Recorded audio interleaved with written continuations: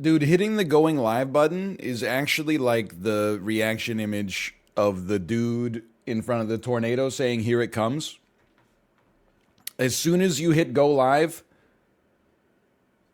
play the new Dome Keeper update. Didn't change game name. Where's Big Ambitions? Is Big Ambitions dead? Are you gonna play Resident Evil? How was the Peloton ride today? How, Chad? How long till the first Costco update? It's like everyone's good. They got the muskets loaded.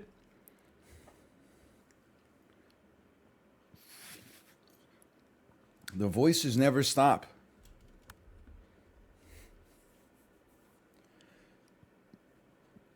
Any tips on getting the baby to take Tylenol when they're sick? Now there we go. Now that's a message. I don't know. Here's the thing, because I mean they should be taking liquid Tylenol, not like a capsule of Tylenol, depending on their age, I guess.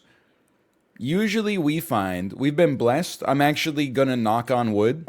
I don't believe in superstitions, but now's not the time to be making enemies. We've been very lucky that we haven't really been sick for like 3 months.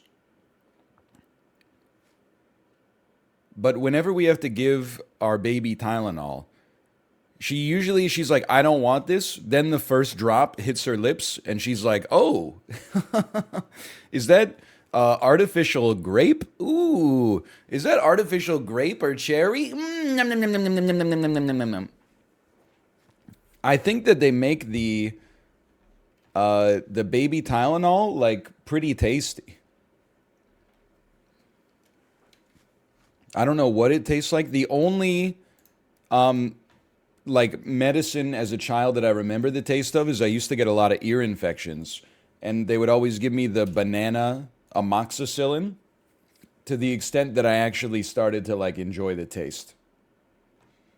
But for some reason, I think it's a love it or hate it thing. I love all artificial banana flavoring.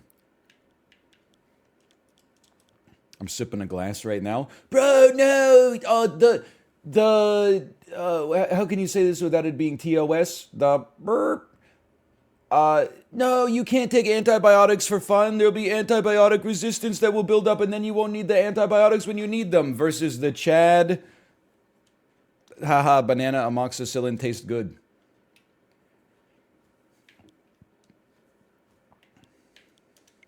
Does it work?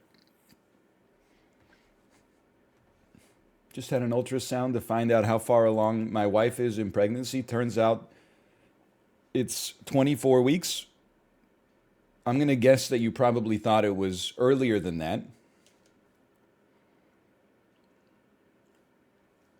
I mean, that's more than halfway, man. That's crazy. Well, it's not, no, that's not the worst thing that could happen in an ultrasound. Like, not even to be macabre, but like the worst thing that could happen in an ultrasound while still being like semi funny is being like, hey, let's see how far along our baby is. And then your ultrasound technician is like, you mean babies, right? You mean babies?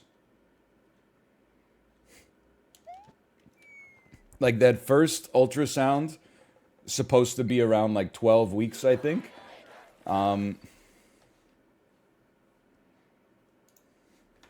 I was just like, I was hoping the baby was happy and healthy, but I was also hoping, for the love of God, please let this be one child, not two or three, or like an insanely cruel twist of fate and like four. I don't know if you can like get to five without the use of like fertility drugs. It's possible, like in an infinitesimal possibility, but dum dum dum dum dum dum dum dum. And I still don't buy that. Well, let's start with a slash marker. Slash marker, Super Mario Maker 2. I don't buy that story of the Russian woman in the 17th century or 18th century where she said that she had like 75 kids or something like that. One set of quintuplets, like two sets of quadruplets, 10 sets of triplets, 15 sets of twins, something like that. No shot, bro. No shot. No shot. I don't buy it. In the year, like, you in 1776, you could just make stuff up. She probably kidnapped a bunch of kids and then was like, no, no, I had them. And then she hired, like, the world's smartest mathematician at the time. It took him 6 weeks to calculate the exact permutation of quadruplets, quintuplets, triplets, and twins that she would need to get in order to hit the number. And then the world's smartest police officer in 1771 was like, well, I can't possibly verify this data, so we're just going to have to trust you. Anyway.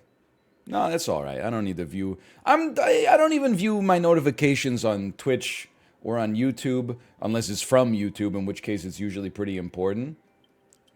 We're going to do an Apollo course right now because we're warming up for a marathon checkpoint league today. But I need Apollo's creator code. What's on this maker's head? Excuse me, Jay, that's a chicken karage? Actually, I think it might be a takoyaki. It's hard to tell. Like, it looks like it's got the texture of a karage to me, but I feel like the stick is more of a takoyaki type thing. But I don't typically see like a lime served with takoyaki, but I don't know, maybe. Yeah, the lime is more of a like a fried chicken sort of thing. All right. Wait, can I just... Oh, thank you, Toasty. Appreciate it.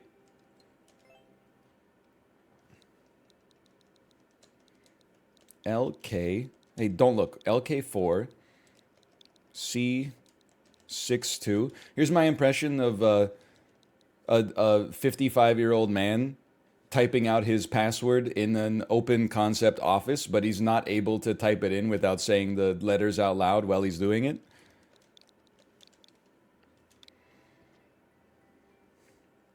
Okay. That's him. Roof. That's him right there.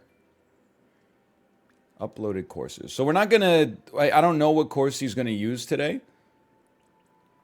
We should do something not from TCL2. We should do something from TCL1. We're just warming up. Did you feel... And this is... I kept this in the input buffer from earlier. Did you feel like you were ready to have your first kid when you had... Well, your only kid when you had her? Or was it just anxiety? Well, like... I think we got a Z-jump on... No, because if you Z-jump, you break the bomb. Hang on. Give me a second here. Ah, yes. Okay, it is Z-jumping. We got it. I don't remember. Is the honest answer. What I will tell you is that you're gonna be fine. I've said this a few times over the past couple of years, but really, like, the first 3 months is like, it's actually, I wouldn't describe it as easy, but it's pretty easy to not mess it up. Like, you're basically just not sleeping a lot, but, you know, the baby is a pretty simple machine. It's like, you know, if they're crying, you give them comfort, and if the comfort doesn't work, you give them milk, and if the milk doesn't work, you check their diaper, and if the diaper's not dirty, then you're like, okay, well, like, enjoy crying. Sometimes they do just, you know, be crying. But you don't have to learn it all, like, you know, on the first day. It's like the first couple of days, I still remember, I feel so stupid that, like, you know, we did, like, a class before the baby came out. We had like a nurse come to our house and basically teach us how to be parents. And she prepped us really well, but you're still just like, you're stupid, like, because you've never had a kid before. You don't know what's going on. So like when we had our baby, we slept in shifts for like 3 days because we were like, oh, we can't all be asleep at the same time because somebody has to have eyes on the child at all times. And then, like, you know, night 4 or 5 or something like that, we all just passed out. And then we were like, this is not the way that nature intended this to work. And then you realize, you know, you just gain sleep when you can. And like when the baby, especially for the first, like, 7 months or so, maybe even more, they don't even move really. Like if you put them somewhere, they're just gonna stay there. You shouldn't leave them unsupervised, but like, you don't have to be. It's not like a teenager where like every morning you gotta walk by their room and make sure that they're still like, asleep or something like that, and they haven't snuck out to some kind of party. We did indeed use an Owlet, which is a smart sock that monitors like heart rate, and it's like a pulse oximeter as well to see if they're getting oxygen. But it's funny, like we used it for like a year and a half. By the way, Stat Stick, thanks for the gifted subscriptions. Thank you. Thank you. We used it for like a year and a half, and I think it was like essential just so even whether it worked or not, it was essential so that I could get some sleep under either the belief or the delusion that like I would wake up if something catastrophic would happen, no matter how infinitesimal the odds of it happening in the first place. Then, Dan had his daughter like a year and a bit after after we had ours, and we sent him the Owlet, and he couldn't download the app from the App Store because it got recalled. Not for like, not because the sock could explode and like blow off the kid's femur or something like that, but because it was marketed as like a health product, but it didn't actually go through like the rigorous approval that like an electronic health product has to go through in order to get approved. They just did like the Uber thing where they were like, surprise, we like, we just put it out there and now you got to deal with it. Yeah, I had to go off. Well, like there's a few different tones that it has, right? So like there is one tone that is like, wake the fuck up, like right now. And then there's like another tone that's like the sock has been like, it's loose or it's been disconnected or something. And then you got to figure out like, am I really going to go into my daughter's room at 3 a.m. and try to reattach this sock? And possibly like risk her waking up, but maybe I won't be able to get back to sleep if I don't attach the sock again, because I'm going to be like I'm not going to feel like she's safe. You get over it like bit by bit. Anyway, the point is you won't be ready. Your partner will probably be ready. Like, if you're like 2 weeks away, I vaguely remember life in the pre-child era. Every day for like the last month was basically just Kate being like, get this baby out of me right now.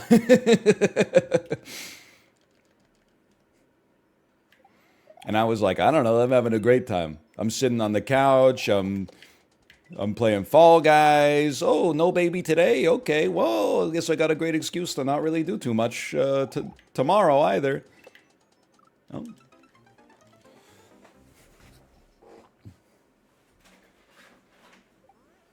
Do they need to sleep in another room? I think it's up to you. Like, we had the baby.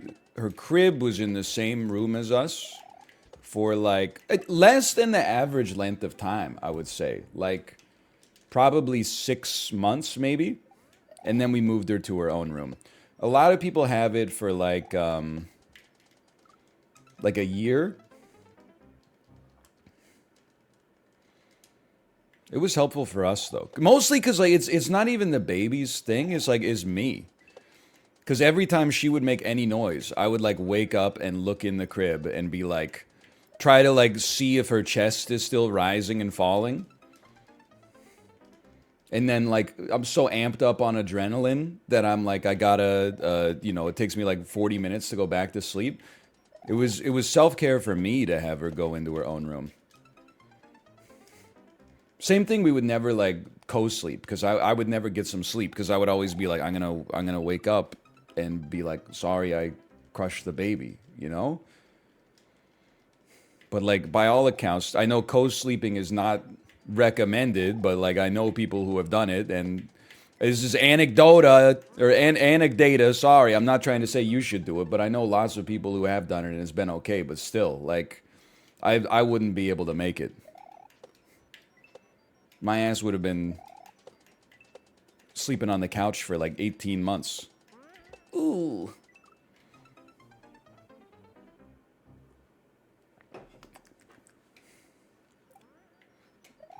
I know people that still sleep with their 3-year-old in the bed. We had another parent at daycare that co-sleeps with her like 3-year-old daughter, and I don't think it's weird. It's just like I'm glad it's not me.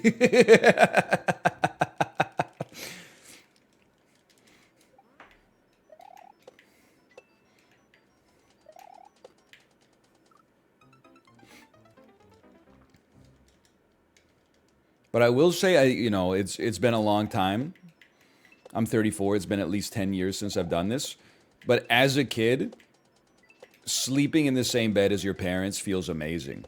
Like if you got scared watching a movie and then you're like, hey mom, hey dad, I'm scared, and you go in there and you sleep with them. Oh man, it feels so good. It's the comfiest because you're more secure than you've ever been before. Or than you've been in a long time. You feel so safe. Meanwhile, your dad is probably like, what the fuck, my fucking back. My fucking... Why is my 9-year-old kid still sleeping in a room with me? The Revolutionary War, he would have been on the damn front lines, like packing black powder into George Washington's musket or something like that. Now I accidentally rented Starship Troopers from the video store thinking it was age appropriate, and the mosquito alien starts slicing off troopers' heads and stuff like that. Now I gotta go to the chiropractor?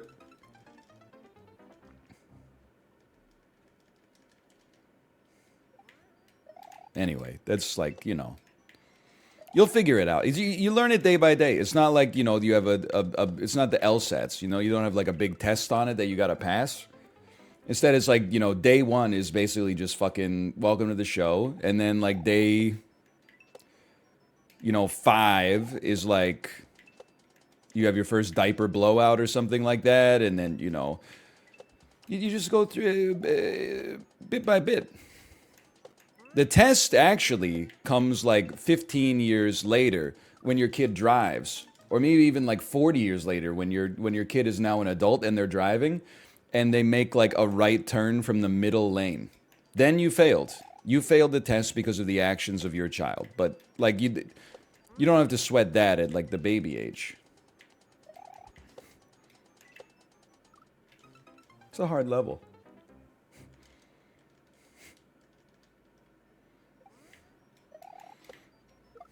Think the most difficult phase of having children is over or still ahead? I have no idea, but like, sometimes I'll listen to podcasts. They're all about economics. But they, before the economics talk starts, they talk about, like their lives. Some of them have kids that are like my daughter's age. Some of them have kids that are like teenagers. And the ones with teenagers are like, it gets harder every year. And I'm like, that it can't be possible. Like, I think my hunch is that it gets harder in different ways. And easier in other ways. Like, I don't think any year could be harder on the mom than like the first year and a half, especially if you're nursing. You're feeding another mammal from your breast like 12 times a day. And even if you're using formula, like you're still, it's high maintenance, right? Like the amount of actual like time and effort involved is so high. Now, sure, as a teenager, like I'm sure that they'll yell at you for like just doing your best and like probably make bad decisions. But and that's harder. Like I don't have to deal with that for my daughter. Like I never come home or I never pick her up from daycare and I'm like, why do you smell like whiskey? But she might ask that of me. I'm joking. I'm joking. Anyway, but at the same time, like your kid's in school 8 hours a day and then has like 2 hours of homework and then like, probably wants nothing else but to talk to their friends through the rest of the day. So like you and your spouse actually have some downtime. What have I done? What have I done? What have I done? Well, it's a little progress.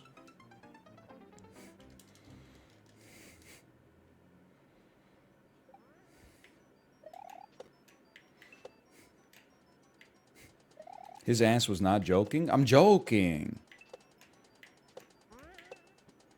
I only drink insert odorless alcohol here. That reminds me of, I was talking about Justin watching that Canadian game show talk about it.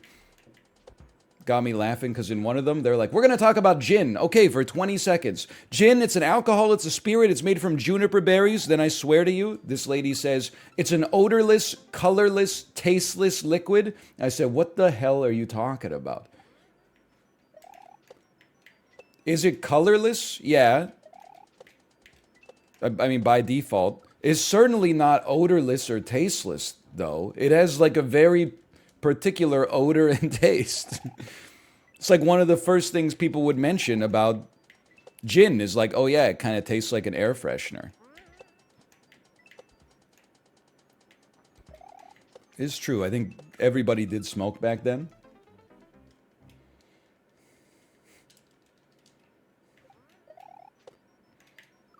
I'm gonna get my ass kicked in Checkpoint League this week. I'm fully prepared for it. I'm like,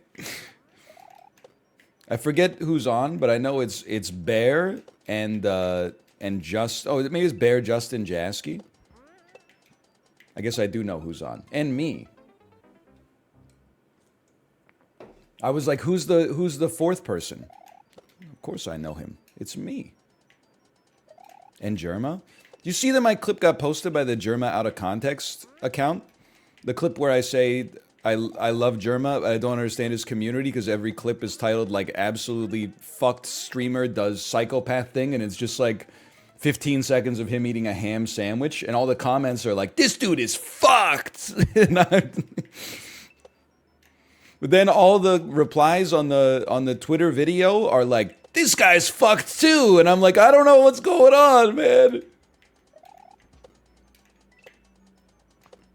Oh, what was I thinking?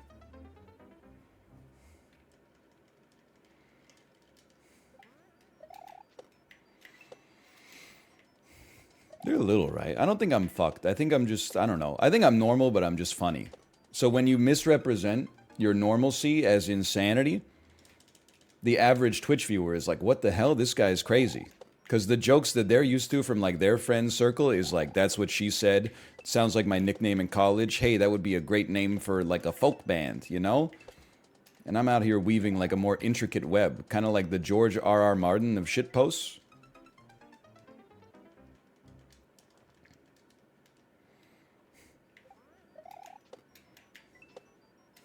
So true. And like George R.R. Martin, we got a lot of similarities. Both love Jimmy Kimmel. Well-respected. Elder statesman in our craft. And neither of us do a whole lot of writing. Okay, I'm just going to send it. Yep, that was a good one.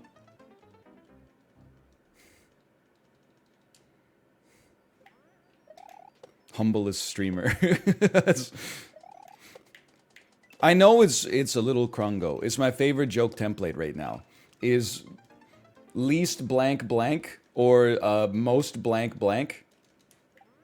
Like when Dan, he was trying to write a word in MS Paint, but first he said he tried to draw it with the paintbrush, and then he went, wait, how do I make text? Then he made the text, but it was way too small to see. He said, how do I make the font bigger? Then he made the font bigger. He typed the whole word, but the text box itself was only 1 character long, so you could only see 1 character. Then he expanded the size of the text box, and the word that he wrote was spelled wrong. It felt so good to write "world's most tech-savvy boomer." It felt incredible. Little toxic, maybe, but it felt amazing. He did also say it was 3 letters, and then it was 4. All just the entire point of the joke was just that he told me something, and I said Lamau, which is true.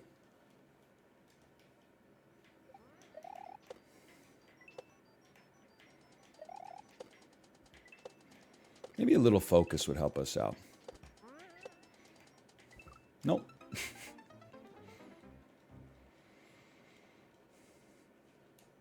You know what? Here go 2 more for y'all. Getting a lot of basketball memes on my Twitter For You page lately. I know more about basketball than I ever knew before. Apparently, it's played with a big round orange ball. Did you know this? Ooh!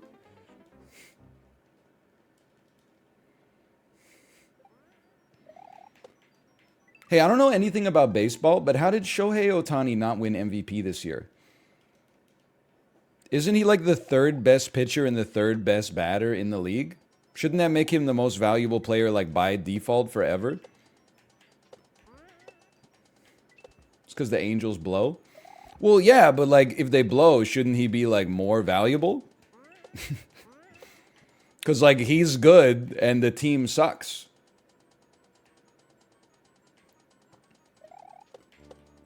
Oh, do. Judge hit the second most home runs ever. Did he actually win the MVP? Because Corey said that the Cardinals player won the MVP last year. And I was like, really? I know nothing about baseball, but I'm pretty sure Paul Goldschmidt did not win MVP last year because then I would know his name. Oh, there's two. Never mind. He is right. I shouldn't have questioned Corey. He followed baseball because the Phillies were good last year. Hey, NL, why do people keep crashing on those yellow barriers in Vancouver? Because people don't make the effort to drive sensibly here. I saw the post went, like, I didn't realize that the post escaped from Vancouver local and had become, like, at least a national viral tweet where there's, like, that SUV that... Well, because it was like a local a newscaster was like, City of Vancouver, it's time to remove like these concrete barriers that keep people from traveling too fast on streets that are mostly for cyclists and pedestrians. Because look at this, and it was like one person that marooned their SUV on top of like a 6-inch tall concrete barrier. I guess it was probably like a foot tall, but like... Everybody was deservedly clowning on them. Like, how bad do you have to be at driving to beach your SUV on a ankle high concrete barrier that's bright yellow? Like, and I saw because Green 9090 posted it, and I replied and I said, I live here, and the only thing that surprised me about this is that it's not a white Tesla Model Y, because like that's the new I don't know how to drive car. I see it all the time. But like listen, somebody like beaching their car on a concrete barrier is not something I see every day. But if I drove in Vancouver and I saw a car beached on one of those things, I wouldn't even slow down. I would just be like, it's another day at the office.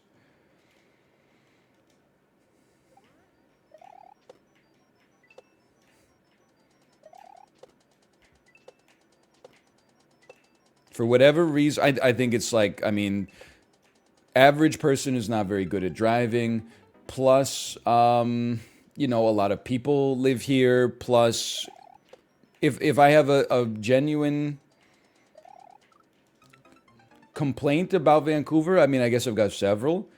But like a bad, but I find semi-accurate stereotype of Vancouverites is that they're very self-absorbed. Maybe myself included. And that can have bad impacts while you're driving. If you think, like, for example, that it's more important to like look at your phone than it is to look at the road, which is one of the only ways that I can imagine accidentally beaching your car on a 8-inch tall, bright yellow concrete divider. Like, they didn't just clip it; they drove it like the middle of their car is on the divider.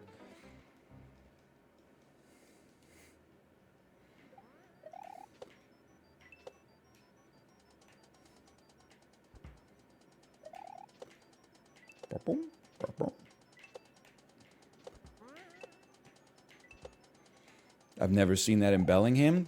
Yeah, because like 17 people live in Bellingham. And I'm going to guess that most of them are cyclists anyway, which is cool, by the way. But let's pretend it's a dig for the purposes of this bit.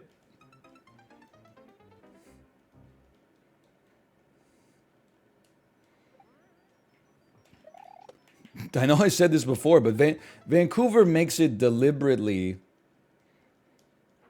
inconvenient to drive, which I think is good. Although when I'm driving, I'm annoyed by it. I'm like, you're just trying to turn, and like every street is like, oh, only local traffic can go here. This one's closed to cyclists. This is a two-way street that used to be a one-way street. This is a two-way street that used to be a one-way street. But like, I recognize when I'm in my car, I'm like, this is annoying. But then when I'm walking or I'm on my bike, I'm like, oh shit, I love living here. And I am a person, not a car. So I consider that that's probably, a fair trade. Also, and I think if you want to own me on this one, you could call me world's most self-aware driver. But like, I fully respect the cyclist to driver dynamic. Because when it's sunny outside and warm, it's so easy to park, man, because so many people are driving their bike to work. When it's rainy outside, impossible to park because everyone drove their car. So every day that I'm driving and it's a sunny day and I'm like, oh, I'm annoyed I have to wait like 3 extra seconds for like more cyclists to go straight through the intersection so that I can turn right. I'm like, yeah, but when I get to my destination, oh baby, I'm gonna be able to park like, 6 inches away from the door. So why drive? Because I'm picking my kid up from daycare, and honestly, I just don't feel safe with one of those like bike trailers on the back with my kid in it, or a seat on the back with my kid in it. I'm confident like in my own cycling abilities, but I'm not confident in not getting clipped by like a base level BMW SUV. Someone is like FaceTiming while driving, while watching like YouTube and posting on Instagram at the exact same time.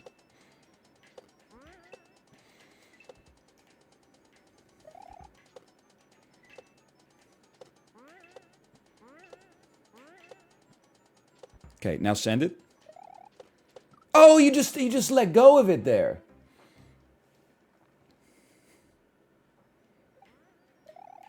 Also known as girl bossing.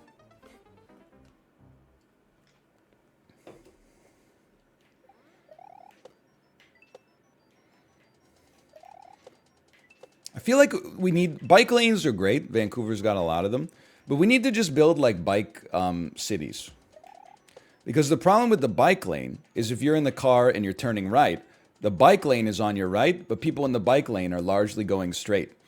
So I think we should just build like an exact replica of like every city and place it like next to the city, or maybe like on top. Maybe it could be like a second floor. And then world's sanest, North America's sanest city planner.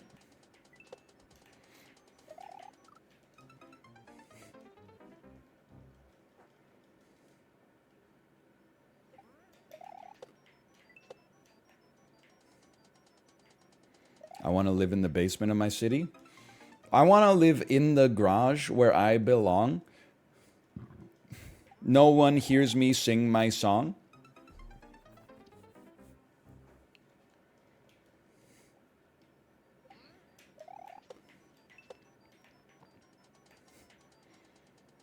Yeah, I think 2 floors would be good. Also, I never get mad at cyclists. I think this is like let me rephrase because I do get mad at cyclists, but I haven't finished my sentence yet. I never get mad at cyclists like, oh, that dude did something illegal, and I'm pissed because he's going to get to his destination 3 seconds faster. I only get pissed when they do something that I'm like, buddy, you're going to get yourself killed. And I just hope like it's not my car that does it.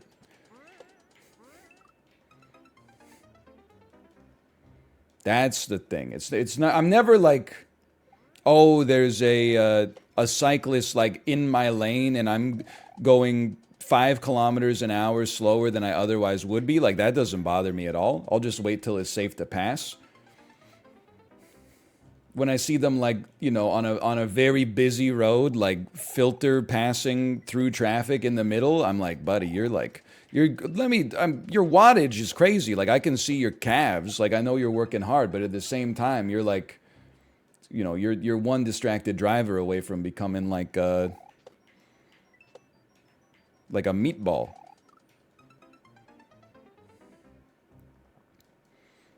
Okay, they did try a two-tiered city in Final Fantasy VII. It didn't work out well, but that's because the people on the bottom got jealous and fucking blew up the spire holding up the top, okay? So as long as we just like, if they could just chill, then it could work for everybody, I think. If they just relaxed.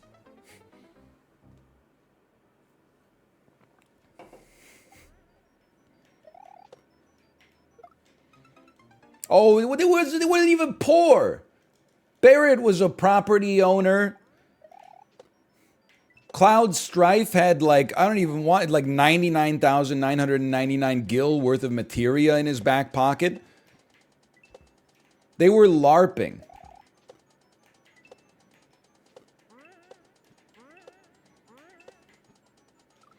Like he's an ex-Shinra soldier. He had a damn pension. Come on.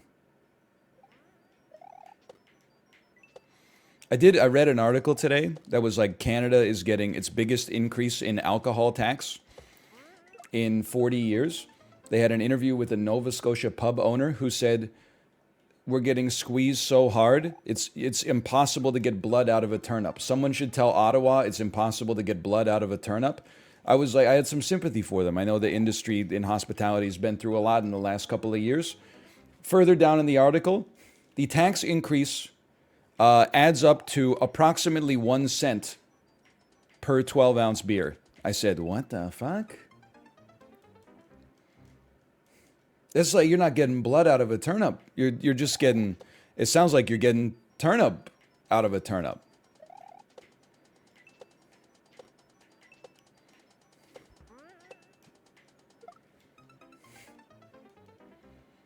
Also, was the tax increase 0% in the past 40 years?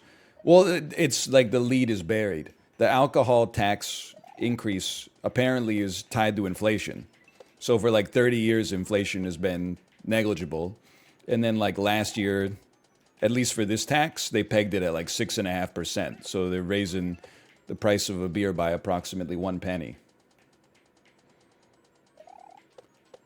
Oh, Apollo, this is not possible.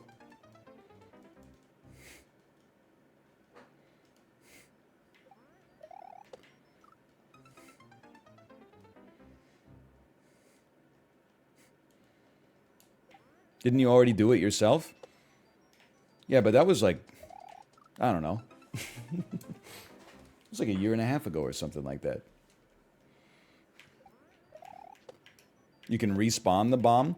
I don't know why when I read that message, the only thing that popped into my head was someone set us up the bomb.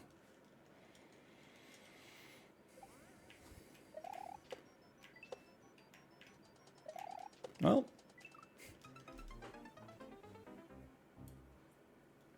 main screen turn on.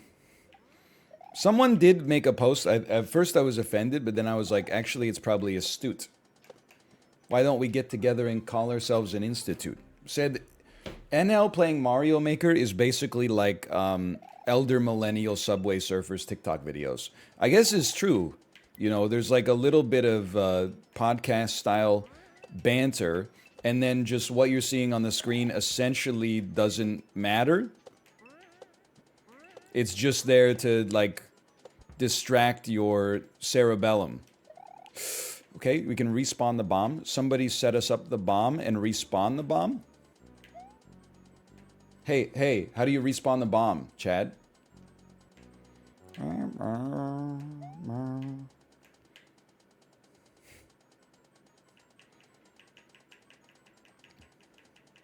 You fell for it. You die and reload. Run the other way? Like...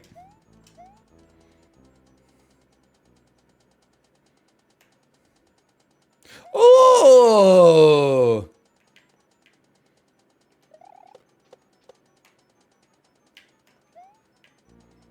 good to know. Honestly, good to know. Not one. Oh, actually, this was one guy, but the one guy was right this time. Better funny movie catalog: Ben Stiller, Adam Sandler, Jim Carrey. Hang on. I would say Ben Stiller has the best movies. Jim Carrey, my opinion, probably the most seminal talent of the bunch. Adam Sandler, like his good stuff was good, man. I'm not knocking all of Adam Sandler, but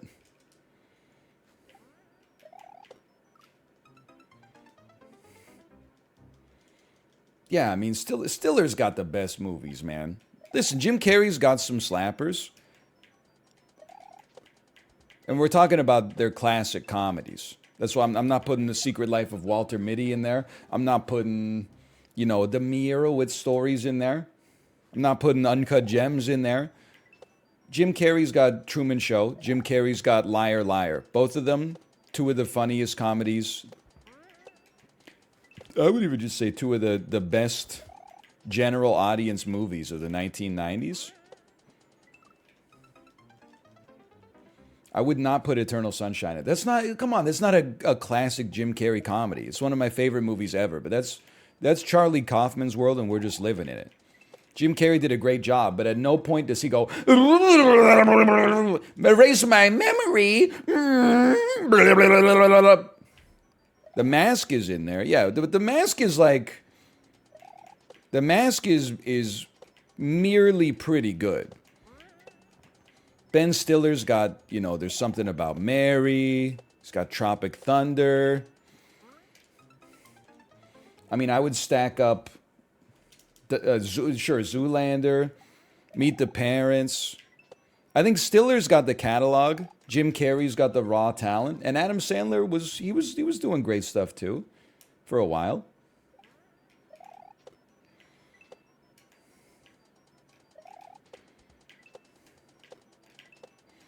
Like, I guess what I'm trying to say is Ben Stiller is more like, he's Aaron Judge. Like, sure, he's great, but he was like on a great team as well. He was surrounded by talented people.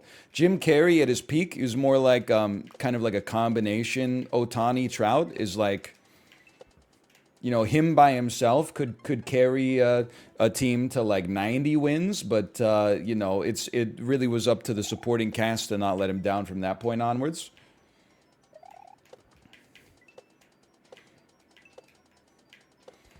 Adam Sandler, I don't know where Adam Sandler's like the Toronto Blue Jays. Some incredible seasons, but I mean, really tough division. A tough division to make his stand, but you know what? Some really some of the die-hardiest fans in the league for sure. Would you watch baseball if Vancouver got a team? Nope. Might go to like one game a year. Okay. Take me back. Wahoo!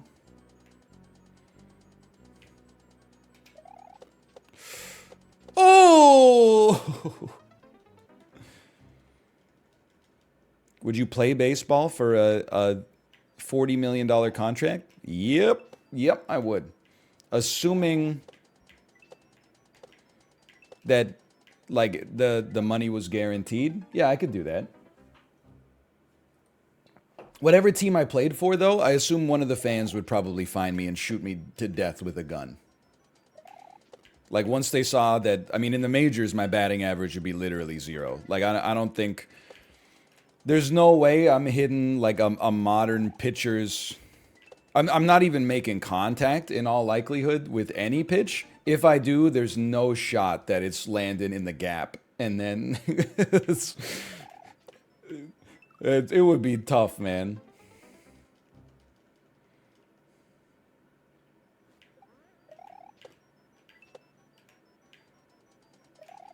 I don't think no, I mean, like, here's the thing. If you put me in the NFL, could I catch a pass in a 20-year career? I bet I could catch one pass, probably because like the defense would at some point they would just stop covering me. They would be like, this guy's not worth like putting a free safety on, when we could double team Juju Schuster-Smith instead. I can catch a ball. I'm not saying I would catch more than 50% of the throws that came at me, but I could catch one. Could I catch a fly ball in the majors? Easy money. Absolutely. Could I ever make contact with a pitch? Absolutely not. I can't imagine. Well, I guess I could make contact. I can't imagine getting on base with my own skill in Major League Baseball. Like, have you seen how fast the pitchers throw now? I don't think I can respawn it again. Nope. Those boys are zooming, man. Sure, I could bunt, maybe. Maybe I could make contact on the bunt, but then I gotta make it to first. And I'm not beating the throw to first. Like, that might be one of the hardest feats in professional sports. I think if you put me on a basketball court for like an NBA court for a full season, I could sink. I could score a point. I could score 1 to 2 points. I could get fouled and sink a free throw, or I could make like a lucky shot. That's way more likely than me making contact deliberately with a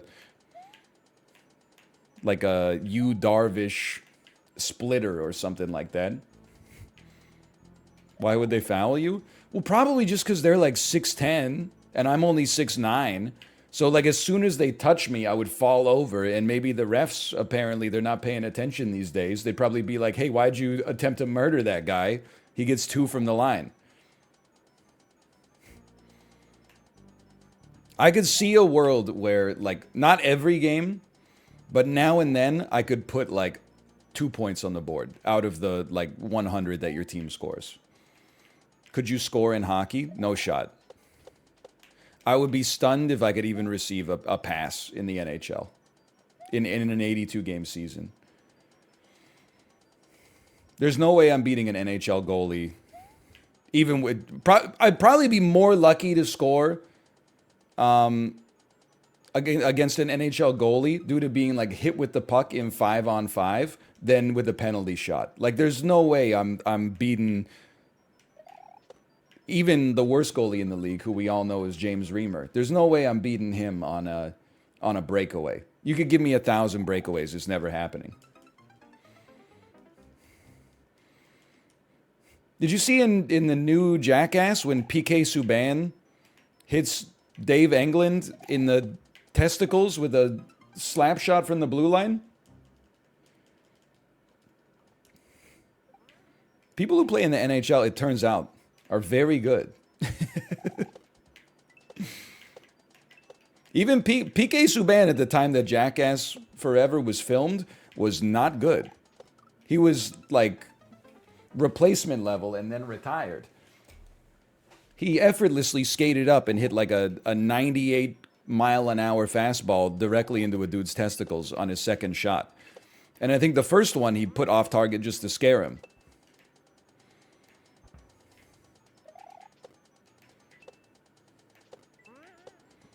This is the one. Oh. Was there padding? Yeah, he had like a standard jock from Dick's Sporting Goods, ironically. But I don't think it's gonna, it's not enough. But the worst, so he had like the world's fastest women's softball pitcher windmill pitch one at his nuts. And then like the MMA fighter with the world's strongest punch punched him in the nuts. And then PK Subban slap-shotted a hockey puck into his nuts. And then the worst was definitely when the dude landed right on them with the pogo stick. That one was hard to watch. And then they went, "Eh, down, dicka, doom, dicka, down, dicka, doom, dicka, doom, dicka." Right. This explodes. Yeah, I like Jackass. I find Jackass very humorous. I enjoy it. I'm not watching that shit. Who asked?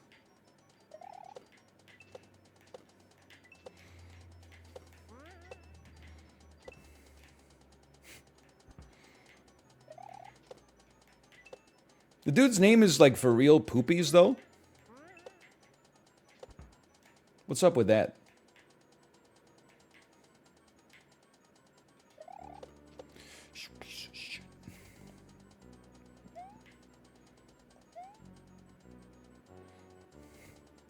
For real, for real. There we go. You're named Ryan? What the hell are you talking? I'm not Poopies. That's not, I mean, Ryan might not be the best name on the planet, but it's no Poopies. Ooh. Oh. My brother convinced my parents to watch it by saying it would be really funny, and they walked out of the theater. I mean, that's like an act of terrorism, essentially. You, you need to know what you're getting into. I don't even, like, that sounds like a bad acid trip or something. Like, I don't want to, I don't want to be in the movie theater with someone who thought Jackass was like a Ryan Reynolds rom-com or something like that. I want to be in the movie or in the theater with like some like-minded sickos.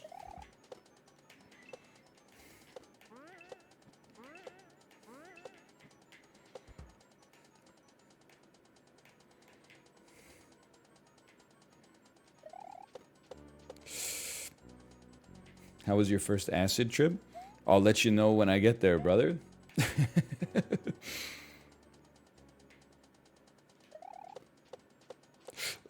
Shit is him. What was he thinking, dude? What was he thinking?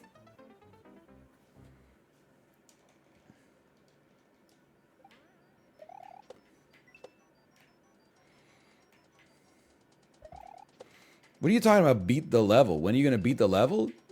Brother, we're just trying to get to the first checkpoint.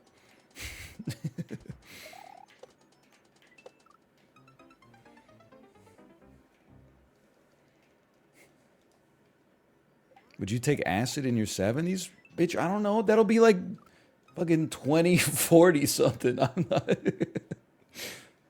2050 something. I don't know. We might be drinking acid at that point. You know, we're already breathing it a little bit, especially if you got a gas stove like we do. I don't know, man. If I get to the 70s, I'm doing crack? That's if you make it to 70 with like a 16-year-old's brain. Like, there's a reason that people, like, in their 70s aren't like, okay, I guess I'm going to start smoking crack. It's like they're living a straight-edge lifestyle, because even living a straight-edge lifestyle comes with, like, you know, its own inconveniences as you get older. You don't, like, hit 80 and you're like, well, I got nothing to live for now. Let me just, like, start doing hard drugs. It's like your ass can't even eat, like, salt or you'll die. You gotta, if anything, you gotta switch from like regular gasoline to premium as you get old. You gotta treat yourself better just to feel, you know, a fraction as good as you did.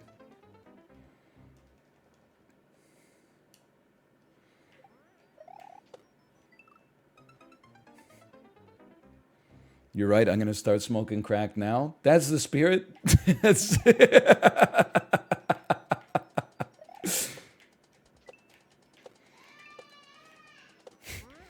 You hear that?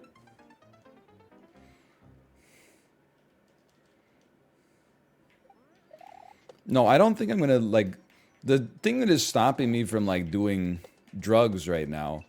I mean, it depends on the drug, right? Any drug with like insanely obvious deleterious effects to your mental, physical, like social well-being. I don't want to do that shit when I'm 80. I got a damn child. The one like my daughter gives me a call. It's like hey, I was, oh, hey, Dad, it's 2035. How do you change a fuse? That's only 12 years from now. And I'll be like, oh, sorry, honey. Daddy's in a K-hole right now. Yeah, exactly. Someone said the same thing verbatim. Oh!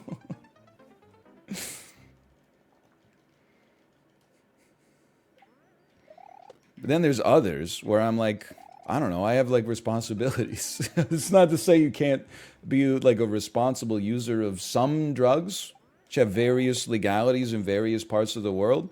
But certainly, like, I'm not at a place in my life right now where I can have a trip that has like a 12-hour half-life or something like that. Like, I don't have that kind of luxury, unfortunately.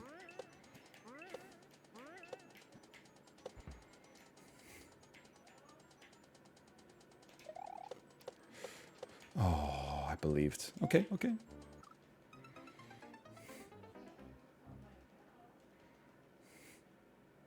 Acid's a whole damn day? Yeah, I can't be like, that's just crazy.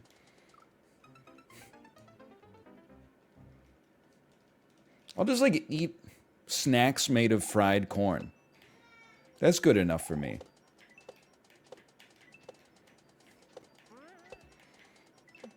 Maybe when I'm like 80, instead of like doing ketamine or picking up like a needle drug habit, I'll just start like eating sun chips.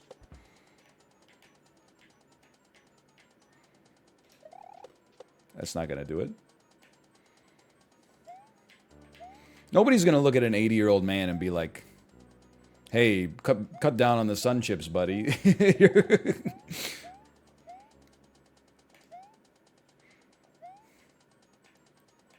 I got a nasty sun chip habit right now. I hear you, brother.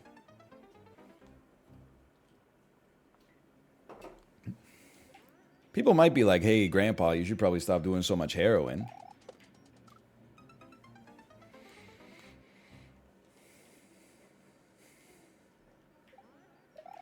Everyone should try a psychedelic once. I don't know. I'm already pretty out there. I'm pretty psychotic. I had cereal and a muffin for breakfast this morning.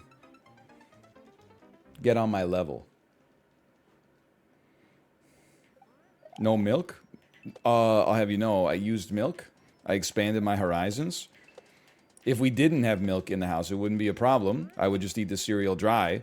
But as long as we have 3 1.5 liter containers of oat milk in the fridge, I'd be stupid to not use the oat milk because I'll probably end up throwing out like 1.5 of those in 6 weeks anyway when they go bad because we don't consume that much oat milk. But at Costco, they only came in a 3-pack.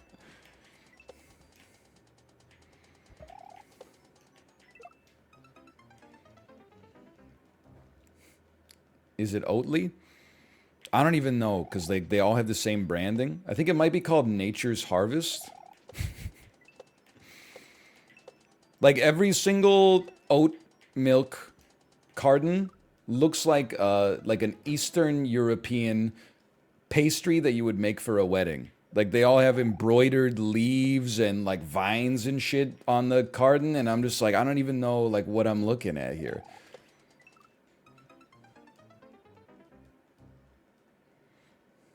Is it Nature's Harvest, the Sun Chip brand? Nature's Harvest. I'm gonna hit you. I don't know if you were joking or asking a genuine question. I'm gonna hit you with a -2 preemptively. Toxic, toxic. Then I check your chat history. -2, -2, -2, -2. If you had to choose Costco or Peloton, what would you choose? Right now, I would choose Costco because today's my 90-minute Marty. I only got to do 80 minutes because for my first 2 rides, shit kept having like 5 seconds of buffering every 10 seconds. So I had to like hard cycle the power on the bike. For 60 minutes, I was composing a tweet in Peloton to Peloton in my head. Hey, kind of crazy. Maybe you could explain to me why your service is such shit lately? Pretty crazy that it's 2023 and you can't manage to stream 480p video wirelessly without buffering. Meanwhile, like every 18-year-old kid in Estonia is building like their own streaming app to. Anyway, long story short, after I hard cycled the power, it worked beautifully. So I said, okay, fine. I guess I'll just hard cycle to power before every single ride.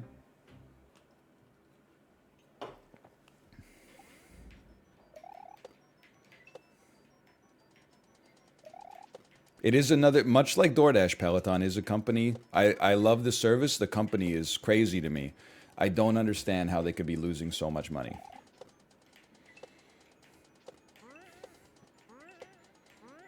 I guess the answer is just that they hired way too many people. But like, much like DoorDash, you're like, I paid like 2 grand for the bike and then 60 bucks a month for the service.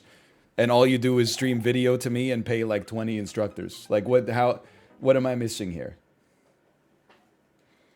It's true. Maybe they opened the donut shop. The CEO drinks water with his bare hands. This is what bothers me. There's plenty of things you can hate about Peloton. John Foley is not the CEO anymore. He got pushed out by what's the word I'm looking for? Activist investors. He got pushed out by activist investors last year. Now they have some CEO that probably has like a bunch of history coming into companies that are like near filing liquidation for Chapter 11 bankruptcy or something like that, and is just like, cutting costs nonstop. Yeah, probably uses a damn cup for his water.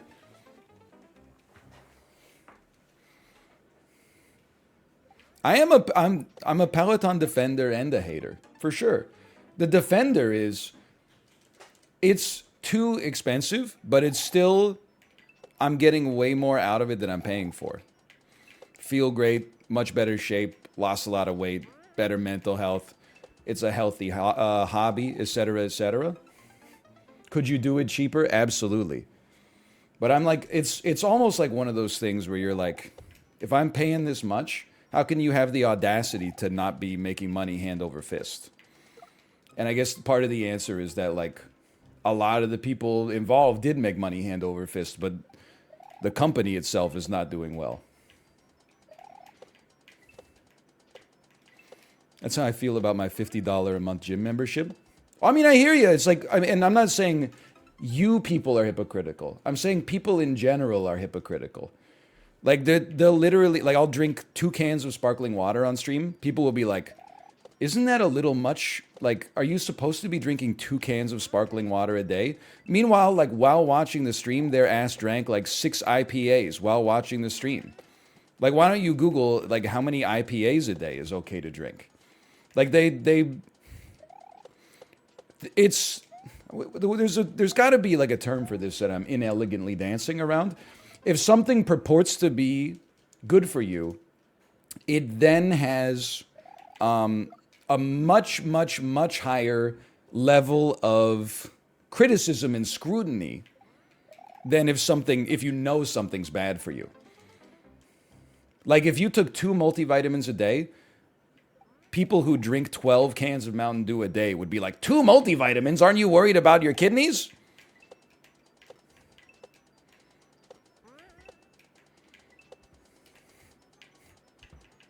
I'm uncomfortable with the amount of +2s I'm getting. The Peloton at the end of the day is simply a tool. It doesn't revolutionize bike riding. The real advantages of the Peloton are not like, whoa, the $2,000 bike is like, it's completely changed the way that I cycle. The main revolution is that like the classes are good, plus it's in my room. So like every day I don't have an excuse to not get on it, which made it insanely easy to fall into the habit of it. You never have a day where you wake up like 10 minutes late and you're like, oh, now traffic's going to be bad on the way to the gym. I'm going to have to park further away. The machines that I use are going to be like occupied now. Like maybe I'll just skip today. You're like, oh, I woke up 10 minutes late. I guess I'll just cut 10 minutes off of my, bowel movement and then, hop on the damn saddle. Plus, there's a real thrill to passing people nonstop when they have the thin blue line avatar with the Punisher face. It really makes me feel good about myself, and that's probably like an indictment of my own moral character, but it feels like you're winning. When you're like, I'm faster than you, and we wouldn't get along in real life, I just won twice. Hey, an anonymous gifter. Zoop. Thank you for the gifted subscriptions. Thank you. Wahoo!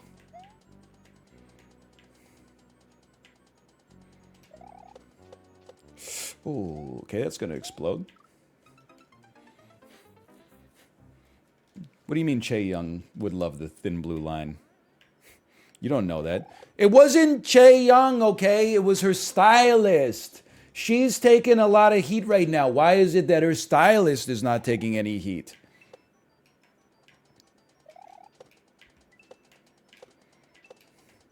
I need to get Kate in here to give me the straight dope about the Twice drama.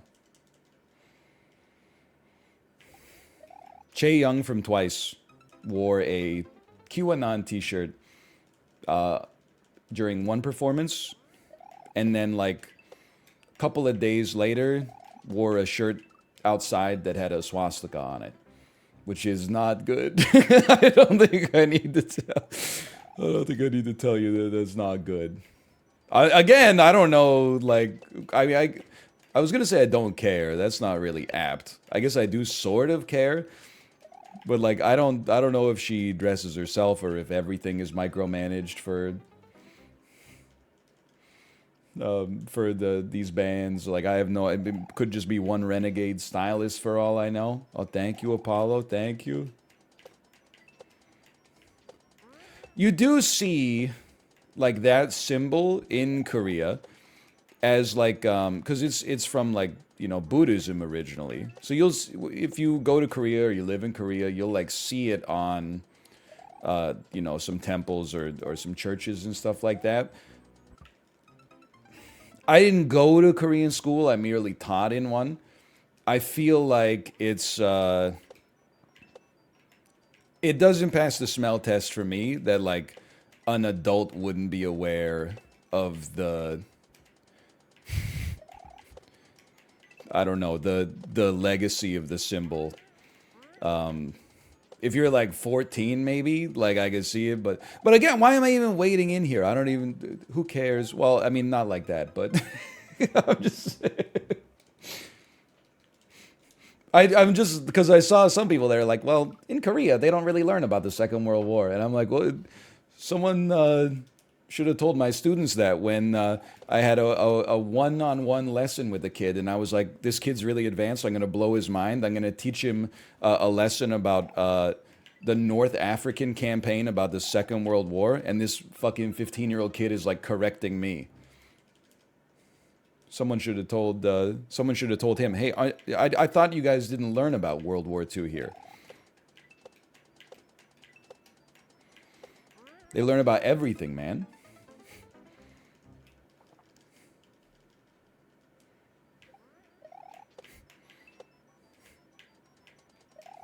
Haven't you seen Sky Castle?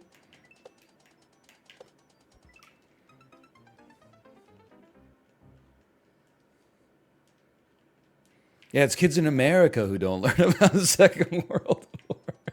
Sorry. I definitely don't think that's true. But I saw it in chat and I couldn't miss the opportunity to... I'm sorry. It's just funny. If anything, if you're American, you should be proud that I make fun of your country because that means your country is in a position of strength. Because comedy is about punching up, okay?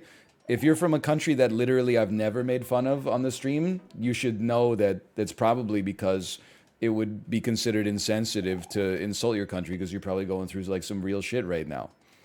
So, like, if anything, if you're American, you should probably be flattered that I use America and Canada, to be fair, and England and also like Sweden as the the main punchlines for jokes, okay? And Bellingham, pump the brakes. Whoa.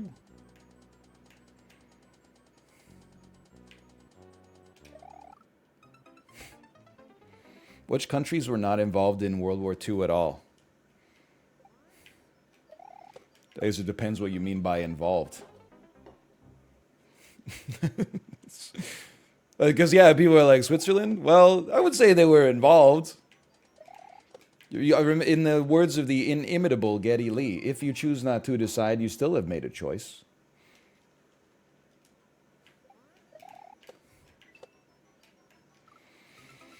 Yeah, I don't know. I don't know about Vanuatu or Vanuatu or the Solomon Islands, but I also don't know that much about like the Pacific campaign of the Second World War.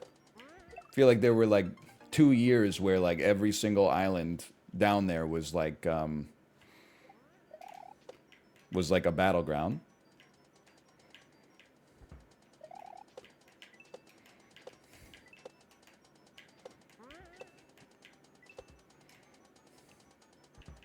What about Burundi? I'll be honest, I'm just ignorant to like Africa's involvement in the Second World War. Oh, that hurt.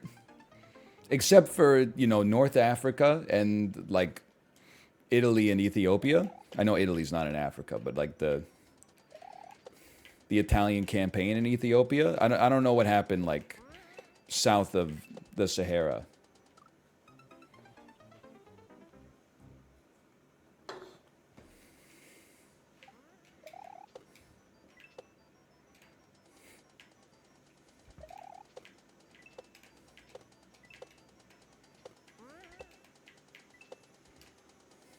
I didn't say that they were just chilling, okay? I am capable of getting myself in trouble with my words. I don't need you to put words in my mouth. I did not, in no way did I say that they were just chilling. This is not World War II, and again, this is Dan Carlin pilled. There's some like anecdotes from World War One that really make the war like it. Obviously, I didn't live through World War One. I was born in 1919, but like when Shackleton went to the damn South Pole, and then the expedition failed, and his ass was like adrift in the Southern Ocean for 11 months or something like that, eating flies and like hunting narwhals to survive, like eating his crewmen and like all their horses and dogs and shit. He eventually got rescued. First question he asked, who won the World War? Who won the Great War? That shit was still going on. Can you imagine?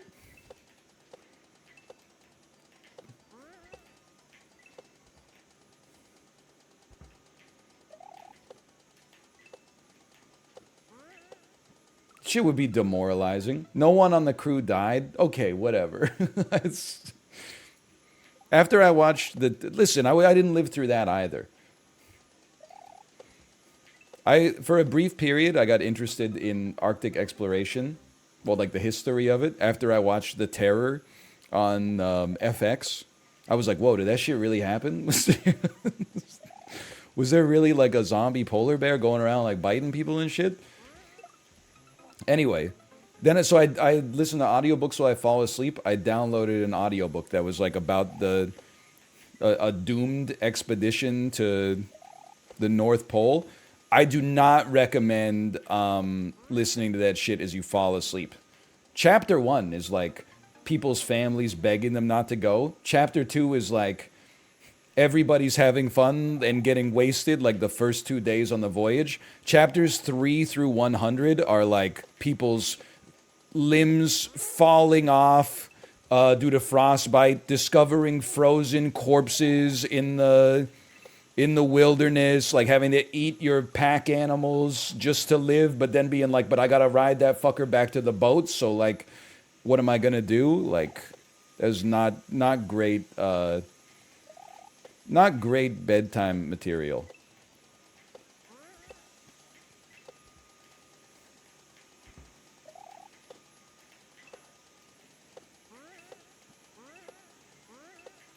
Hang on, I'm gonna focus for a second. Apollo, what were you thinking with this jump, man? What were you thinking with this?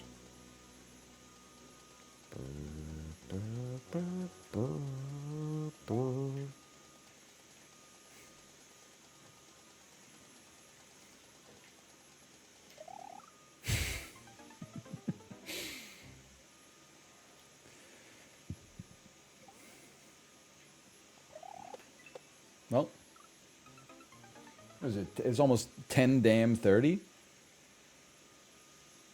It's been an hour. World's most timely chatter. Least obvious Twitch chatter. There we go. Something like that.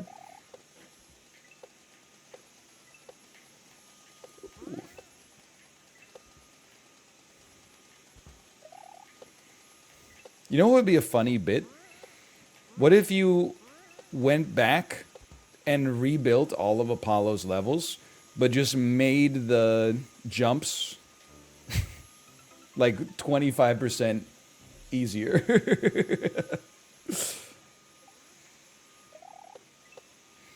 Like you just can you just copy the section, paste it into your level, and then like move the platforms a little closer together?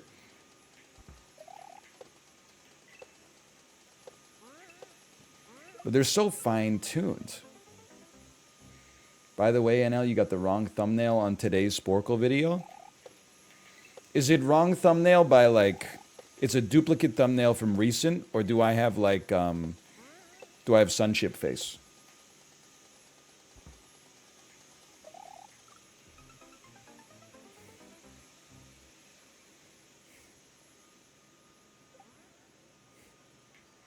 You're wearing your QAnon shirt. Oh no! That was meant for YG Entertainment at contact at ygentertainment.co.kr. I was.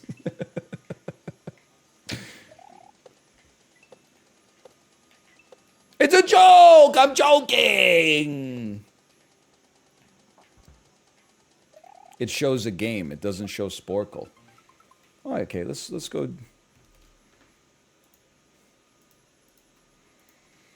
Let me just go check this out. Hang on. Check out this week's savings at Costco.ca. No, it shows guess the game instead. Oh, then the thumbnail is not wrong.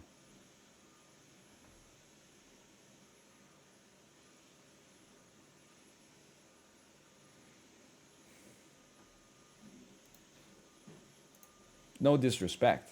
I'm not mad at you, but the thumbnail's not wrong. That's from Guess the Game, which was also in that bit. Sorry, I'm dumb? Not dumb. It's not the word I would use. Trying to be helpful.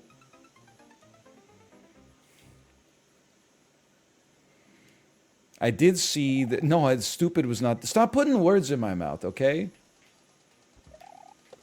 NL, you look to the left in every single thumbnail. World's sanest content enjoyer.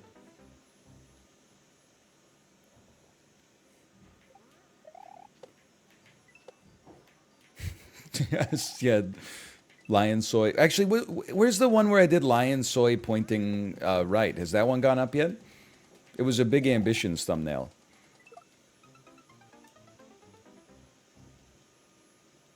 It did? It was good? I knew what I was doing with that one. I mean, honestly, I think we'll play this for like another... I'd like to at least get to the checkpoint. This was not to like get good at Mario. This was to warm up my hands and my brain, to put me in a Mario mindset for like 90 minutes from now when the checkpoint league starts. Again, it's the same thing. Like you can't... if you don't know the material that's going to be on the exam, you're not going to cram in 3 hours and get an A. You know what you could do is warm up your brain a little bit and then eat something with a lot of sugar in it to keep you to get your mood up and keep you as happy as possible, and go into it with a good attitude, and whatever happens happens. That's what this is. This is about staying limber more than anything else.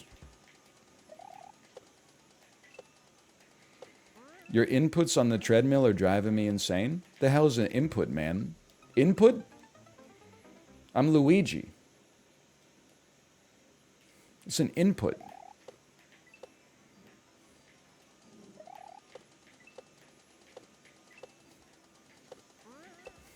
I can't look for a second. I've got my FAR exam tomorrow.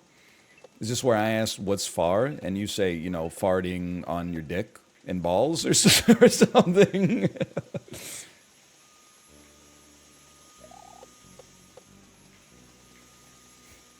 Oh, as part of being a chartered accountant. This is an honest question, okay? And I can't watch the bomb explode. Oh, okay. It's not going to respawn anyway. I feel like I know that there's accountants who do things that are not just taxes. You got to be well accredited to be an accountant. But it seems also to be like one of those jobs where your peak skill as an accountant is like right before you take the exam. And then after that, like every year, aren't you just like sending people emails that are like, what percentage of your home do you use as a home office? And then like inputting numbers into a form? I'm not insulting the job at all. I'm just saying it seems like, or maybe it's like being a doctor, you know, where like, as you to pass the MCATs, you got to be like, and then coenzyme Q is used as a catalyst in order to, and then when you're actually a GP, every single meeting is like, you should lose 20 pounds. I'll see you in 2 years, right? It's like the same. I don't know if being a lawyer is like that. And again, I'm not elevating one profession above another. But I feel like as a lawyer, there's a lot of like, oh, well, there was one case in like 1975 where we establish a precedent that's actually like it could be relevant in this. Like it seems like a lot of digging into course law and stuff like that. Or what's the word I'm looking for? The legal record. And I'm sure there's like accountants that do that. Like if the IRS sues you and you've got to be like, actually, I talk about working out on my stream. So my home gym is a home office. And also, sure, by area, my home gym is, oh, we've responded. By area, my home gym is only 10% of my house. But by mass, my home gym is 25% of my house. Because look at all these heavy plates. I thought you meant by mass. My mom's an accountant that works for the IRS. Oh! So she's like the Benedict Arnold of accountants. I'm joking. I don't know. They probably, I guess you would need some accountants to catch some accountants. That makes sense. Again, I'm not knocking accountants, but it's the same thing. Like I think about it when my accountants do my taxes. Because like they're all like, you know, they have their CPA, they have their CFA, and then like 90% of their communication for me is like, hey, just another reminder. If you could send over that receipt for the digital camera that you bought in February of last year, we could knock this out today. I'm like, they shouldn't have you. There should be someone else sending those emails, man. Like you didn't go to school for 12 years to be like a babysitter.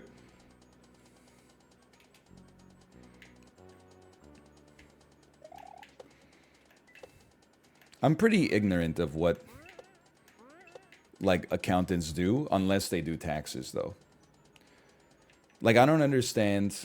Like if you're like a business with 10 employees, what do you do as the accountant?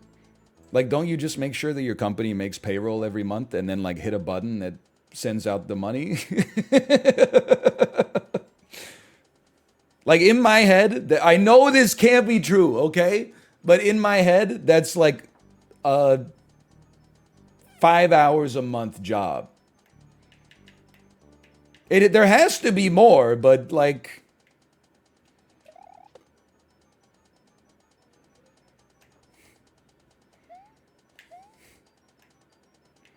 don't they make sure they're not breaking any laws? I don't know.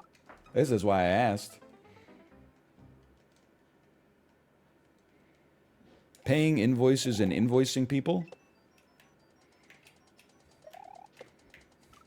I got another issue, okay? And again, I don't really know how real business works. This is this will be a least entitled streamer bit, which as you know means that it's very entitled. What is all this invoicing stuff? Why are we bringing, as I forget which stand-up comedian said it. Maybe it was Mitch Hedberg. Why are we bringing ink and paper into this? If you say you're going to pay me like X dollars when I do X service, After I do X service, why do I have to send you a piece of paper that is like, you owe me X dollars? And then they're like, oh, like according to the agreement we signed, we have like net 60. Like we don't have to actually pay you for 2 months after the services are rendered. And I'm like, listen, it doesn't put me out, but at the same time, I'm like, my ass did the service. Maybe I should have waited 2 months to do the damn service. Maybe you should pay me and then I'll do the service in 60 days. I'm not even going to respond to this. Are you married to an invoice? Like, I don't understand.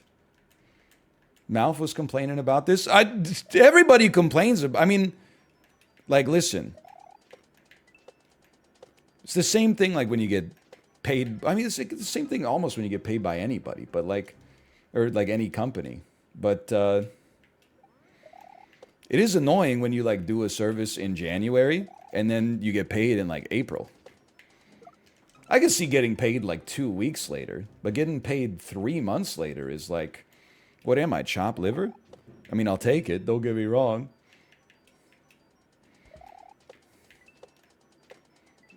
It helps with cash flow. Oh, you mean companies aren't just sitting there with like all of their money shoved into like a corporate checking account? Are you telling me it's more complicated than my limited view of the world would have me believe? Are you... You can charge him interest past the 60th day? My ass doesn't want to do that, though. Also, what do I care about? I don't want to charge him, 7% interest annualized. They're late for 2 weeks. They're going to be like, okay, here's your extra $4. Just hook me up, man. I thought we were bros.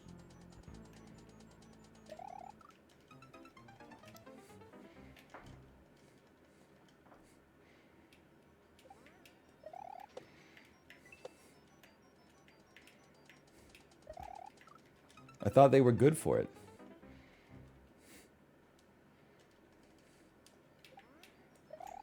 Well, that was not smart. I just want to make the jump one time, man.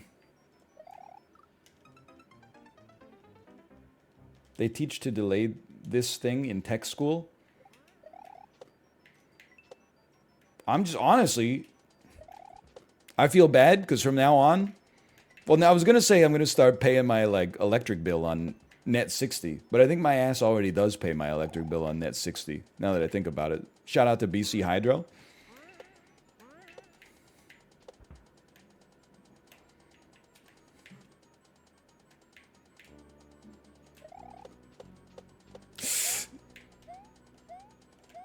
It might have respawned. It might have respawned. Ooh.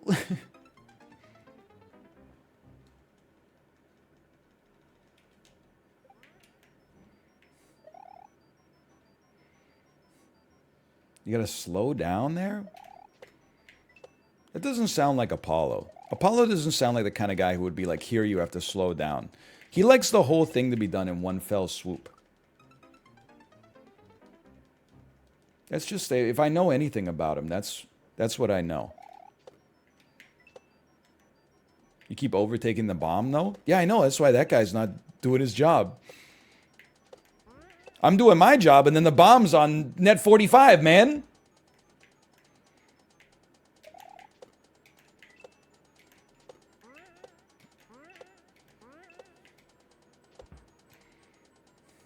You have to adjust your speed. Okay, let's try. Let's try. Okay, that was, you know, that's non-destructive. Well, some bills are 60 days. I only get billed by our electric company and our water company 6 times a year. Some bills are every 30 days. And then some bills is like, you know, every day. Like if you go to Starbucks, I guess. Hey, yo, Aaron, thank you for the gifted subscriptions. Thank you. Canada's wild. It's not that wild.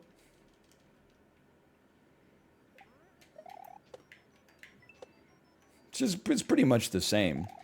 Also, I understand the time value of money, okay? I mean, I understand the principle. I wouldn't say, like, I could put it into practice. Okay, my screen glitched there for a second. But, like, what's the difference between paying me right now and paying me in 45 days? Are you really going to take, like, what the invoiceable amount and invest it in, like, a 30-day T-bill to earn 4.5%? But it's not even 4.5%. It's like 1/12 of 4.5%. Because it's a monthly, it's the interest rate is annual and you're only getting a month of it. Like that just look, some companies, sure.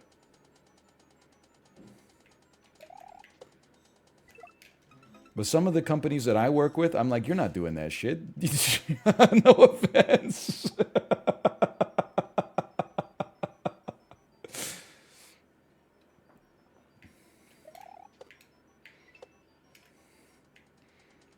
Some companies I see it, but so like Activision Blizzard, I'm like, I bet you got like a whole team there. But some of the companies I do sponsorships with, I'm like, I don't think so. I don't think you're like, okay, we have, this is the money coming out of the account in April. Take the cash in our checking account and then pop it into a 30-day T-bill.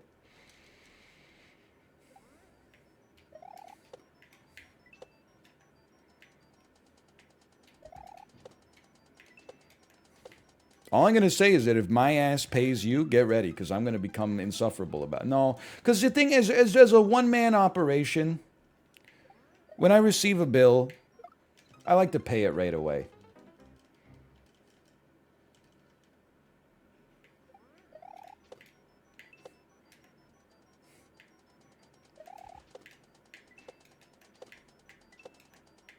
It pays for itself in the mental overhead. Like if I get a hydro bill and it's $200, my ass is not going to take $200 and throw it in a 1 month GIC and then pull it out and be like, joke's on you, motherfucker. Now I got like, I got $200.82 and then I got to pay cap gains on the 82 cents. I gotta send my accountant like an itemized ledger that says, here's the 1 month T-bill I used. He's gonna charge me $100 just to open the PDF. Ah, man, it's not worth it.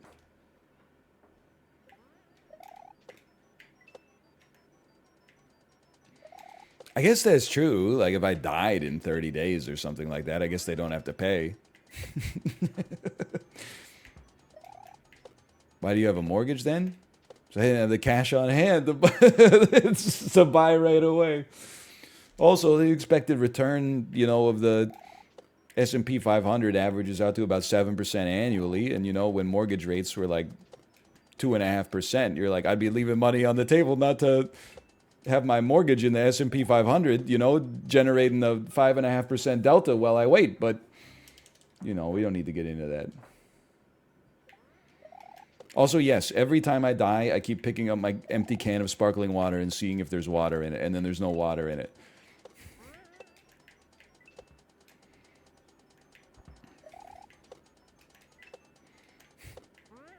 That's my Teddy KGB Oreo tell for me not being good.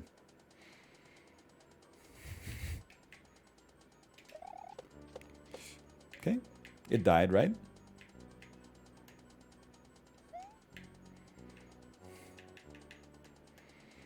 Making a Mario.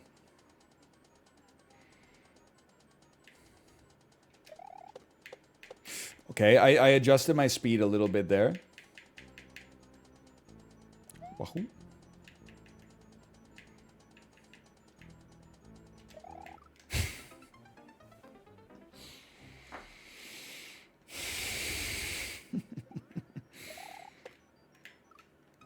He's losing it.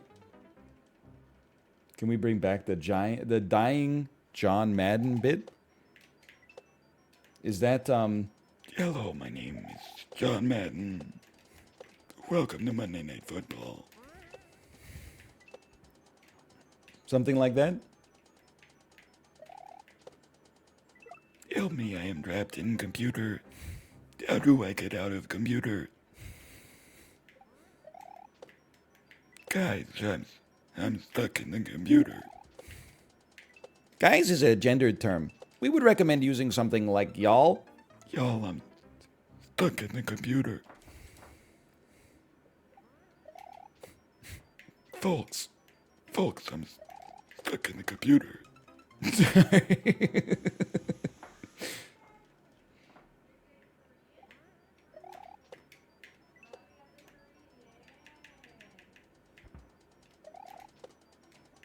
Yeah, I don't really have anything else. I didn't get up to too much last night. I don't think I got my ass didn't get up to anything. I think it should be controversial take. I think it should be like illegal to rain. Because on it was Tuesday, I picked up my daughter from daycare. Thanks to daylight savings, it stays bright outside. I mean, daylight savings and the rotation or the orbit of the Earth around the sun stays bright later. So I took her to the park. 80 minutes, 90 minutes. Came back, ate dinner. It's basically her bedtime. The night flew by. We made happy memories. Yesterday, raining. Came home.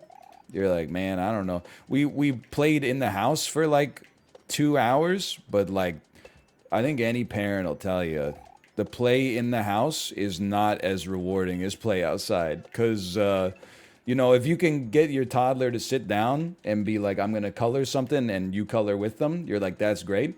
But a lot of the time, it's just a 2 hour long improv bit where like you're sitting down and they go out of the room, close the door and knock and you go, who is it? And then they go, it's me. And you go, come in. And then they come in and then they're like, can I have a drink of water? And anyway, you get the idea. So it's like 2 hours of that. And then basically just went to bed. Oh.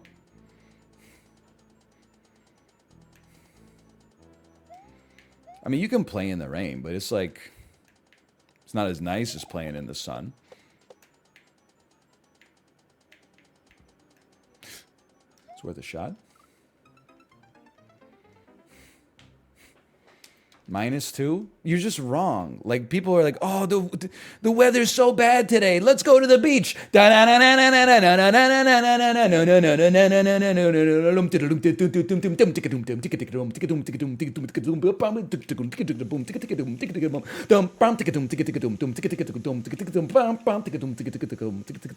Anyway, it's better in the sun because also, I mean, again, I know that like you don't have a kid, and that's why your opinion differs from mine and is wrong. But it's also annoying to play in the rain when you got a kid because you got to put like 17 different items of clothing on them. Whereas when it's sunny outside, you just put their shoes on and you're like, let's go. You got to go raincoat, rain hat, rain pants because they're going to be jumping in puddles, rain boots. I know that only sounds like 4 things. When you're putting 4 things on yourself, it takes 4 seconds. When you're putting 4 things on a toddler, it takes a little longer. Sunscreen, sure. But sunscreen only takes like takes like an eighth of a second.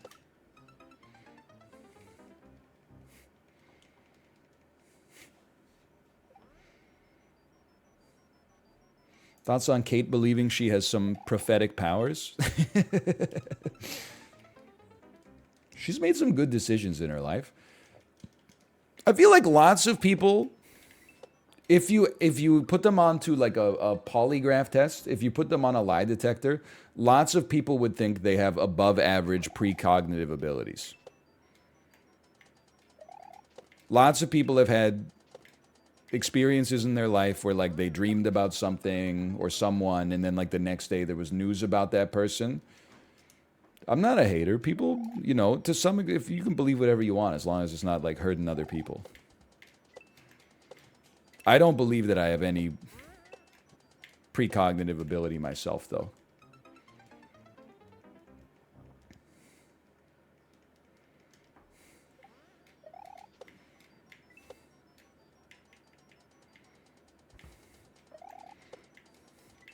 I mean, you have to acknowledge that some people, by the strictest definition of being psychic, are psychic. There's probably like one person out there who like once a month has predicted exactly what will happen daily. The same way there's 3 investors who have consistently beaten the S&P 500 for their entire careers. It's just the law of large numbers. When you got 7 billion people doing it, beep boop, beep boop, beep boop, beep. Put them into the pachinko machine. Beep boop, beep boop, beep boop, beep boop. Most people are getting sorted into like statistically not psychic, but then like a couple, beep boop, beep boop, beep boop, beep boop, a couple of people are making it down like 20 years, and then there's two, doop, doop, doop, doop, doop, then one of them's getting faded, and then like somebody is dying thinking that they're psychic.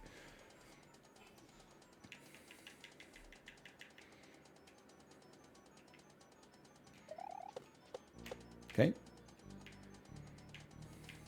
8 billion ain't enough. What are you, psychic?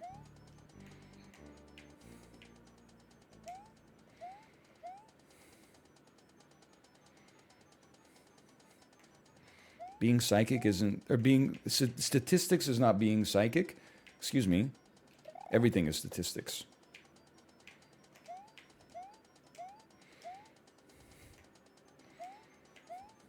At least that's the lens I interpret my life through. Everything is probability.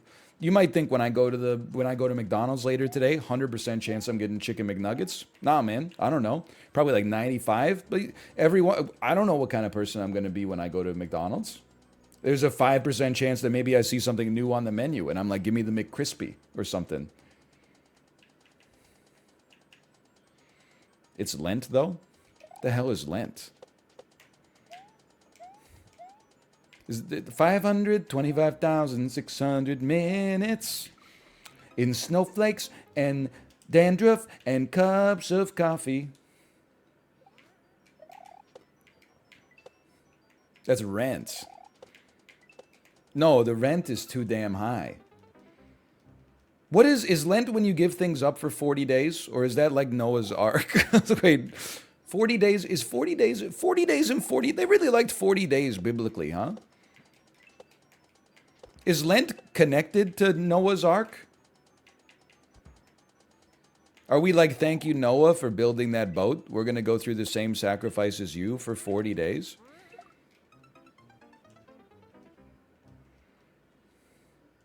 This isn't a bit. If you've ever seen me do like Bible quizzes on Sporkle, I know nothing about basically any religion at all, except the names of some of the holidays. 40 is just a significant number in the Bible. Okay, it's symbolic of being spiritually testing. Okay, I mean I'd say that's fair. I mean that's why it's called Dry January, you know, not Dry January through February 10th. Lent starts on Ash Wednesday and ends on Easter. Is this all just like a convoluted way to sell calendars? Because aren't those two holidays that happen on different days every single year? Listen, this is not Justin not knowing what day Christmas is. That shit is the 25th every single year, okay? Easter is messed up, though. Easter's got to be one of the only holidays that actually, like, I was looking at chat instead of where I should land. Easter's one of the only holidays that drifts months. Like, you cannot say what month is Easter in. I feel like it's usually April, but like a quarter of the time it's in March.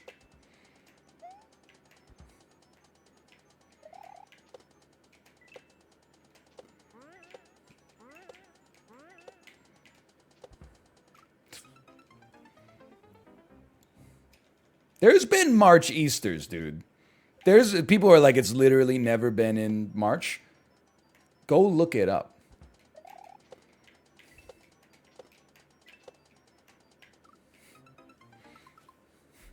I'm Googling it as we speak.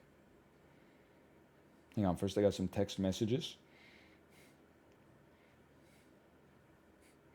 Easter can thank you. Easter can happen any day from March 22nd to April 25th. That's crazy, man.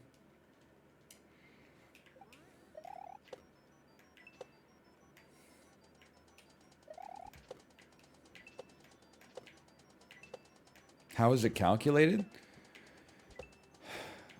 The moon gives a copy of its schedule to the calendar makers, like in the last week of November of a year, And then like they look over the schedule together, they make some adjustments. The moon is like, I'm thinking I'll be full earlier in February this year, so we're gonna have an early Easter as well. Is that okay with you guys? And then the calendar makers are like, yeah, sure. Last year it was like in mid-April or whatever.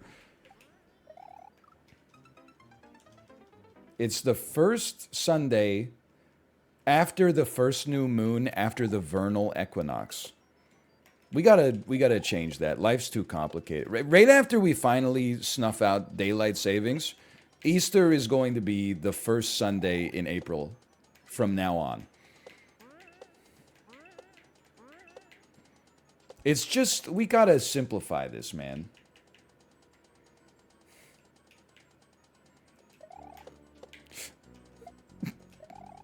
That's not gonna work. All right, I got 10 more minutes, then I'm going to do some web trivia. Not Sporkle necessarily, but web puzzles. Do our Cine 2 Nerdles, our Guess the Games, our Movie the Movies, our Rotten Tomatoes, our so ons and so forths, our chrono photos.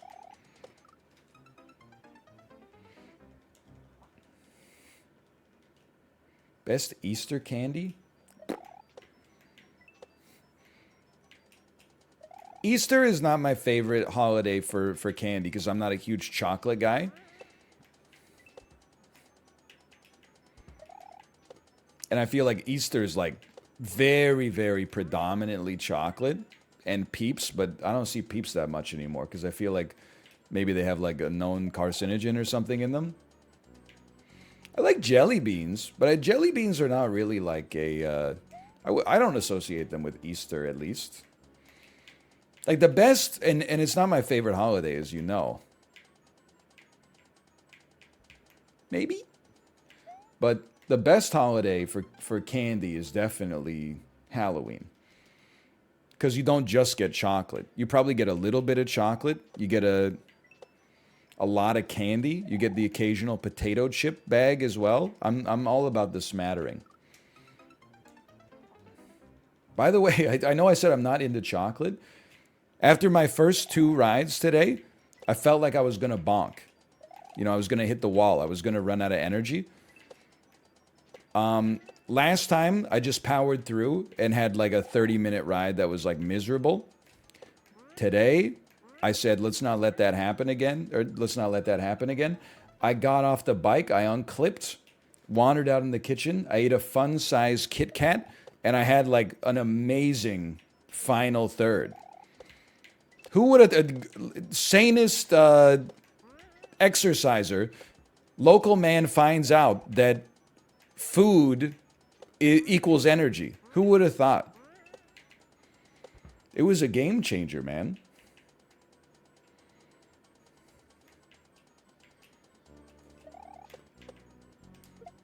Well, we tried.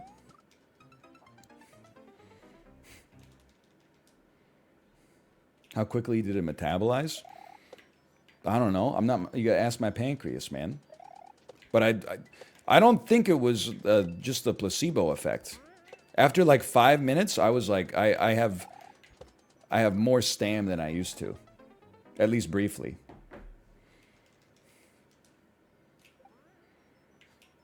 My dad eats maple syrup during marathons.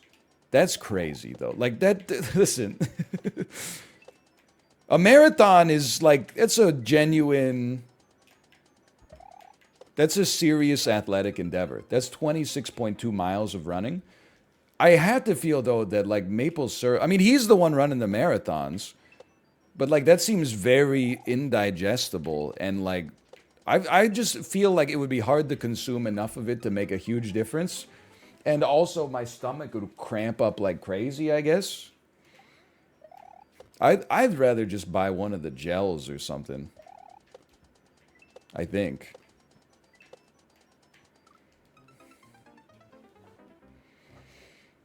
The gels are just sugar? Yeah, but they're like, the consistency is probably like thinner than maple syrup at least. But maybe I don't know what I'm talking about. Maybe your dad, I've never run a marathon. Your dad's, you use the plural, so I'm assuming he's run more.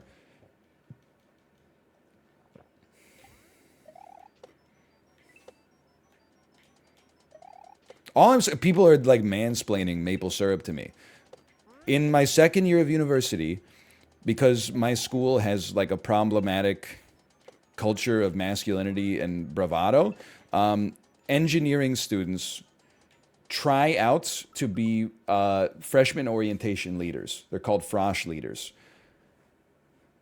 Several of my friends tried out to be frosh leaders. What did they do?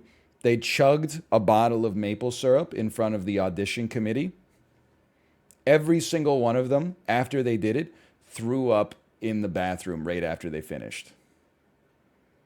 That's why. So me picturing, I mean, admittedly, they didn't run 13 miles before they took the first sip. I'm imagining that it probably hits different, and they're probably your dad's probably not chugging like a whole bottle, but at the same time, like that's my frame of reference here.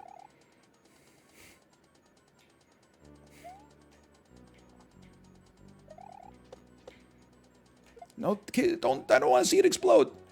No.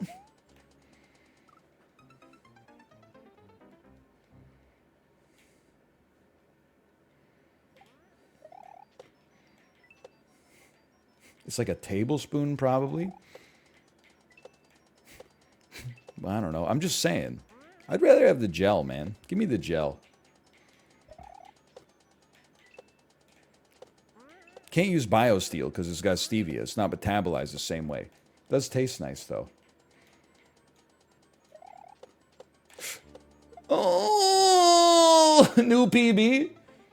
Did they make it after they drank the syrup? It's a sad story. One of them did, one of them didn't. Because there's other parts to the interview process. Like, it's seriously like everybody in engineering wants to be a frosh leader. It's very competitive. It gives you some social capital. It's baked into like the engineering culture at my school because it's just below like fraternity culture. Like they're not tying cinder blocks to dudes' dicks and then throwing the cinder block off the edge of a roof, but there's supposed to be enough rope so that the cinder block just hits the ground before it tears their penis off. But then like the cinder block goes through a manhole cover and then you see the guy falling with like really bad CGI and anyway. But yeah, they dye their.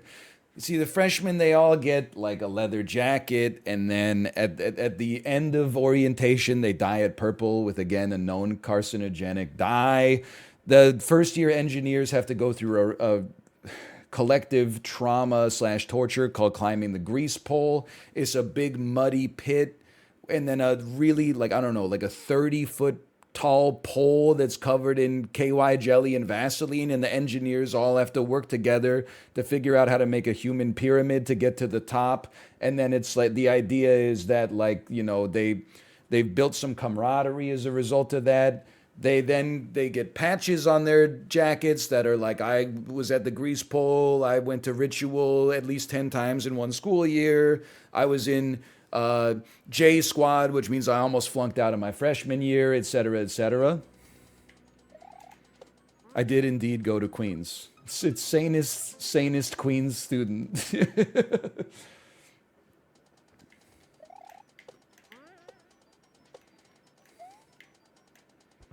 That's why I say that like my school experience, I really feel like it was closer to the 80s like Animal House type thing than to the current collegiate experience, which is probably better for everybody. Yes, one year at Queen's Homecoming, they flipped over they didn't. I don't think it was a police car. I think they flipped over a car, and that led to a lot of police presence. But that was the year before I attended the school. That was when I was a high school senior. I was not at that party. Your schooling was closer to the 80s in 1999 than 2023? No, I'm being more brazen. I think my college experience was closer to an 80s college experience in 2006 to 2010 versus what the collegiate experience is like in 2023. I think the culture it's moved away from that, and it's moved away faster than usual, which is probably a good thing. I went to Queens too. It is funny thinking about, like, I wasn't in engineering school, but there was like a badge that engineers would get on their jacket. It was called like the triple X badge. I can't remember what the X's were, but definitely like one of them was sleeping with your TA. And I'm like, that probably would not fly in the mod. There's like an actual like obvious power imbalance there. But I definitely knew a girl who had the triple X badge. And everybody was like, she's so cool.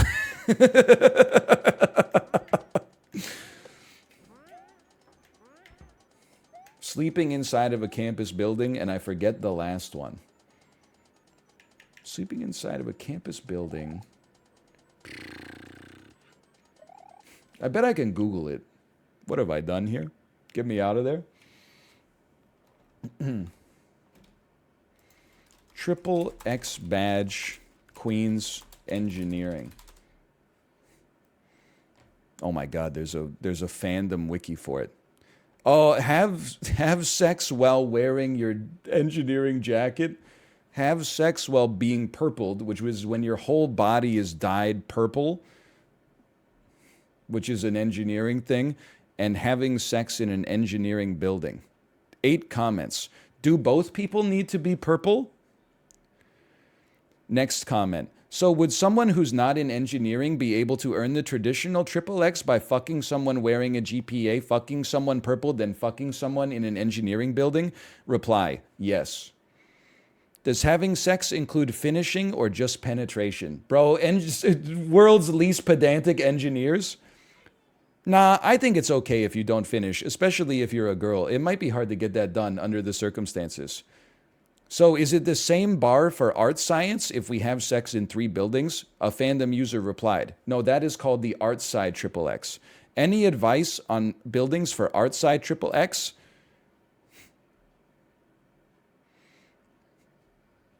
This is crazy.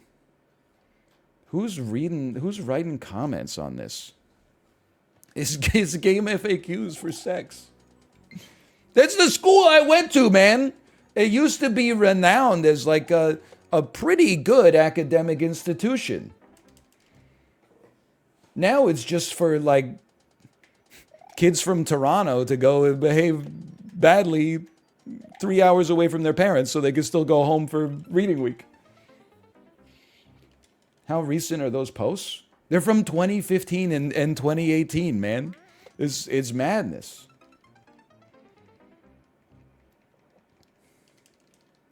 Isn't that what you did? No, it was for me to behave badly 40 minutes away from where my parents lived so that I could still meet them for dinner on Friday nights and get taken out to like Phnom Penh, which was a dope-ass Thai restaurant. But I wasn't sniffing at even like a triple X badge with an asterisk, I'll tell you that much.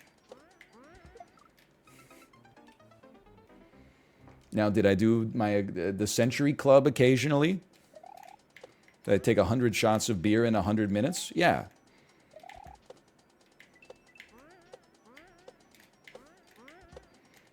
But I definitely never covered myself in Genshin Violet. What do we do here again? Okay, you know what? Like, it's 11:04. We got ourselves reasonably warmed up. Let me slash marker. Super Mario Maker 2. Let's take an hour off. Let's let the hand limber up a little bit. I genuinely don't think we have a shot this week. But we'll try. People are like, oh, shots of beer? What are you talking about? I'm telling you, some of you didn't. I mean, you had a 2023 collegiate experience. I'm not holding it against you. You wouldn't do 100 shots of hard alcohol in 100 minutes because you would die. You do 100 shots of beer in 100 minutes. It's still rough. I mean, I'm not trying to have bravado about it. That's 35 milliliters times 100. That's 3.5 liters of beer in an hour and a half. It makes your, I mean, you burp a lot, that's for sure. It's not as easy as it sounds. And I think it's an indictment for me to say that it actually wasn't that hard at the time. But hang on, I gotta look at some more of these bars, man. Extra shenanigans bars on the engineering jacket. 21 gun salute. A student must. Oh, I remember this. A student must drink 21 glasses of any assortment of beverages available at any of the cafeterias. It is widely accepted that each drink must be a different drink. All beverages must be consumed within one sitting and within 1 hour. Vomiting while attempting the 21 gun salute will void the attempt and probably get you thrown out of the cafeteria. Following the consumption of the 21 glasses of liquid, the person attempting the bar must then get to the other side of the cafeteria and touch the wall without throwing up. Comment. Successfully completed this yesterday. It was hard, but if you get the milk out of the way first, you should be fine.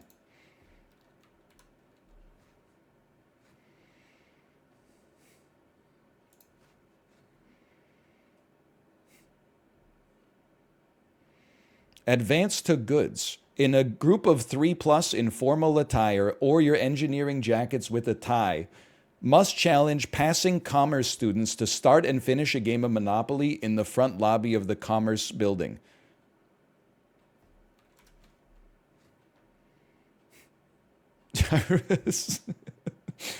College is an interesting time in a person's life. Ritual, that's the one I was talking about. Attend ritual at Clark Hall Pub 10 times in a row within one semester or 14 times in an academic year.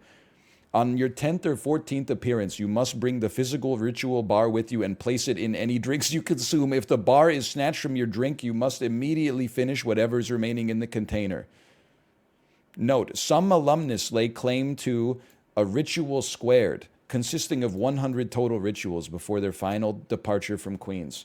Okay, this is like, even at my most debaucherous days, whenever I saw like a 50-year-old guy in the engineering bar on a Friday on campus, I was like, bro, you fucked up. You. Whenever, I remember it was like the first homecoming where I saw like, this was like 2006 or something. I saw people that came back. They were like, I graduated in 1986 and now I'm like going to keggers at my alma mater. I was like, bro, you're a loser. No disrespect. This is 4 years or like maybe 6 or 8 if you stay in academia. But like, that is not, you're like 45 years old now. That shit is not cool. You got to cut that out. Your doctor's going to be mad at you. As someone, I'm 34. I wouldn't go back and do that shit. That's like weird, buddy.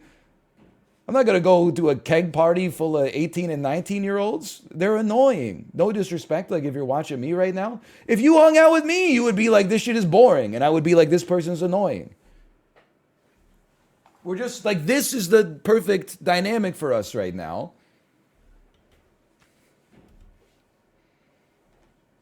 Go back to a kegger and like some 19-year-old kid is going to treat me like I'm damn Alf or something like that. It's an old guy drinking a beer. Woo! No, thank you.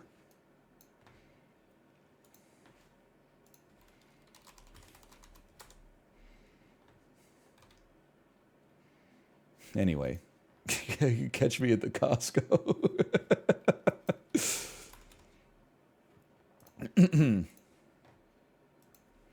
Slash marker.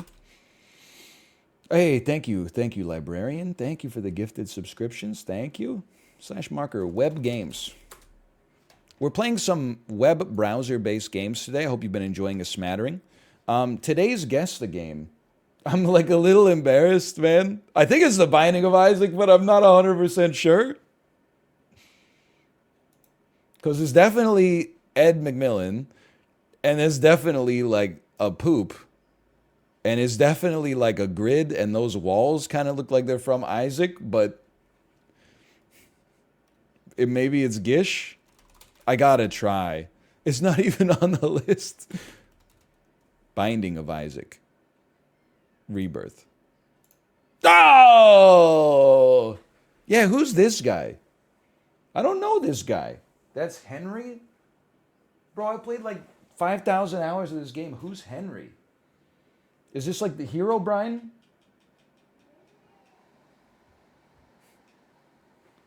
He's an incredibly rare spawn. Oh, so this is for people that are on like r/Binding of Isaac, right? It's not for me. What do we normally start with? Normally start with like Cine 2 Nerdle. Okay. Today's Cine 2 Nerdle. Average score is 4.2 out of 5. I'd say it's about average. Pony Boy is The Outsiders. So I think that it's a gang of greasers. Excuse me? And we'll find another thing. Maybe Rosita's in there. And then I see Studio Ghibli and Japan. Oh, and I see Princess. So that's going to be like Princess Mononoke, who's also, that has a wolf in it. And then we've got, I think we have King Richard as well. Because we have Venus Williams, tennis, biopic, King. I don't know how we're going to rearrange this, though.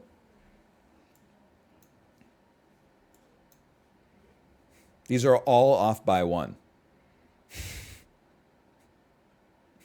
This doesn't seem right. What have I done? Gang, Venus, Koala. No. They're like this. Probably. I'm losing it, man. I mean, you're like a biopic. And then Studio Ghibli can then come down here. I guess The Outsiders has socks in it. It's been a while. And then we just hot swap these bad boys. That takes us to 4. This must be Sing then. And this is Princess Mononoke. This is King Richard. And this is The Outsiders. Then we got to find the connection, the connecting point between these. I mean, biopic, princess, music. Wait, no. Hello, honey, you scared me. Is it possible that there could be a West Side Story in here?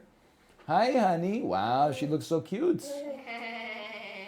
Hi, sweetie. Did you hear what we were saying outside? No, what were you singing? Let's show Daddy how cute you are. Oh. And then the first thing you said, wow, you look so cute. Well, it's perfect. It's like, I thought you heard of it. Hi, honey. Show all your pinks. We got the pink dress. Pink dress, pink socks, What are you holding? Are you holding a pink wand.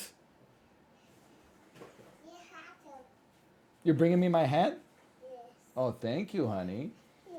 Thanks so much. I'll put that on. Now I'm a real streamer.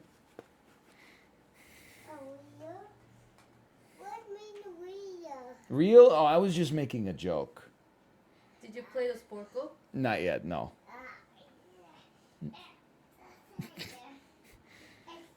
He's not bald. Don't push the... Honey, can you push the button again? Daddy wants it. Push.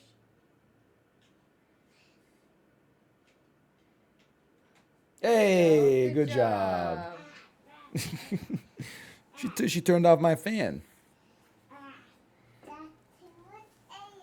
It's not too much. No. It's good, honey. It's good. Come here. Come here. No. You should listen to mommy. I could always get her out of the room. I could do my Shrek impression. You don't want Daddy to do the Shrek impression. What are you doing in my swamp? Oh, she's fighting you off with her magical wand. Hey, Tomo. It's a little chaotic. I think Tomo should not be behind your monitor. We'll take that up in the off hours. For now, I gotta get in the right mental headspace to do 2.5 hours of Mario Maker. Oh, you're playing Mario Maker. Why are you playing Mario Maker? It's Checkpoint League, baby. Oh. Alright, let's go. Have fun, honey. Okay, over the course of that, I glanced and saw the answer from chat. You were right. It is Wolfgang biopic, music. And that's Amadeus. Very, very astute of you. But took away a little bit of the enjoyment from me, but it's okay. I mean, I'm proud of you for getting it. It's a documentary about Mozart. I mean, now that I think about it, it's not a documentary at all. But we also do movie to movie. Let me take a look at today's movie to movie. It seems so doable today. It's AI, artificial intelligence, to the terminal.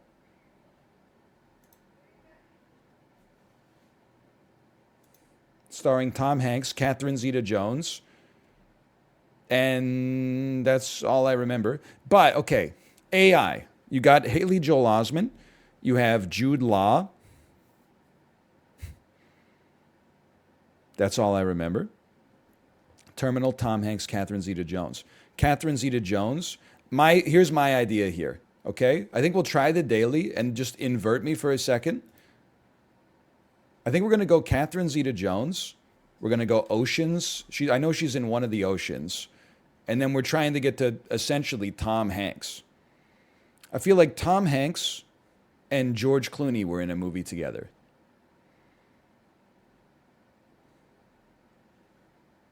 Tom Hanks and Julia Roberts, more like a Meg Ryan sort of thing, but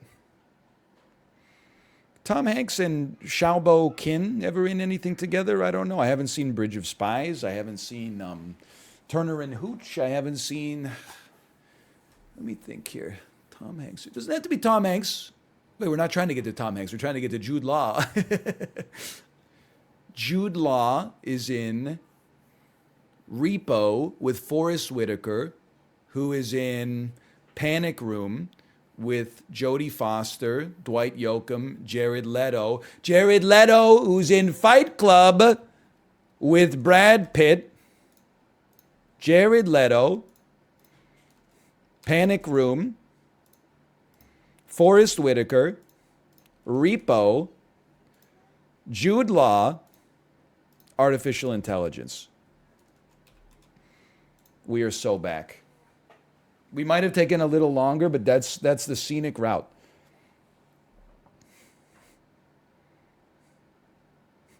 This is throwing me off. It feels like the end of my workday.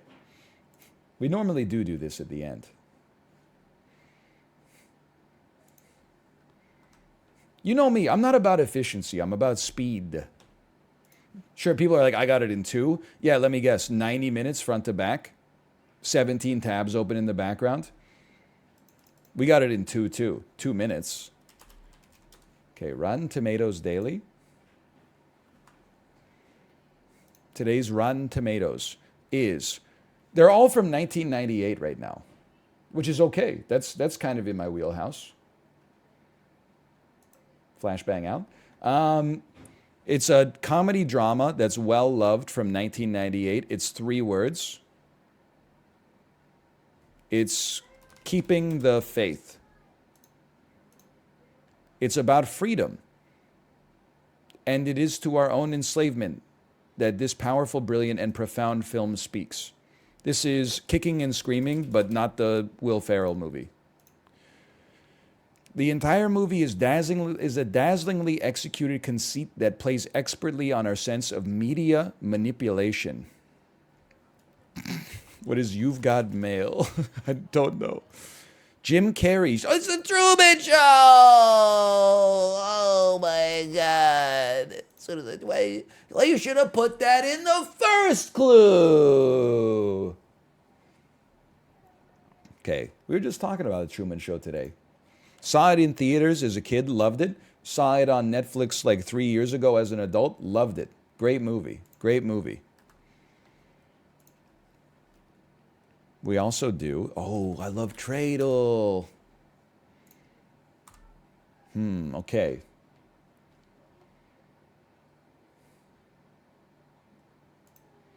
Crude petroleum. Okay, first, $3 billion.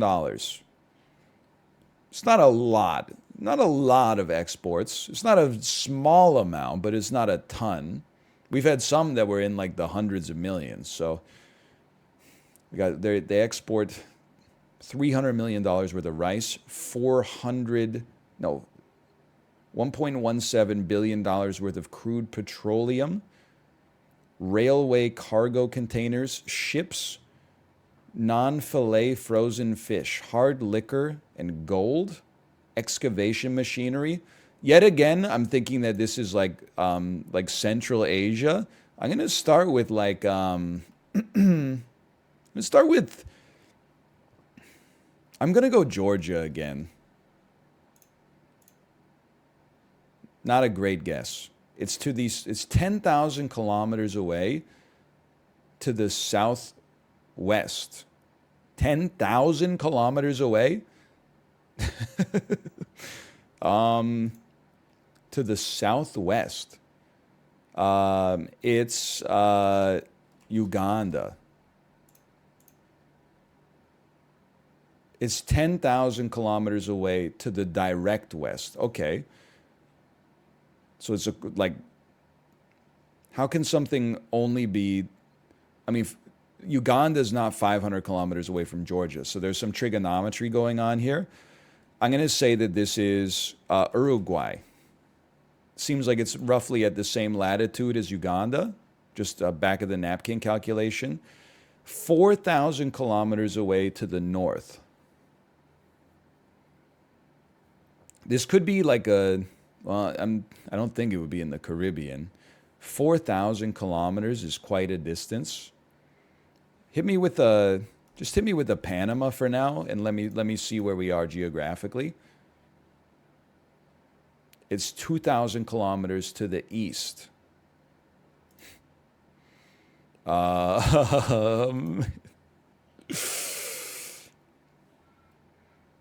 East of Panama? 2,000 kilometers east of Panama? Ooh.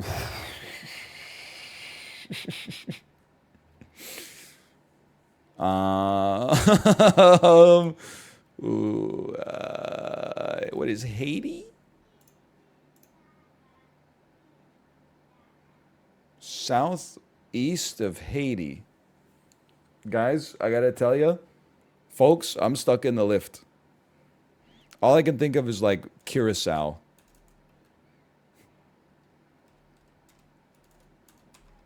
I can't even spell it.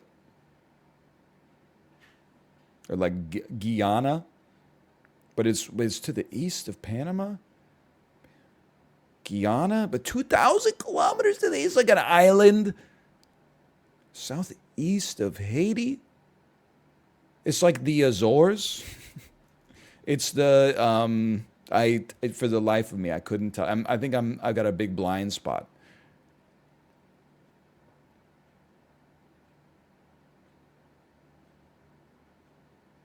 I do feel like it's in the Caribbean, but I don't know. I'm just gonna say I'm just gonna yeet it, man.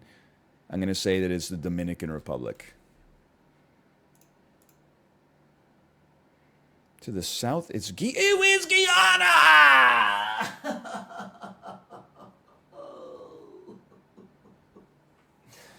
Oh, I even said it. That was a tough one, though. We danced around the whole thing. It's a tough trade-off, but I like it because you know what? What do you mean, why do I hate Venezuela? It wasn't Venezuela. People were like, why didn't you guess Venezuela? The shit was wrong, idiot. Well, you're like, yeah, but your wrong guess wasn't as efficient as my wrong guess. What are you talking about?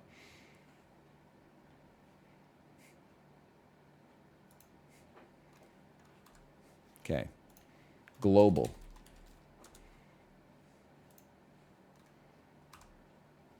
Also, there's no, you know why I wouldn't say Venezuela, dummy? There's no way Venezuela has $3 billion of imports. They're an OPEC nation. Venezuela total, exports. Venezuela total exports. 144.7 billion. You were off by a factor of 50. That's why you wouldn't say Venezuela. Obviously, it had to be a smaller nation.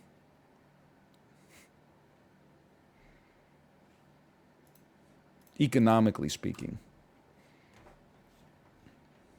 Okay, I'm playing some global.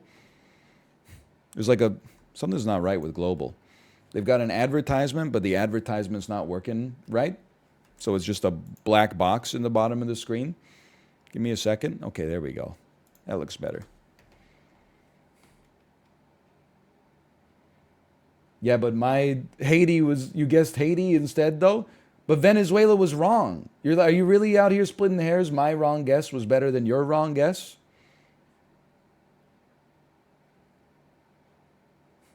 Yes? All right. Well, as long as you have world's most self-aware Twitch chatter.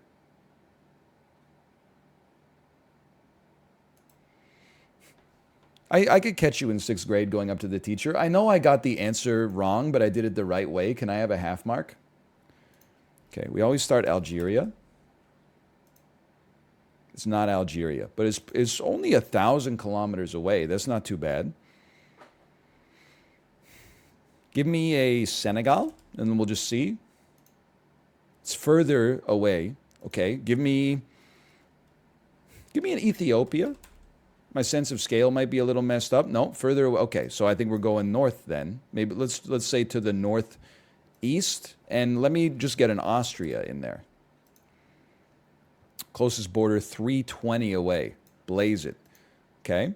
Let's go down here, and why don't you give me like a Moldova?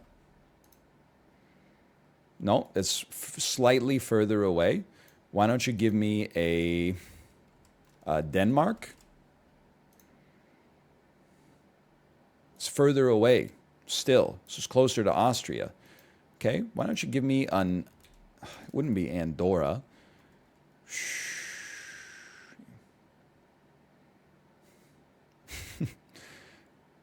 Austria and Denmark, and then Algeria, and then Moldova. I'm like, is it Ireland? I feel stupid. It's not Ireland, but Ireland is closer than Algeria. It's not possible. It's not possible for this to resolve.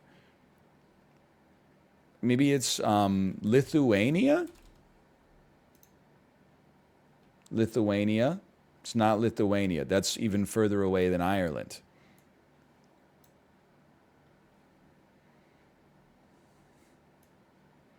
But closer than Algeria. It's like Luxembourg. Oh! My brother. I was doing like calculating 17 different eigenvalues here, trying to figure out where the hell it could be. Catch my ass was like, oh, Belgium would be a stupid guess. Then I was like, but Luxembourg might be right. Hey, we're slightly below average there, but that's not so bad. I didn't forget Western Europe is a thing. I was just like, I can't guess France on that. It's like the trigonometry didn't make sense. I'm not going to guess Spain. I'm not going to guess Portugal. They're so much closer to Algeria.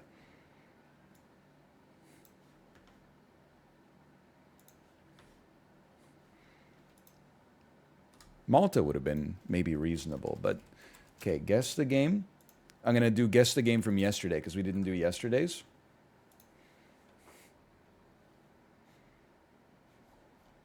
Replay previous days. That's true. I forgot Europe is on edge ever since the tipping discourse. Oh, dude, honestly, yesterday's Guess the Game is Divinity Original Sin. I'd recognize these pallets of wood anywhere. Divinity Original Sin 2. What? Metacritic score of 88. Is Diablo 2? That doesn't look like Diablo, brother. I gotta stop you right there. This does not look like Diablo. That looks a little bit like Diablo. This does not look like Diablo. I'm gonna skip. Originally on Windows. It's another damn MOBA or something. Maybe this is a Baldur's Gate 2?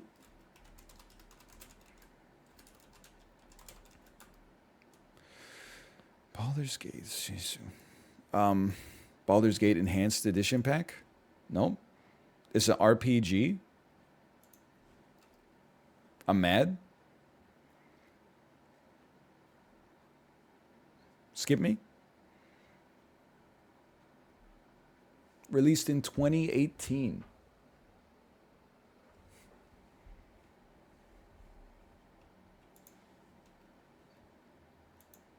This shit looks a lot like Divinity. That's all I'm gonna say. Could this be Pillars of Eternity 2 Deadfire? Oh! I knew it was. What's this company called again? I was gonna say Pentiment, but then I was like, Pentiment is too recent. I play Obsidian. I played Pillars of Eternity 2 Deadfire in a demo at E3 with Mathis.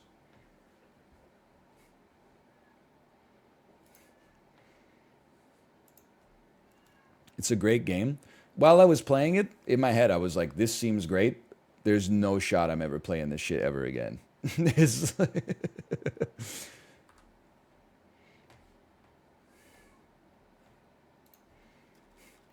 What else do we do? Ranktel, Globla, Wordla, Herdla, Ranktel.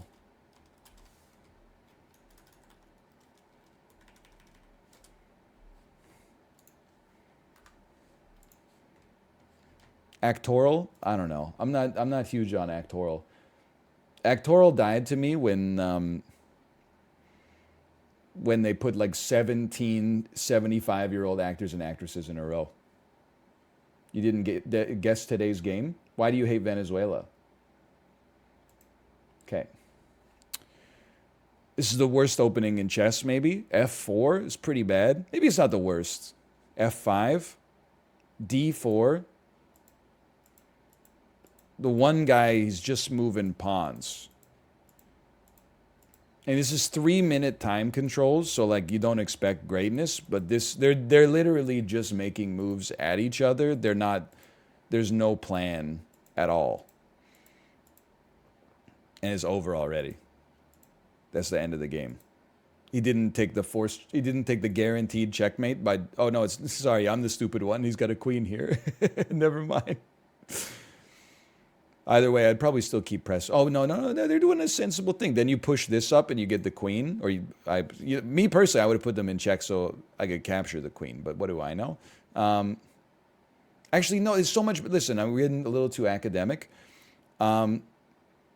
This is also good. Then you block with the rook, and then you take this with the queen, and it's checkmate because they can't take you because the king is pinned. So they've resigned. Okay. Anyway. This was the worst 15-turn game I've ever seen. This must be... I almost can't fathom 100 to 599, so I'm thinking this is 600 to 899. Like, this is really bad. They're 1219. No, I don't believe that. 1219 is not great, but, like, it shouldn't be that bad. That ending is not 900. Almost every single move was like an inaccuracy or an error. It wasn't bullet. It was 3-minute. It was. I don't know what you call 3-minute. It's like pseudo blitz. Discover check alone is 1,000. No, it's not. It's putting people in check just to put them in check is like that's like a 500 move. Anyway, I was wrong and you were right. So, okay, this seems like a pretty standard London to me, but what do I know? I think it's... Oh, never mind. What is that? Move over here. Put the rook under attack. They put your knight under attack. You take that. You take that. You take with the queen. Push this. Take that. Take that. Take that. Move over there. They've protected their rook. It's a novel concept, for sure. Put more pressure on this. Probably pin the knight to the queen. No, castle, that seems fine, too. Put the king in check. It's a great move. If king goes here, then you take the pawn with the bishop. Oh, knight blocks. Okay. Well, you still take the pawn with the bishop then? This person has formulated a plan, at the very least. This is like... It's a bit messy. Okay, well, like me personally, I probably wouldn't have done that, but what do I know?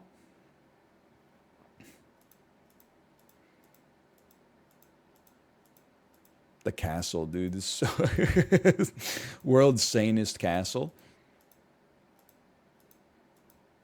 They can't quite figure out how to break it down. Oh, that's a fork. Okay, I mean, black will win this game. Honestly, this doesn't seem that far off of my level. I'm going to say this is also an 1100 to 1299 game. They're 693. I'm starting to question, and I could just be that I'm consistently wrong. I'm starting to question the integrity of Rankle.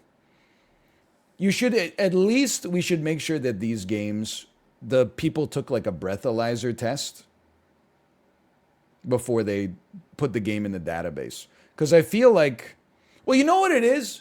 I think just because someone's at 1100 to 1299 doesn't mean that they're playing at 1100 to 1299 level, okay?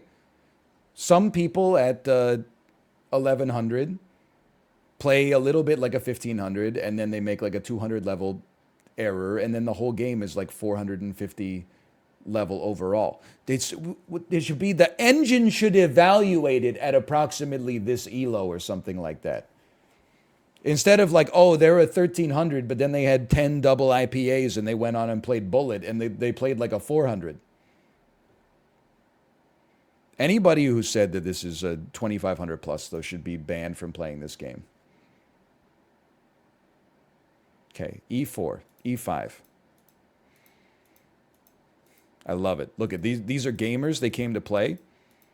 You got to respect this. They're trading pieces. They're trading paint. They're hanging pawns for no reason. Beautiful move. I don't know. Is this Bullet? No. Okay. Why are you... What is wrong with you?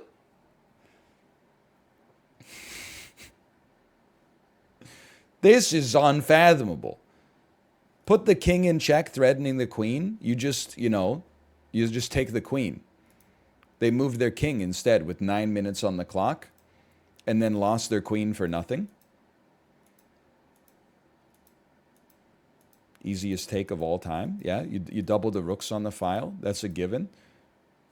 I mean, honestly, you just take the pawn. But what you could do instead is take the rook, and you still are in a super winning position. And they've resigned here, presumably. No, that's actually checkmate, because they can't go here because of the bishop. Well, here's the thing is, like, this is like a horrible game and a horrible mistake. But what's the point here? Are we trying to evaluate, like, did a 2000 level player have a mouse slip? Because that's not what we're looking for. I personally think that this, I mean, we'll just start you. This right now, this feels like these could be thousands. And then this move right here, like that's like an 800 move. But then this move right here from black is literally like a 0 elo move. Like there's just no sanity for it at all. So I'm going 600 to 899. You know what? I'll go 900 to 1099. They were 862. I'll take that. At least we got something there. Still a best streak of one. Rankle's hard, man. Rankle's a tough one. Okay, chrono photo.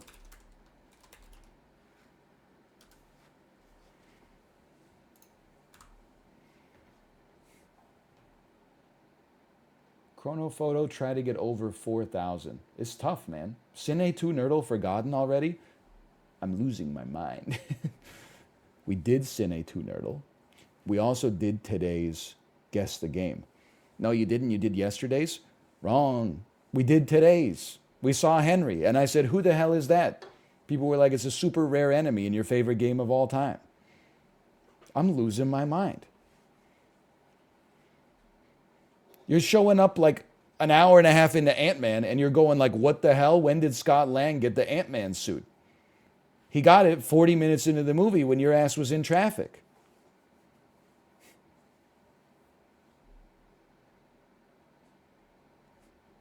You gotta go catch another showing to get all the open information that Marvel put out there. I swear I was here for the start of it. Maybe there's a little Berenstein Bears going on there. I have a Mandela effect. The game Pentiment, I swear to you that when it came out, it was called Penitent. And then like a week later, they changed the name of the game and they called it Pentiment. First time I saw it, I was like, this isn't right. Pentiment? It's called Penitent. Then thankfully for me, I looked it up and I was like, Pentiment? When did they change that? Fruit of the Loom logo's the worst? Is that the one where it's like there isn't a cornucopia on the logo, but like everybody in their brain thinks that there is? Yes. Yeah, in my head, I can see the cornucopia. I also thought that it was, I know this is like 10 years ago meme at this point. I also thought it was the Berenstein Bears. But I'll tell you, as someone who owns like 12 of their books now, and when my daughter gets old enough, she can read them too. It is Berenstain Bears. But I knew that Nelson Mandela did not die in jail.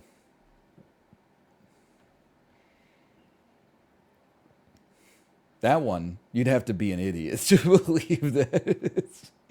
But Pentiment, I'm telling you, Pentiment that used to be called Penitent, man. Okay. Zoom in a little bit. Schmeichel at the Gildenhall. Can you imagine they had lots of great dances here at the Gildenhall. I mean, this looks like turn of the century to me. I'm going to say this is like 1909. I'll settle for 1908. 1929. Holy cow. Does look like Schrute Farms. Okay, this certainly looks like the early 2000s. Let's see if we can glean any more info. A woman is talking on a mobile phone. That looks like a slide phone to me. I'm going to say that puts us around 2007.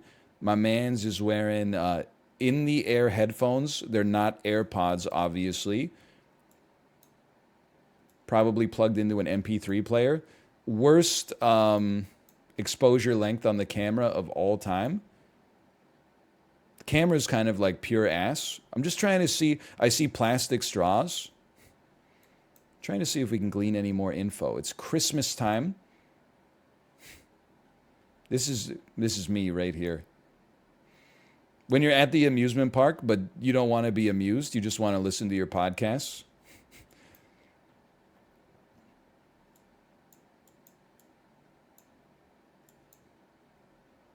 I'm going to say this is 08. I think she's using an LG chocolate.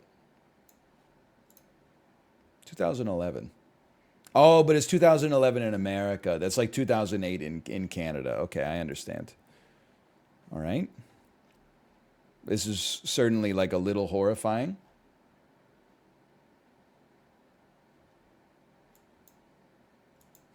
Dude, look at Dick Tracy. What's Dick Tracy doing here?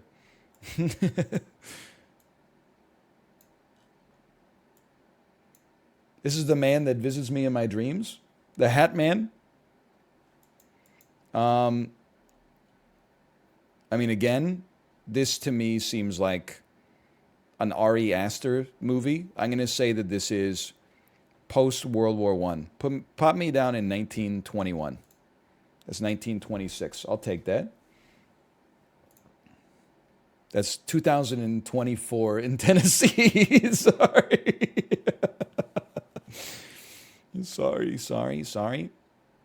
Oh, no. People just aren't buying horses and buggies anymore, sir. This month's sales figures came in. The automobile's kicking our behind. They'll be back. They'll. The horse and buggy industry has been through worse than this, and they always come back.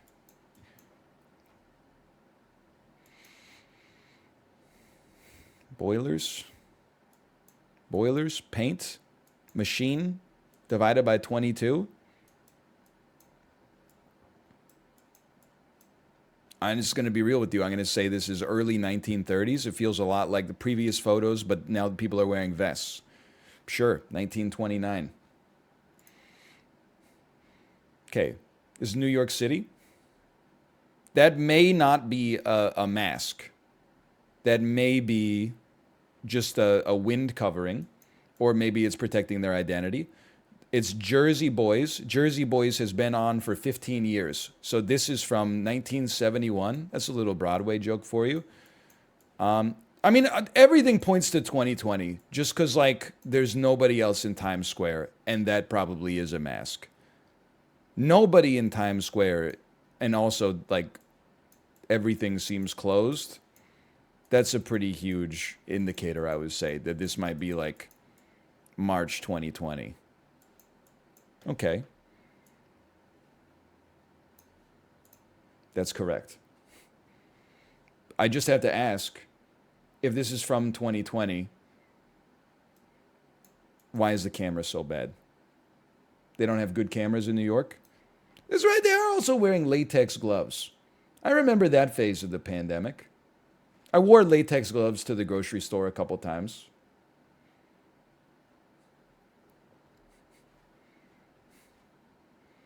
Why? Because it was fucking nobody knew what was going on.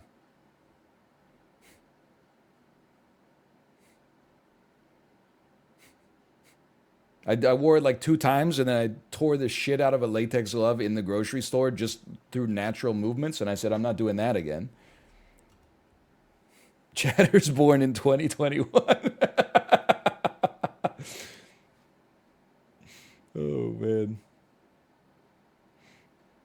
Hey. I was good. You know what I was going to say is at least I wasn't one of those guys who, like, you saw them after they bought their groceries. They were, like, wiping down every grocery item with the disinfectant. But, like, I could have been one of those guys. Nobody knew what was happening, man.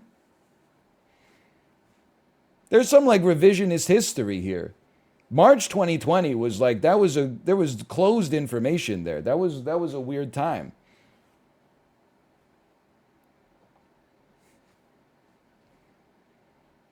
Don't even make me start going off on the. If I brought my. The grocery store was like, you can bring your reusable bags back. Then I put my reusable bag on the counter so I could put my groceries in the reusable bag. They're like, sir, you can't put your reusable. She just looked at me like I was a damn super spreader. She looked at me like I was Rudy Gobert. Sir, bringing your COVID infested bags, putting the bottom of your bag on the top of this counter, you son of a bitch, you piece of crap. Anyway, sorry, moving on. Oh, that's the end. We did not cross 4,000, but Rudy's not catching a stray, man. He started he started Act 1 of the pandemic. There was a prologue, but that was Act 1, man. At least from my perspective, I guess.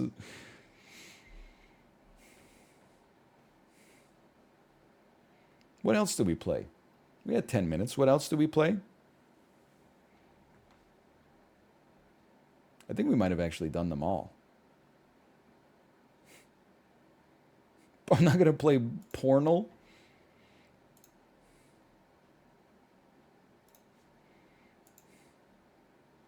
I'm not going to, with 10 minutes left, I'm not going to do a crossword. I'll just go to the bathroom. I'll get in the Discord call early. /marker web games. All right, I'll see you in 2 minutes. Maybe I'll have some jerky. By the way, if you have a porno streak, you need to, like, find Jesus. I'm an atheist personally, but you need to find God. Even if it's not necessarily something I believe in, I think that maybe it would provide you with what you're looking for in your life. That might help you out a little bit. Because that's just not right. Anyway, I'll be back in 2 minutes.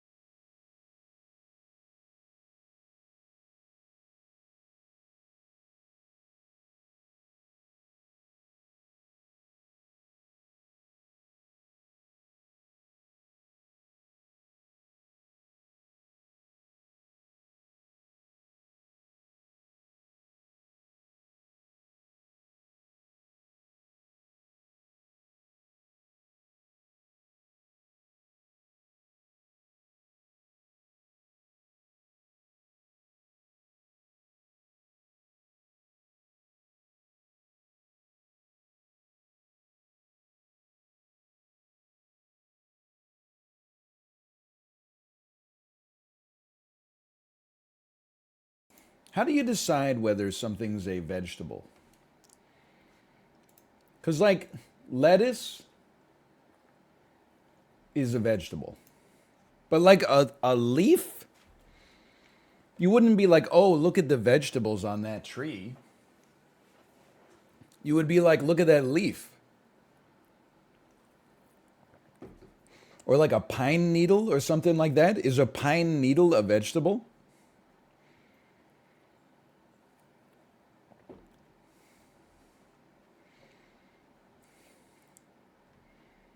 Or is it like when it's on a tree, it's not a vegetable, but if you put it in a salad, then it's a vegetable? Well, you know what kicked this off is I ate some jerky, and I remembered someone saying that jerky is so good, but somehow it ends up being more carbs than protein. And then I looked at the nutritional information, and I was like, this fucker's right. 12 grams of carbs, 9 grams of protein. The shit is literally just meat. How did they manage to make that happen? I can't buy this anymore. This shit's like a damn chocolate bar. And then I was thinking, well, where would I prefer to get my carbs from? And then I was thinking vegetables. But then I was like, what the hell's a vegetable, man? Nobody knows. It's just you know it when you see it.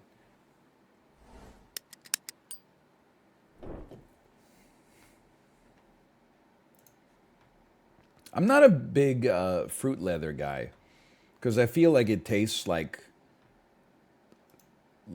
leather. It's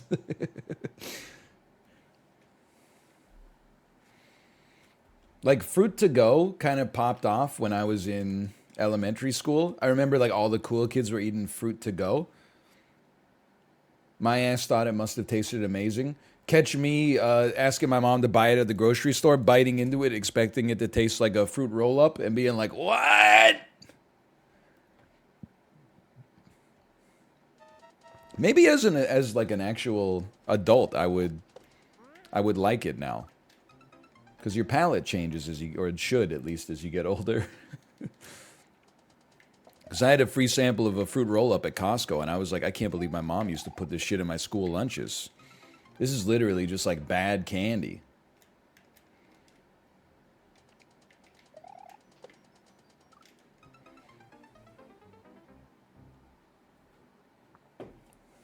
Oh, hang on here. Feeling. Pretty good. I'm feeling pretty good. It's good. Well, let's go ahead and change that. Yeah, no, I'm looking forward to it. I booted up Shell Shuffle last night, and yeah, that turns out I'm still bad at it. Didn't get any better. That's okay. I was telling the people at home that I'm not sure anyone's going to have a particular advantage going into this map. I think it's so difficult that even those who are good at shell throwing and also might have a cold or something, it might not be as much as an advantage just because it's going to come down to who can figure stuff out the fastest and who is not going to get frustrated. Because we have a 2-hour competition today, and it's going to be more of a grind than a sprint. So I highly recommend holding strong. Chill.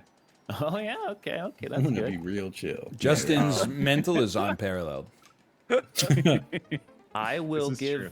a word of advice because this is a kind of a special map. The indicators are your friends. They are pretty much as accurate as they can be in this map, and you will need them 100%.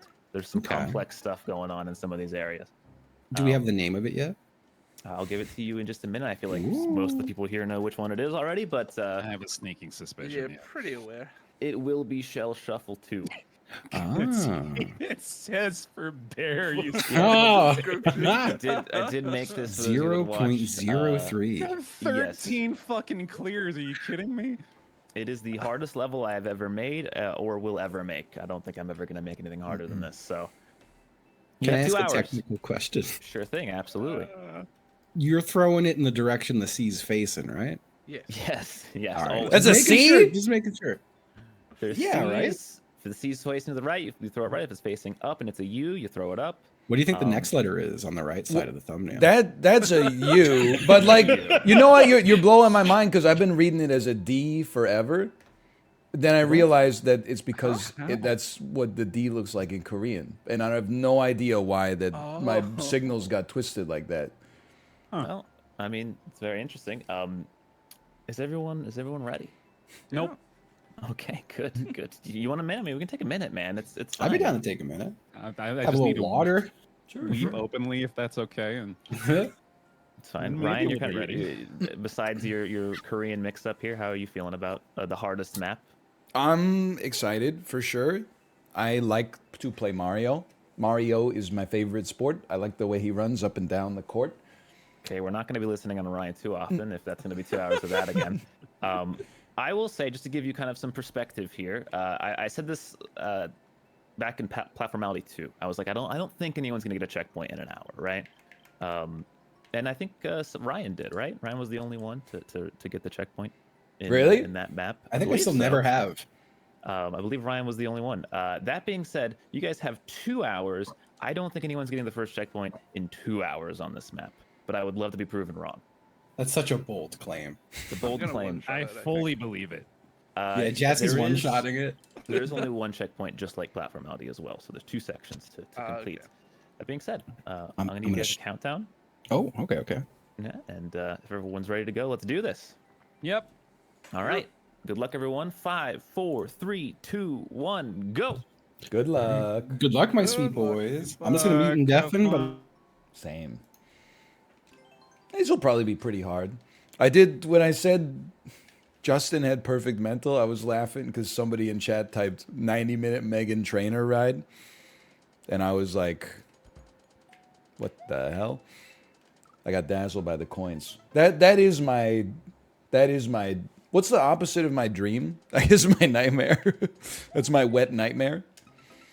Megan Trainor, I'm not being facetious. Somebody has to stop her.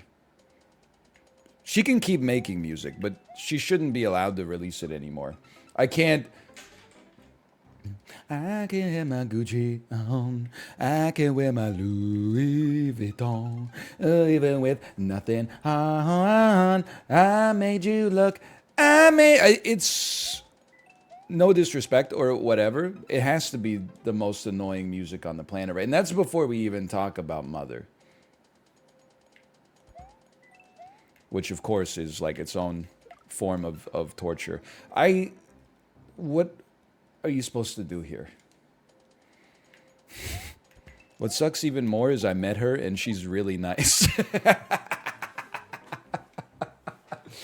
I'm not saying she's not a good person. I don't say this too often, but she is like, the music she makes, I actually loathe. Like, I feel about her like the same way people feel about Nickelback. Okay, we obviously need to send the Koopa to the right so that he lands on the stopper. Which is also what we need to do to Megan Trainor. She needs to be stopped. You land on that, you land on the other shellmet, you yeet the shell you were holding. It's like you gotta grab it, and then you gotta, okay. I would rather listen to Charles Manson's album than Megan Trainor's. No, it's not even a contest. I would rather do a 90-minute Imagine Dragons ride for sure than do a 90-minute Megan Trainor ride. I'm just getting a preview for where we're at here. At least with Imagine Dragons, like, I could just pretend that, like, it's my 8th grade basketball tournament or something like that and put myself in a hype mindset. For Megan Trainor, I couldn't even, like, I don't know what I would do, man.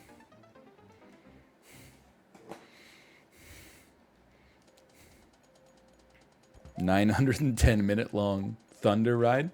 Ooh. We gotta go around like boop.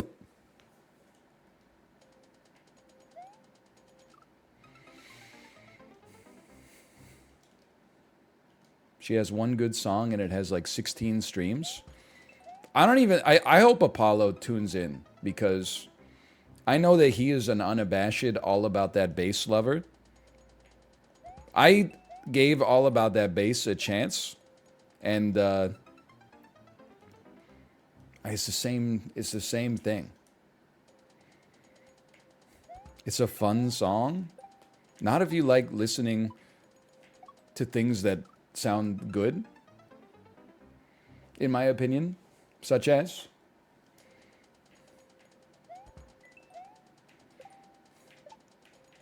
high bounce, and then you go up into the chute, and then you got time to pull it back to the right. Ooh, maybe. Thoughts on Justin, Chib, and Apollo putting Jeff Buckley in the F tier? What the hell did... What song did you give him? They all put Jeff Buckley in the F tier? That's madness. So you might think I have bad music taste because I like the Beatles. Oh. Justin put him in D? He has one song? No, you're just wrong. He has one album. You know, like the same way that like a lot of bands have one album, but slightly different because he fucking died. Did they send him? Tell me they didn't send him Hallelujah. That's all I'm asking. Did they send him Mojo Pin? Did they send him even something like Last Goodbye?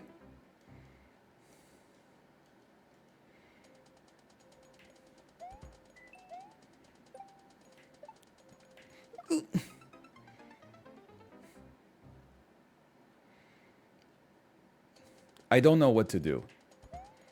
I'm throwing myself on the mercy of the court.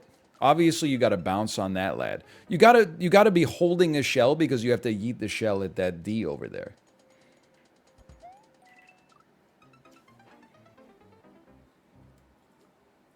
Hit the turtle twice. Ooh, you mad genius.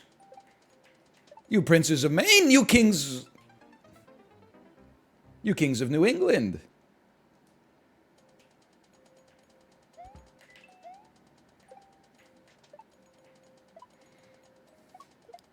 Ooh! You can do something with that. Okay.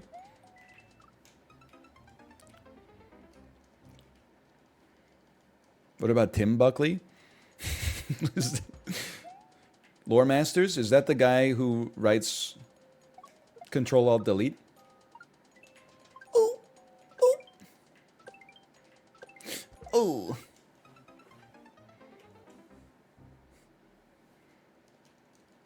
No, it's Jeff Buckley's dad. Jeff Buckley's dad wrote Loss?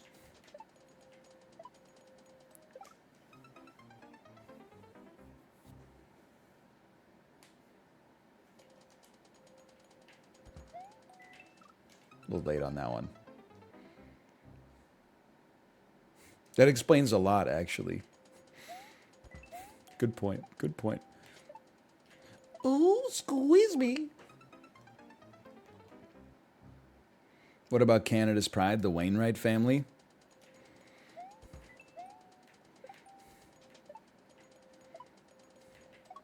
It's not my tempo. That's all I'm going to say. I don't listen to music just because it's Canadian. It's just like a lot of bands that I enjoy also happen to be Canadian. Some bands that I like are not Canadian. I listen to them anyway. My baby's crying, baby. You can't really sing the Cocteau Twins. The other day, someone asked me what my favorite album was that's not in English.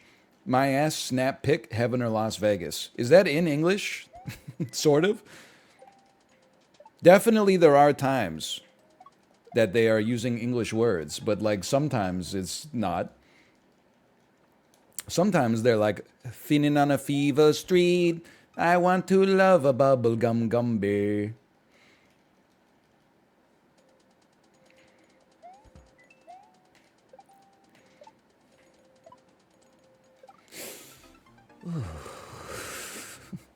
How about Gangnam Style? I think Gangnam Style is a totally acceptable song. It's not its fault it became so popular.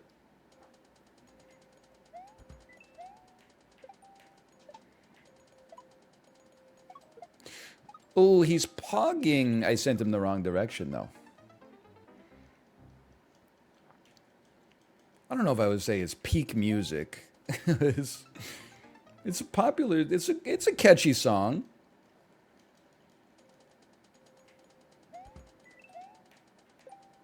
What am I doing? I've regressed. Old muscle memory.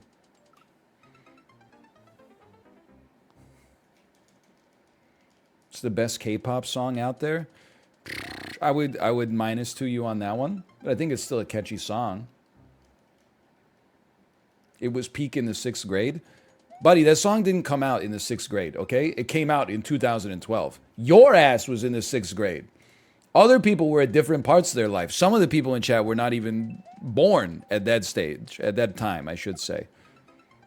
It didn't come out in 6th grade, you narcissist. There were people that were forced by their bosses to like do that dance outside of the hospital they work at. Have some respect. Okay, we were close. We're practicing. We're practicing.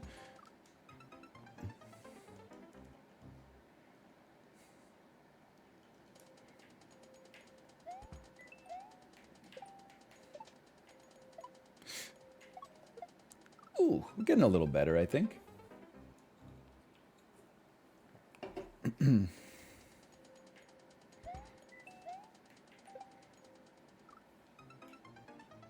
I was in college, now I feel old. I was out of college. Do you feel young now? You shouldn't. Your ass is dust. I don't know where I'm going with that.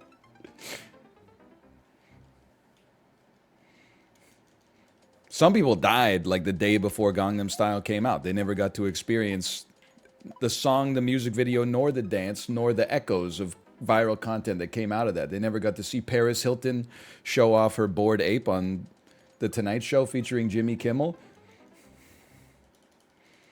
God, I wish that were me.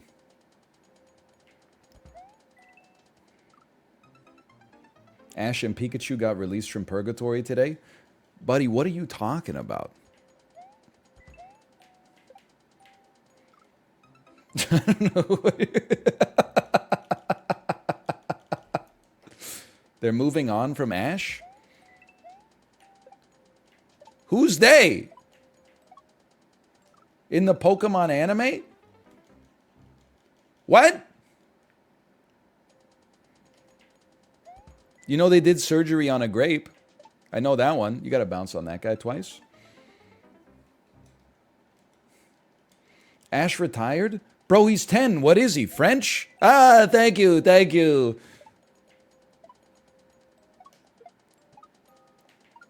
Oh, he reached the switch that time.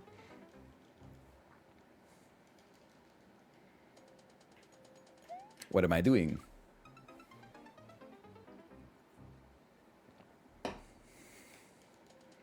Surely the first checkpoint is right after this section right here, right? Oh.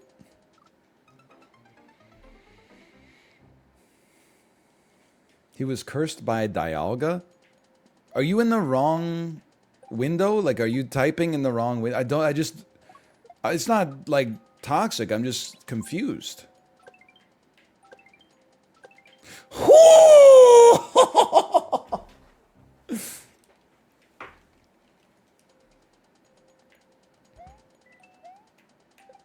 You gotta bounce on that, lad.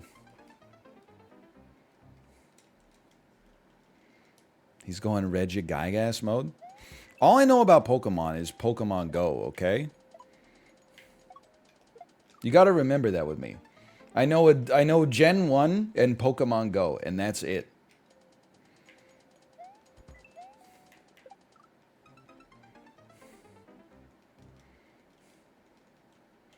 Do you have any Pachirisu? I don't, but Kate does. She caught one while we were in Alaska. I didn't take my phone out because I was like, I'm not going to pay for roaming. And nobody in Alaska has Wi-Fi yet. I'm hoping that maybe sometime in the next couple of years they introduce Wi-Fi.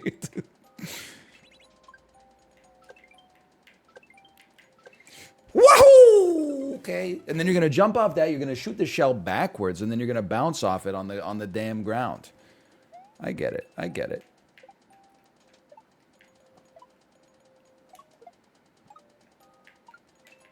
Oh.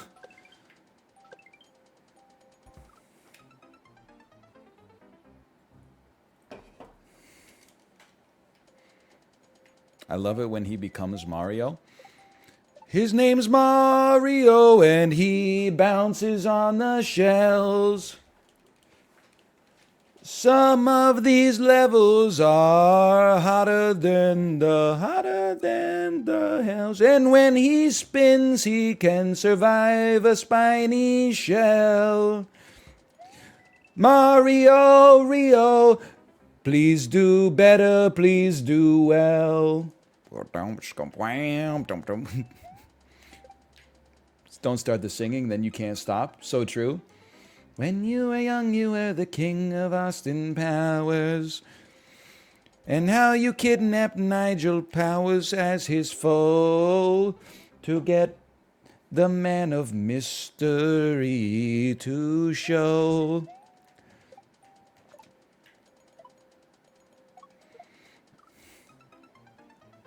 Something like that.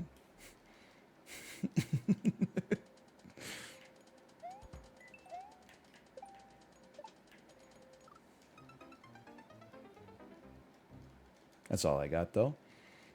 I hate giving +2s to singing, but that was pretty good. I'm workshopping the next part in my head. It's like, this is the room one afternoon where Fat Bastard ate you. And how Felicity shagged him real well to place a homing device where no one dared to dwell.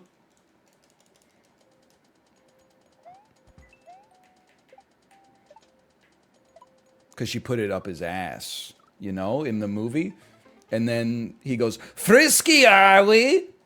Come here." Excuse me, Shigeru? Can somebody explain to me the physics of this?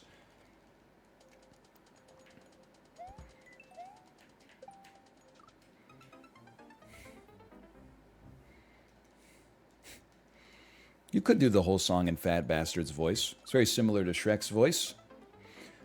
I'm not gonna do it though. I love you, mini-me. You can almost see that Pitchfork headline, right? Yes, we're not joking. Streamer is composing Austin Powers' Neutral Milk Hotel themed musical. Mini-me, I love you, yes I do.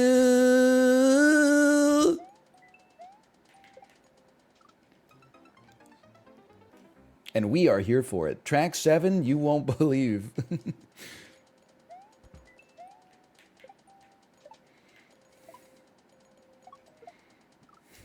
And one day you will go and reclaim your mojo in the submarine under the sea. Something along those lines. That's kind of like, I cheated on that one, because the Dr. Evil submarine is from the 3rd movie, and he gets his mojo back in the 2nd movie, which is the one with the secret volcano lair. But I hope you'll forgive like a little poetic license. Whew.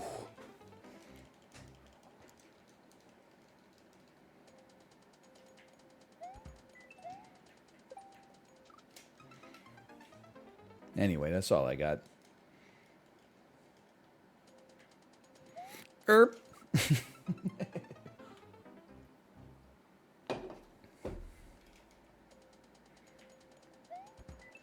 Did you see they're doing a 30 for 30 about the Vancouver riots? Did you see that they did surgery on a grape? It's true.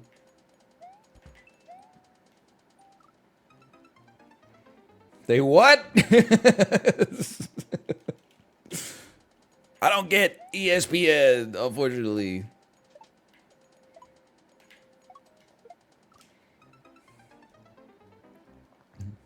Heartwarming streamers love for album. Birth something beautiful. So I was at Shoppers Drug Mart the other day, and POV, you are at Shoppers Drug Mart, and the self-checkout has an attendant watching it. They can't all be winners. I'm trying to do the TikTok voice, but it's less like Gruntilda and more like it's smoother than that. It's almost as smooth as like the ocean under the moon.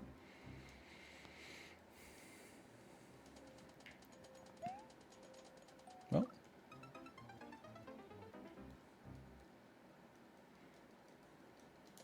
POV, you told McDonald's you don't need a cup, so you don't have to pay 25 cents for the. So it costs, since last New Year's, you have to pay 25 cents or 15 to 25 cents for a bag, even at like a fast food restaurant in Vancouver. And you have to pay 25 cents for a single-use cup. When you go through the McDonald's drive-thru, they never ask you if you want a cup, but they always ask you if you want a bag. Hey, yo, Aaron, thanks for the gifted subscriptions, by the way. Thank you. I think that would be a good bit, is to go through McDonald's drive-thru, and then as soon as the cup fee comes up, be like, I didn't say I wanted a cup. You take that off of there. And then they'll be like, how are we supposed to serve you your drink? And then when you get to the second window, pardon me, you just go, and they go, I guess they don't have the sprayer at McDonald's, right? They have like the industrial fountain drink maker. Sad. Oh, I knew we had to go a little faster there, but the things, hey, a quarter's a lot of money these days.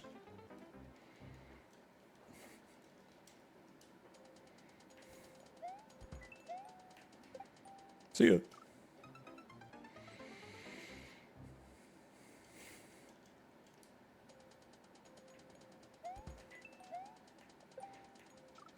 See, that pisses me off. Boof me one large Coke Zero, please. Without missing a beat, they'd be like, we're out of Coke Zero. Is Diet Coke okay? And even though it's not okay, you'd have to be like, yeah, sure, so that your wife doesn't lose respect for you. Oop.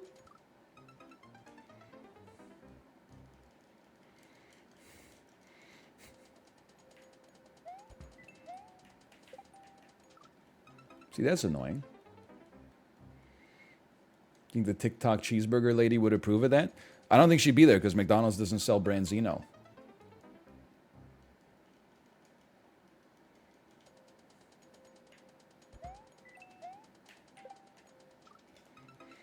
Did you take part in the riots? Yes, there's a very famous picture of me shouting like this.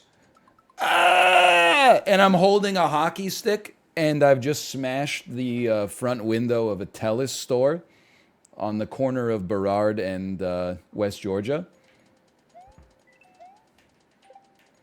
I was sent to federal prison for 17 years. Wait a minute, for 12 years. I was only recently released. And now, I'm a member of parliament for Vancouver Centre. Isn't that guy Asian? Yes. What about it?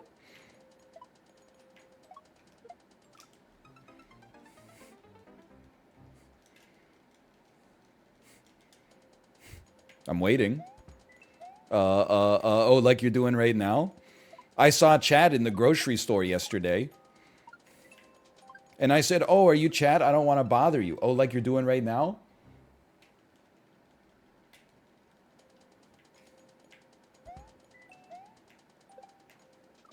Gotta do a bigger jump there. Huh? Huh? Huh?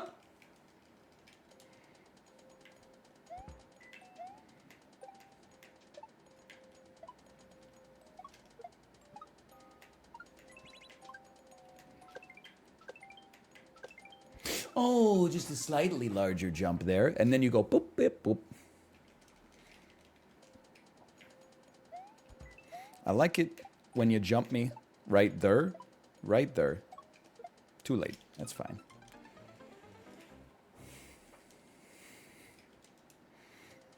If someone called me Chad in the grocery store, I would immediately call the police. Oh. Now you like the police, huh? Interesting. No, I didn't say anything. I'm just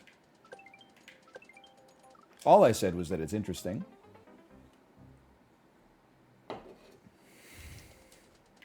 That, like, when my house gets robbed and I'm like, I called 911, people are like, that's not very based of you. The person robbing you probably needed your smartphone more than you did.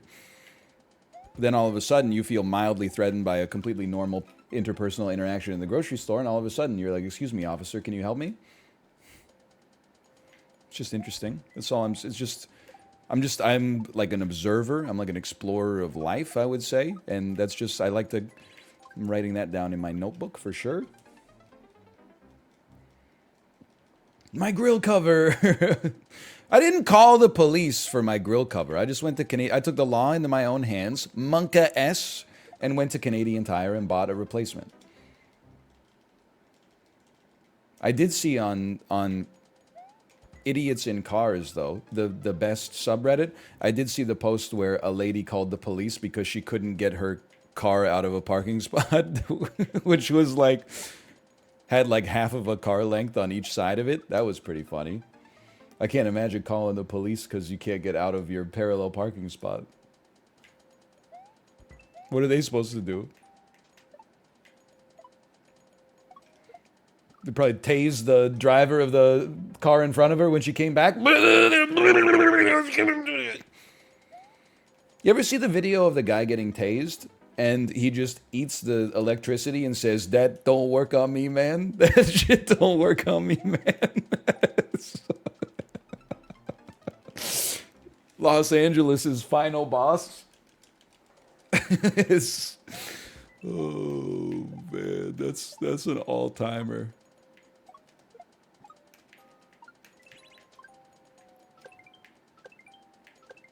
Oh. I'm not saying he's a hero, because you're right. He does... Doesn't he point at a person after that and say, I'm going to get you, B-word? Something like that? Maybe I got two different taser fails videos. I do tend to watch a lot of them. There's definitely one in Canada outside of like an M&M's frozen food store where they hit a shirtless dude with a taser, and he gets, you can tell he gets affected, but he has like resistance to it. Like he's been electrocuting himself at home just to prepare for this moment. So he gets like, he's not unfazed, but he's like mildly phased. And then the taser, like he rips the taser electrodes off of him. And then they have like they load up another taser, and that one takes him down. That was in Kamloops, so it had heavy like Ontario energy. I didn't know. I've never been to Kamloops though. Because every time we plan to go to the Okanagan, has the audacity to be on fire when we are supposed to leave. So hopefully one day.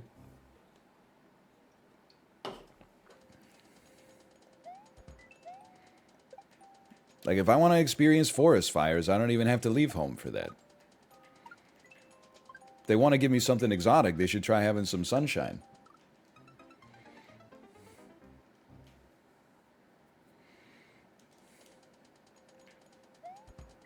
Well,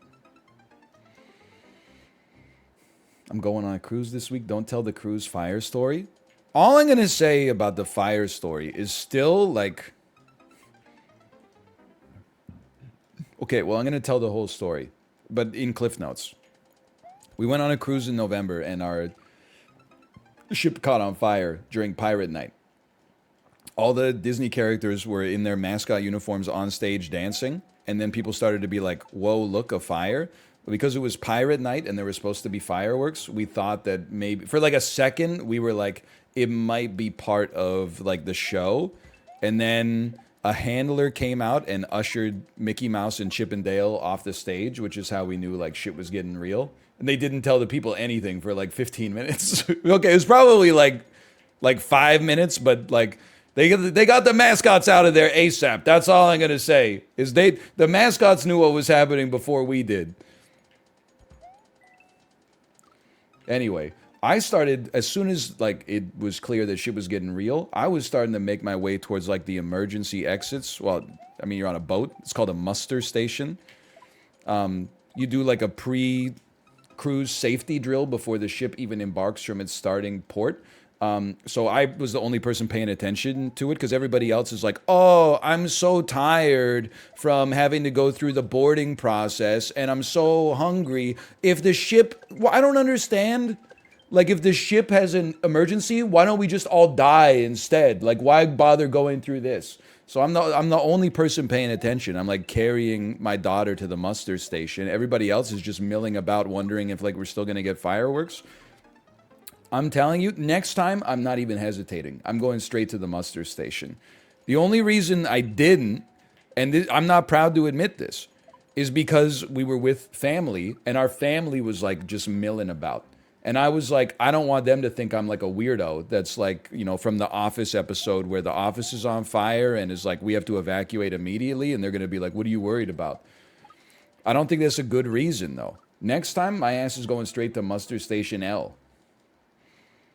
Kate still makes fun of me. Is like, you know, it's almost like it's the movie Force Majeure, where Will Ferrell runs away, or not Will Ferrell, but okay, now we got the remake confused with the original, and the whole bit is fucked. But okay, that's a new record.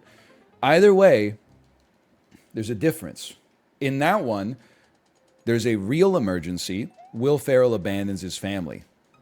In this one, we didn't know if it was a real emergency, and I didn't abandon my family. I took my child and started to go for the muster station, and then the rest of my family said, why are you so worried about an avalanche? Lol. I'm telling you that in Western society, we've gotten too comfortable. Nobody believes that, like, well, maybe this is not... Ooh, okay, we got something there. People don't even listen to fire alarms anymore because there's so many fire alarms these days. People are like, that one's probably a drill. And I'll admit that I've done the same thing. Hang on. But like, you can catch my ass taking the...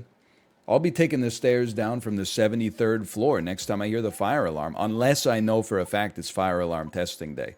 I am willing to die in a fire if a fire just so happens on fire alarm testing day, because that's just bad luck.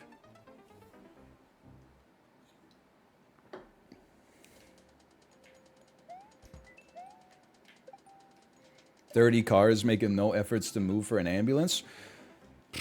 Me pulling over to the side to let the ambulance by, and then the car behind me that has its music at 130 decibels and then also inexplicably has AirPods in the driver's ear, passes me and gives me a look like, why are you pulling over? Right before the ambulance also passes by them.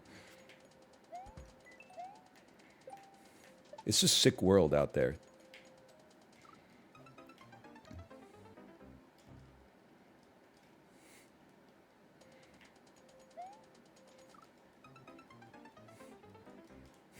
Kinda. Not really. Canadians, huh? Bro, this was a cruise that left from San Diego.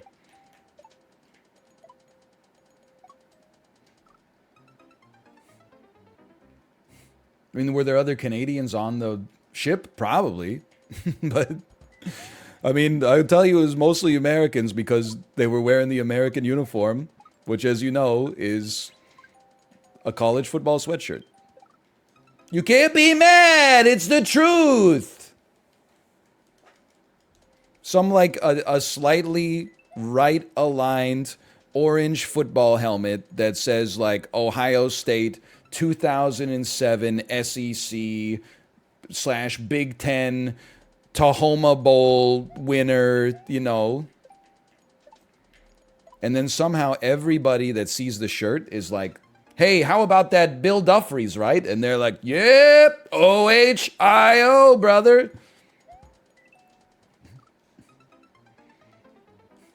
It's like a foreign language. This shit is like the Cocteau Twins, man.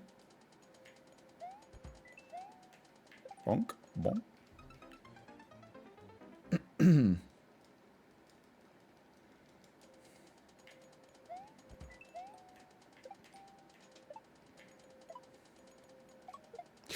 Ugh. What the hell is the Big Ten anyway?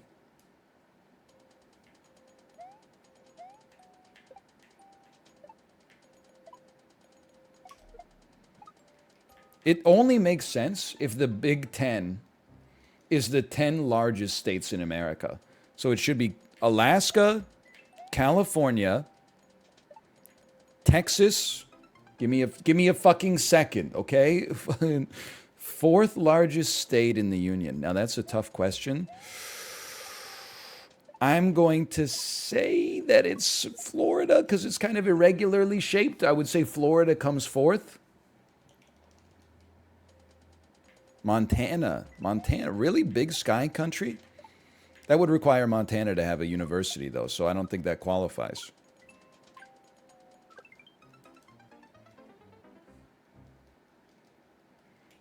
Sorry.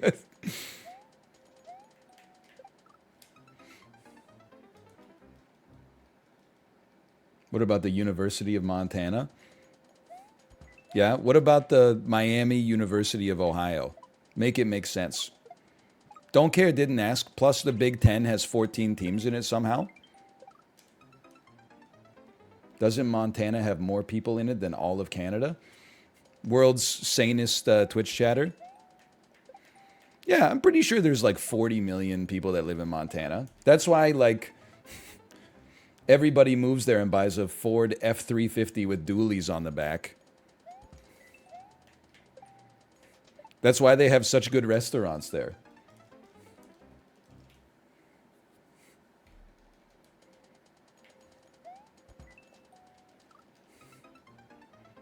Please leave him alone. I'm sorry. Listen, I don't know that much about Montana, okay? But I do know that I saw a guy on the internet wearing a shirt with the Montana state outline on it, and it said, F off, we're full. Ooh! And I think that was just a bad first impression, okay?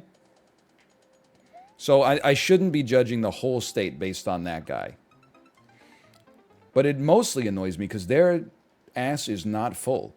It's got to be like one of the emptiest states. Surely like Alaska is more emptier.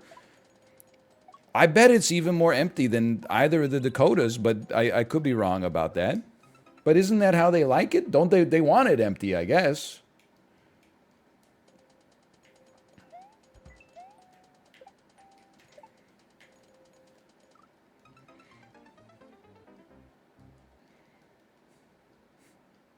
Yes, sir. Sometimes I wish my city was like a little emptier, especially now that I can't take advantage as much of the good restaurants or like culture.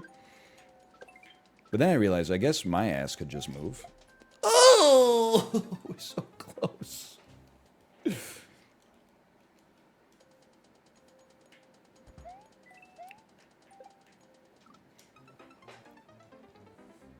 Still got the entire yes sir thing memorized. Yo, Ak, let me get a bacon, egg, and cheese, salt and pepper, ketchup, mayo on a roll. Yes, sir. You already know the vibe. Hey, can't forget the bev. Let me cop an airy. Yes, sir. It's like a song. Once you get like the first 2 or 3 words, you're like, the rest is just built in there.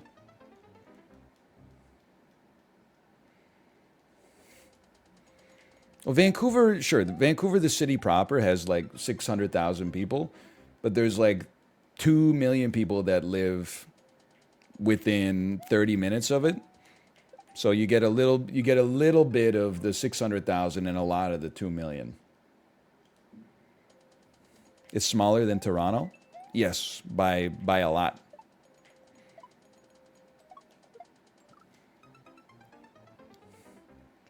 Like a quarter of Canada's population lives in the Greater Toronto area. In many ways, Toronto is like the soul of Canada. Now, Torontonians don't get a big head. That's soul with an E.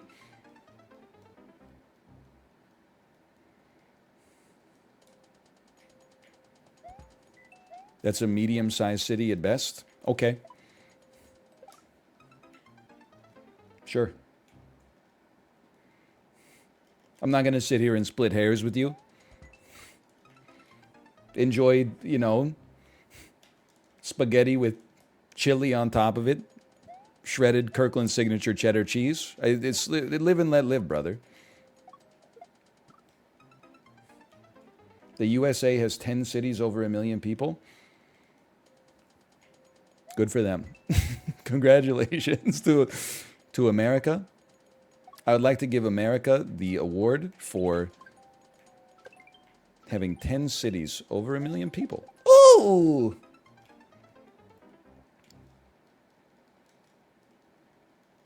Drake's in the chat for America, please. The U.S. has 10 different cities that have performed surgery on a grape. I believe that.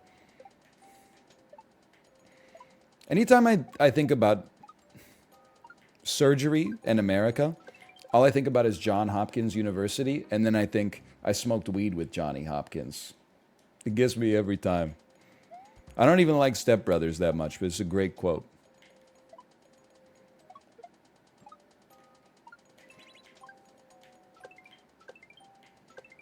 Oh. We were blazing that shit up every day. No, you didn't. We were blazing that shit up every day.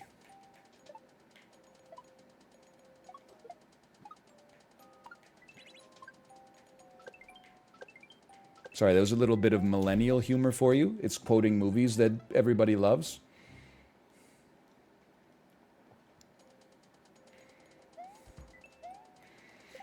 Napoleon, you're just jealous because I've been chatting to hot babes online all day.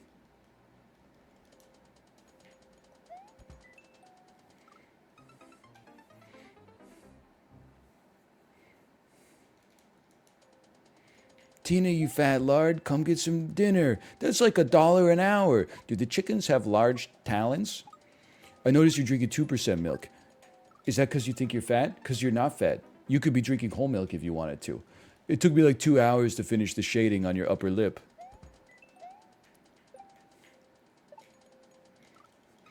Mom told me when I wear this uniform, you have to treat me like an officer of the law. Yeah, well, Mom also told you to stop putting your dick in the vacuum cleaner. Anyway, sorry. Am I on main cam? Am I on main cam here? Oh.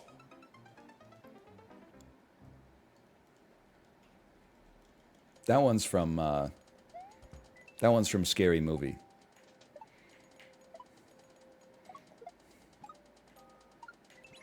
In case you've forgotten. Oh, it's almost a new moon record.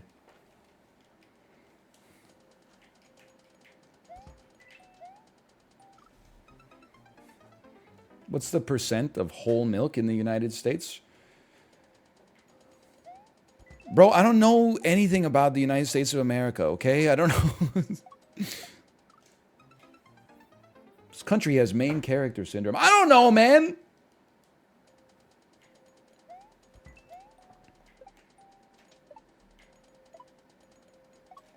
Here's a better question for you. What percentage of American cities have a Korean restaurant in them? And I'm not counting a restaurant that's called like Dragon Asian Cuisine, and it has sushi, other Japanese foods, Thai food, Chinese food, Korean food, also hamburgers and hot dogs for the children and the picky eaters amongst us. I'm not counting that.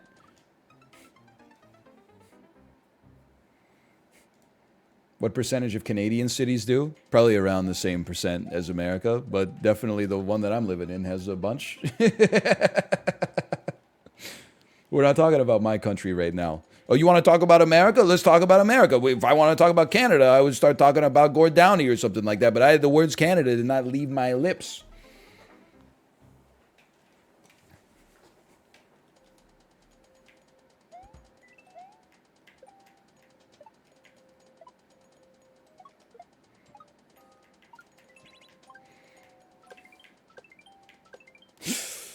One of these days. Read my lips. No new Canada. So true.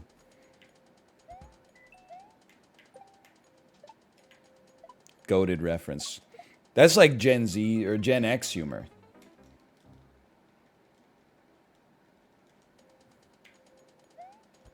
Canada probably has less Korean restaurant coverage. Probably is doing a lot of heavy lifting in that sentence. Do you work for Lonely Planet? I don't know. I don't care, actually. I guess the answer.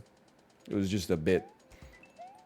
It's just another little distraction to get us through this so-called life. Starring Claire Danes, Jared Leto, and whoever the hell played Brian Krakow.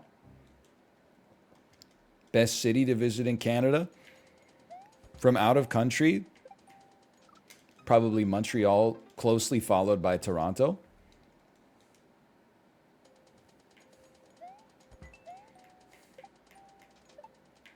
That would be my... It's hard as a Canadian to put myself in the shoes of a tourist, but...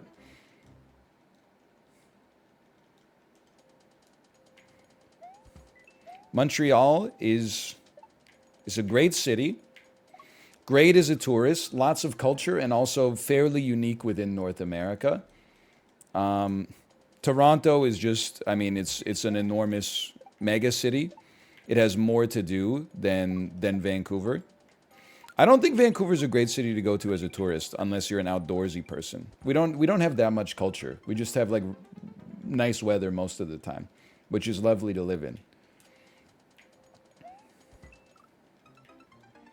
I think if you were not from Canada and you were like, I want to go to somewhere in Canada, after like Montreal, Toronto, Quebec City, the next one would be like, go to like Newfoundland. That would be a cultural experience. Go to like St. John or go to like the Yukon or something. It depends what you're into, I guess, though. Do not go to Coquitlam. Do not fly into Abbotsford International Airport and then drive to Coquitlam and go eat at a Cactus Club cafe. Okay, it's not like sometimes you'll find yourself in the area and like you could do it in a pinch, but like I wouldn't make that a destination type deal. Banff is pretty popular, but I mean we should go one day. I'm trying to mend fences. I'm trying not to insult Alberta so much. I'm realizing we all got to live in this together. It was a lot more fun to make fun of like Alberta when I didn't have a kid because I could take advantage of all the amenities that Vancouver affords. Now that I'm largely eating at chain all ages hamburger restaurants anyway as a result of having a toddler, I'm like, man, my ass should just like move to Alberta. Just save a lot of money. Oh, can you make it?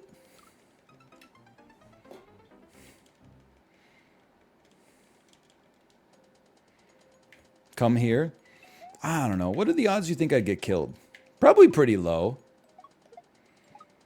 I do drive a car that has airbrushed Justin Trudeau shirtless on the hood, though.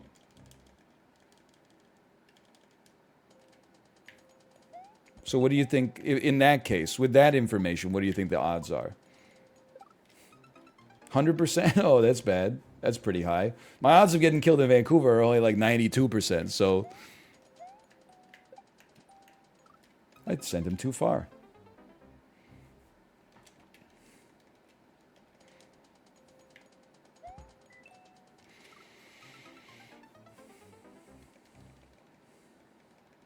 Imagine having the city with the highest income disparity in Canada. Bro, I don't have Vancouver. My ass just lives here.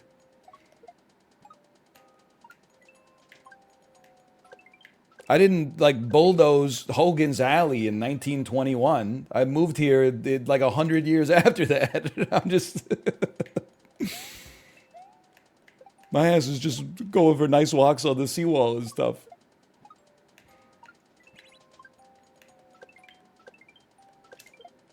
Imagine having an arena shaped like a saddle. I don't know. Did you build it? I'm just trying it out.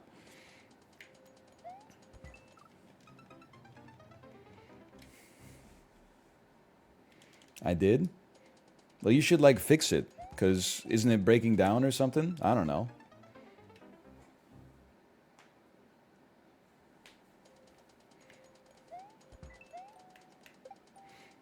Best Canadian TV show, and why is it Corner Gas? Controversial take. I would say that it's probably the 5:30 and 6 o'clock news on CKWS-TV in Kingston, Ontario, featuring anchors Bill Walsh and some other lady that I can't remember the name of. Survivor. So true. Because Canadians are winning Survivor now. It's our show. I don't make the rules.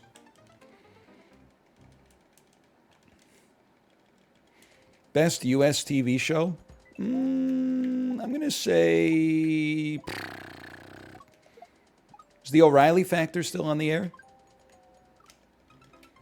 If not, then 16 and Pregnant.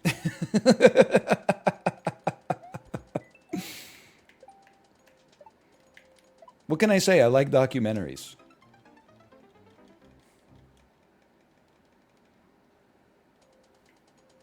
Woohoo! This is tough. What are we at? 10, 12? It's been almost an hour already. Holy cow.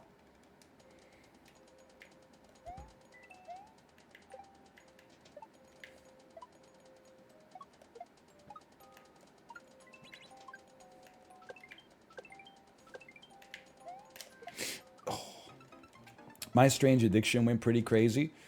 I mean, it's a great show, but I do think that like there's a genuine argument that maybe like the TLC execs, just in general, should be dragged before the International War Crimes Tribunal in The Hague, for like not only exploiting the people on the shows, but contributing to the erosion of literacy and intellectualism in the world.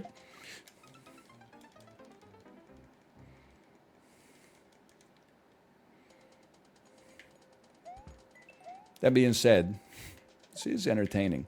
What's your favorite My Strange Addiction? Guy in Love with His Car is like a classic. Apart from that, I can only think of Woman Who Drinks Gasoline, Lady Who Eats Her Mattress.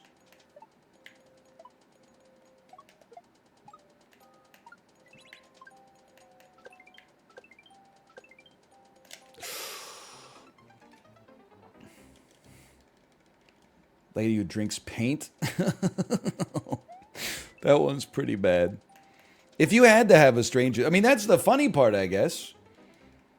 I guess the guy who was having a relationship with his own car, I mean, it seems the weirdest to us, but that's probably the most harmless of all the addictions on the show. At least he's not eating poison every day. Oh, yeah, the lady who marries the theme park rides. Human brain, like, here's the thing. I think some people watch a show like that, and they're like, look at how weird this person is. I watch it, and I'm like, look at how complicated the human brain is. Like, you're just one incident in your life away from, like, a couple of things being rewired and being like, I want to fuck the Superman Man of Steel ride. Like, I think it could happen to anybody. It hasn't happened to me yet, but, you know, one Peloton accident, and I don't know, like a lobe gets switched or something like that, and then all of a sudden you're like, you pop a big old boner on Drop Zone or something.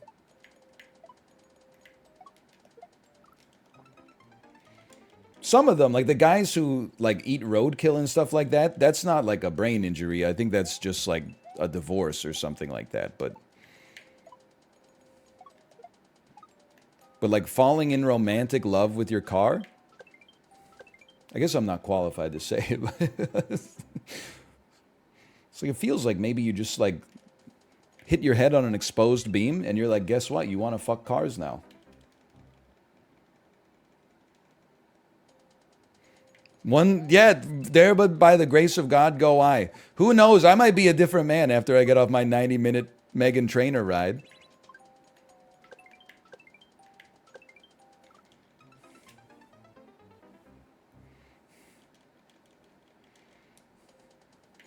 Maybe I'll be like, oh, this shit is great. It's like all the music from the 1950s, but modernized, which is better.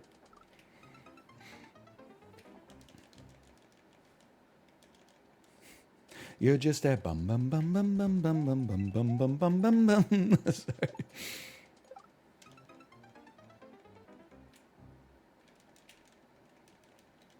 What is it? Stop all that mansplaining and listen to me. I am your mother. You listen to me. That's it. You're just a bum bum bum bum bum bum. Imagine if that was when I hit the jump.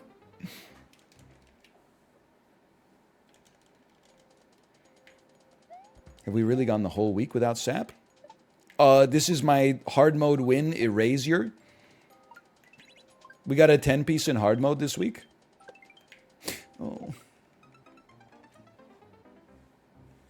Why does it become Mr. Sandman halfway through? You know, like, I don't make me defend Megan Trainor. It's just a reference. It's a sample. You know, like lots of songs these days do it. I'm not gonna say that, you know, Megan Trainor's not allowed to reference Mr. Sandman when like 90% of the people in chat went crazy when Weezer covered Africa by Toto. You know, it's just intellectually dishonest.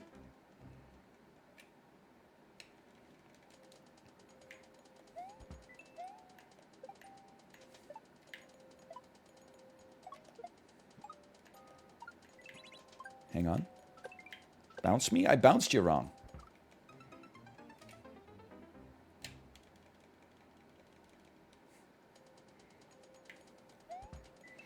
This is another honest question. Haven't we, like, discovered all the melodies? No, sorry.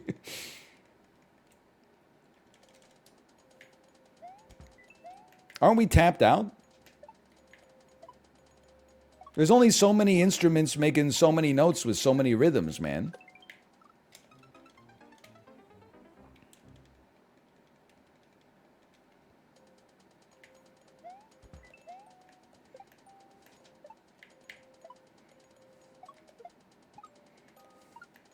People are saying it's the stupidest thing they've ever heard. I ask why. They say, hang on, I'm trying to find a video essay to explain it. What the hell? Defunct Land hasn't made a 90-minute video essay on this yet? Hold on, my opinion is being formulated. Could Drew Gooden please make a video essay on this so I have something to send to my friend? Fuck you! Sorry.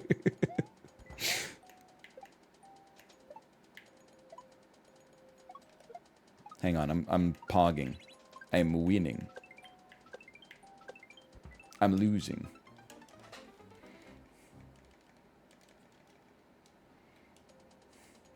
Just tune the guitars lower? Bro, honest question, what the fuck is a key?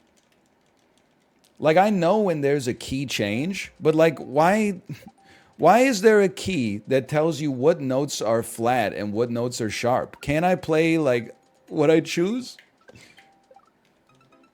Unironically, I did get the highest grade in grade 11 music class. I have a certificate my parents have in their house and everything. But like, these are questions everybody wants to know the answer to. There's rules? Yeah, but rules are made to be broken.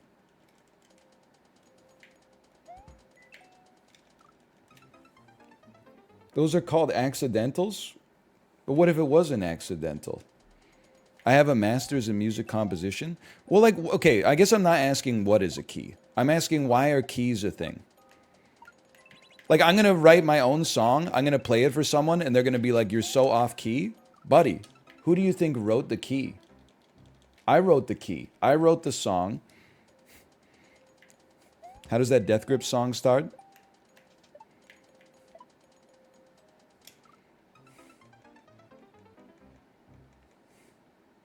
Why are words a thing? Well, I think it's the same thing as like, I don't equate it to words. I equate it to grammar. When people are like, oh, your sentence doesn't sound right to me. And I'm like, well, you know what I mean? They're like, yeah. And I'm like, well, shut the fuck up.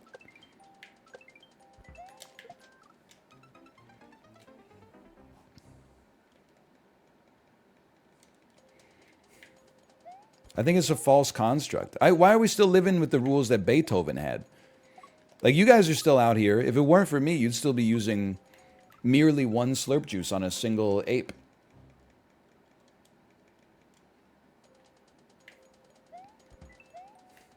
You wouldn't even be using up to 3 slurp juices on a single ape. You'd be like, no, it's just simple. It's the key of this ape is 1 slurp juice. He's lost it.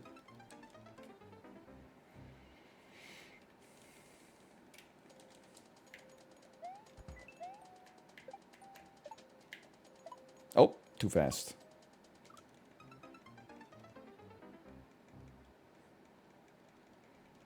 Overtones are what makes keys? What the hell are the overtones? What about the deftones?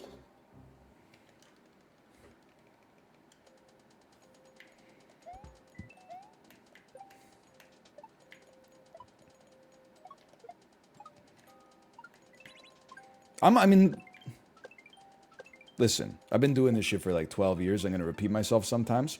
I also resent the idea that this song is bad because the rhymes aren't good. Like, oh, that they used a half rhyme. They rhymed the same word with the same word. Yeah, but is the song good or did it just fail like your weird third grade music rubric? You know what I mean? Like, what's the best verse of the 90s? Darling, don't you go and cut your hair. Do you think it's going to make him change? I'm just a boy with a new haircut, and that's a pretty nice haircut. One rhyme detected. They rhymed haircut with haircut. People are in tears in the audience.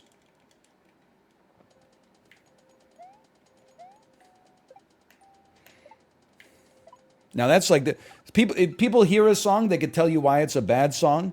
You hear a Pavement song, I can't tell you why it's a good song, but it gets me going.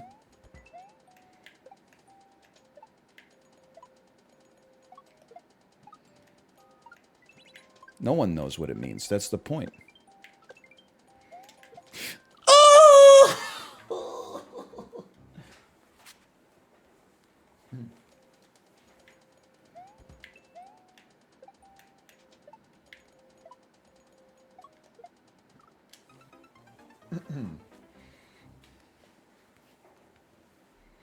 So close to on track.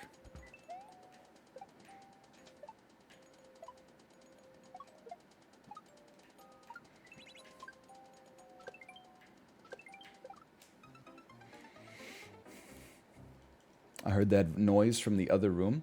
Do you have headphones on? Wireless headphones? Info, do you have wireless headphones on? Info, what percentage of the mortgage do you pay and what percentage does your spouse pay?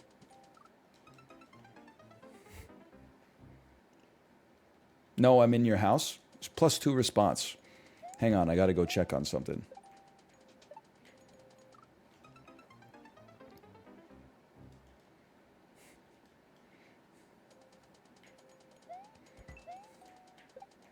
What about the jump of Luigi? How did it get so high? I wonder if he hops like an ordinary guy. Well, you're my fact checking. Sorry. Focus on the checkpoint in the mist. Apollo has a sister. I'm a blank want list of qualms you have and if. Excuse me, Mr. Malkmus. My third grade teacher said you can't rhyme quasar with laser.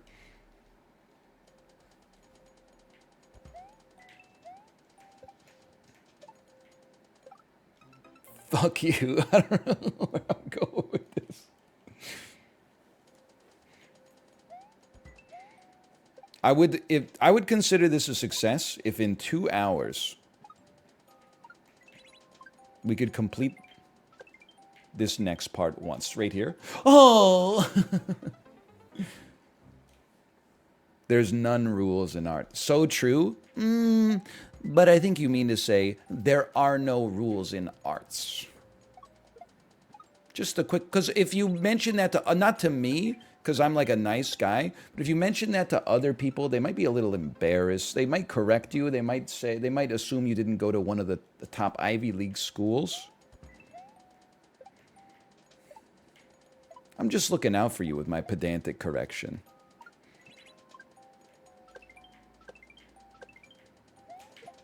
Oh.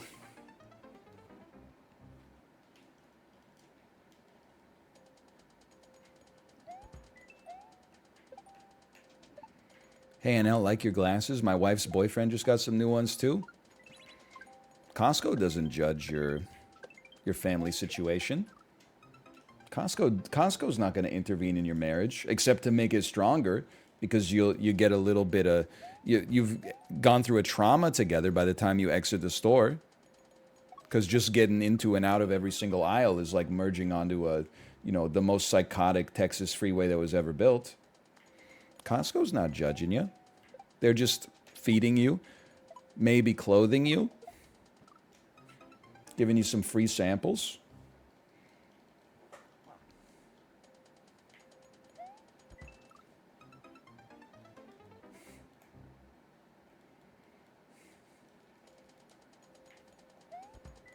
That's the Kirkland signature promise. I have a thought, though. I don't think this is going to be popular. I think they need to make a separate food court just for executive members.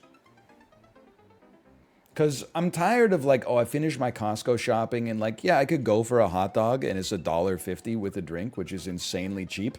But then I look in and it's like, I mean, it's like the Roman agora in there, you know? Like it's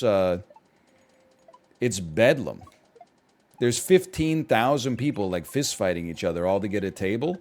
Imagine if there was like a lounge for the upper crust, you know, for like the executive members.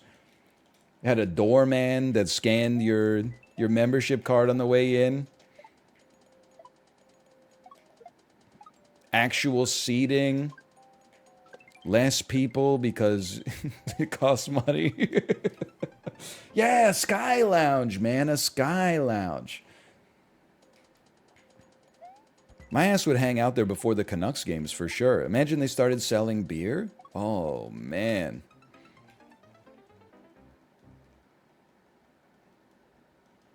Maybe they could have somebody in there to like shine your shoes. I wear Blundstones, but I mean, if I don't take advantage of the services, then why am I an executive member?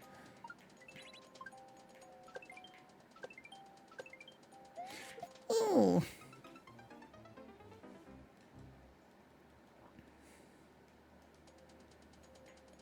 People actually sit down and eat at Costco. Listen, when we go to the food court, we try to. That's because we have a 2-year-old, so I can't give her like an ice cream cone and have her eat it in the car. My car is gonna get ruined, and she's gonna be covered in ice cream. We need a table, but people. I mean, it's their right to sit down and eat.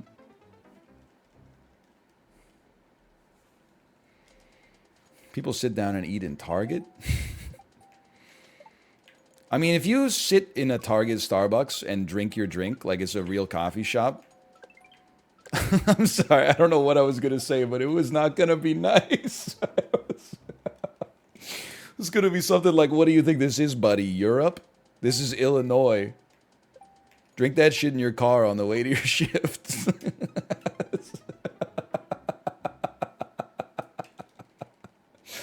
I'm sorry.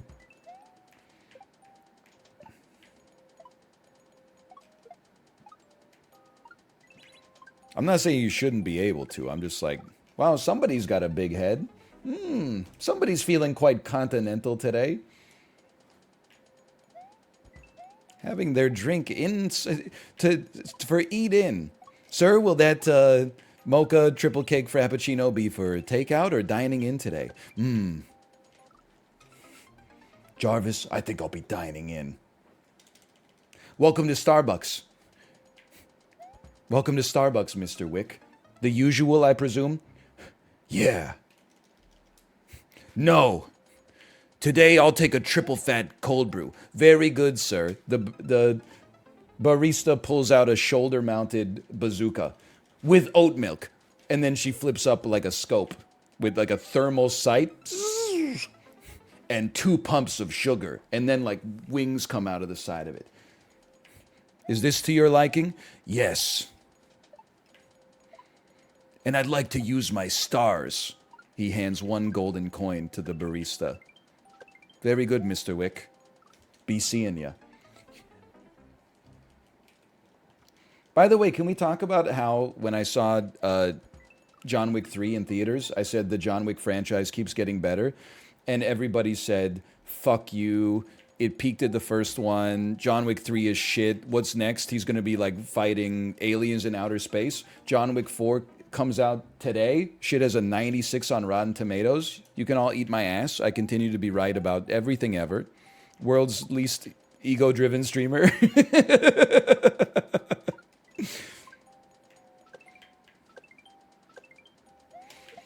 Oh!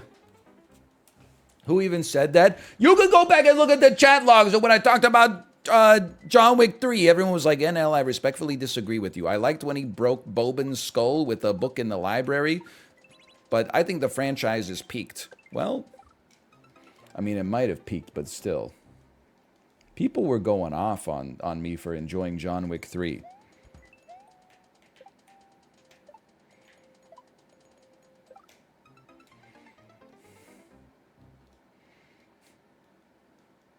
People everywhere were saying that. Yeah, exactly. Halle Berry sucked in that movie? No, I don't think so. I think she was okay. Plus, the movie's not called Halle Berry. The movie's called John Wick.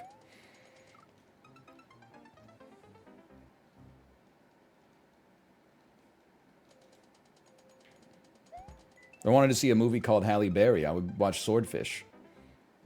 You're breathtaking. Bad chest.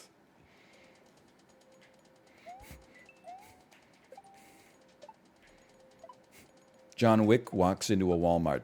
The greeter says, "Welcome to Walmart, Mr. Wick. The usual, I presume?" He says, "You're breathtaking!" The greeter says, "Oh shit, I'm in the wrong movie. This is not John Wick. I auditioned for John Wick. Catch my ass in some Netflix original rom-com instead. Oh, fuck.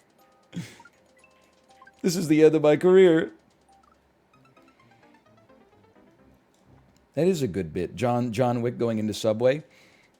"Welcome to Subway, Mr. Wick. The usual, I presume?" "Yes." They pull out an M16. "Cheese and toasted?" "Cheese, no toasted." They remove the angled foregrip and then place a slice of American cheese over the muzzle. Everything on it. 2 lines. Listen, I can't keep this going, okay? John Wick walking into a Subway. The usual. Bienvenue, d'accord, Subway, Monsieur Wick. The usual, I presume? "Yes, cheese and toasted this time." The sandwich artist proceeds to make him an Italian BMT on Italian herbs and cheese with everything on it and reduced fat sub sauce.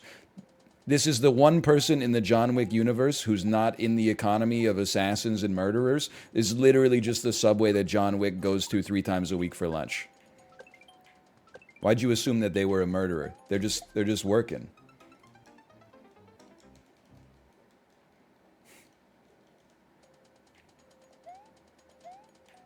They're literally just a guy.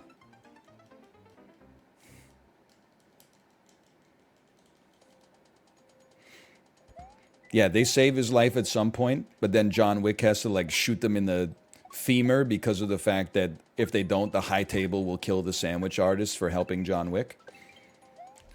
Oh! Did you see the TikTok of the Subway regular skit? I did. I believe that there are people like that go to Subway. I recognize that it's a joke, but I do believe that there are people like that go to Subway anyway. I've seen some crazy people in Subway. Closer, closer. It's not me. I'm not condescending to service staff ever. I'm only condescending to my paying subscribers, okay? It's like, it's Findom, sweetie. Have you heard of it?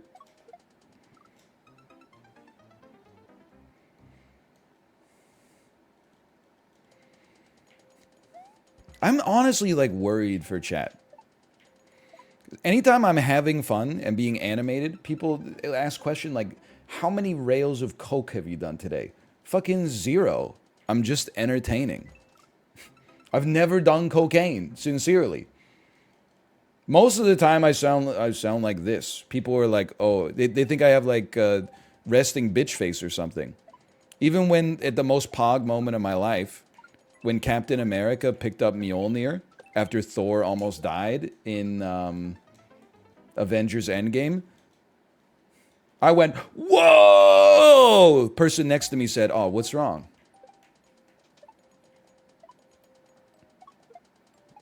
But then I get a little animated. People immediately assume I'm on some form of stimulant. I had a cup of cold brew at 6:15 a.m. That's about it.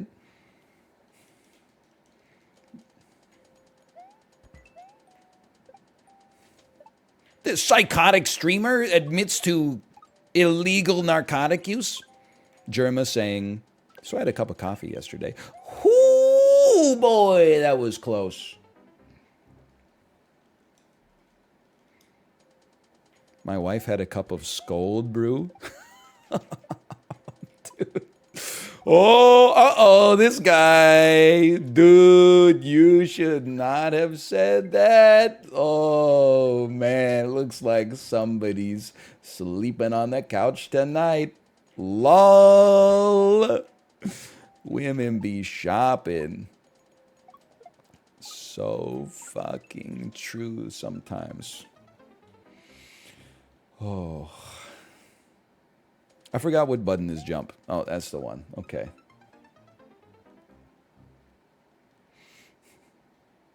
It's not true, but you can imagine that it would be true, which makes it true.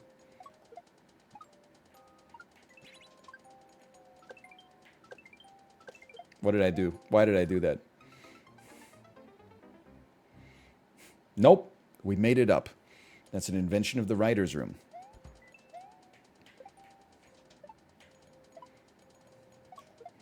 What class should I play in Diablo 4? The hater has logged on. The Diablo 4 hater is logged on. I'd love to tell you that it's due to my principles, but really I watched Dan, like 5 minutes of Dan playing Diablo 4. He was in the brownest, grayest forest I've ever seen in my life, beset on all sides by browning gray enemies. And also just brightly colored text showing loot everywhere, like loot overload. And I typed in his chat, I said, amazing color palette this game has, and then I closed the tab.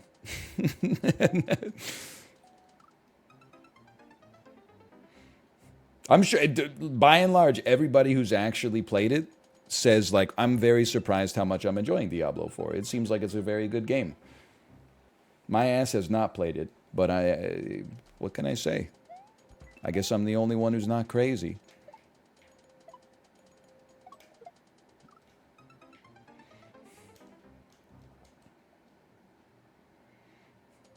What team are you in Pokemon Go? I'm Team Valor. That's a red team, right? I'm on the red team. Because my wife was on the red team as well.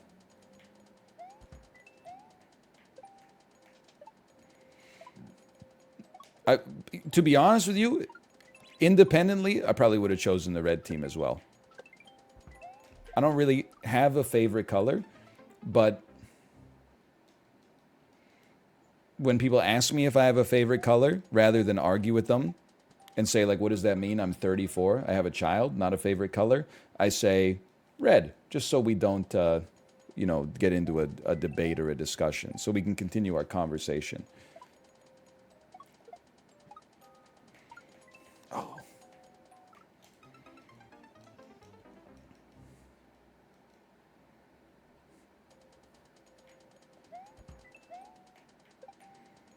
I feel like being Team Valor affords me no benefits and causes me no drawbacks. I guess the drawback is that when I get knocked out of a gym, it's by Team Yellow and Team Blue.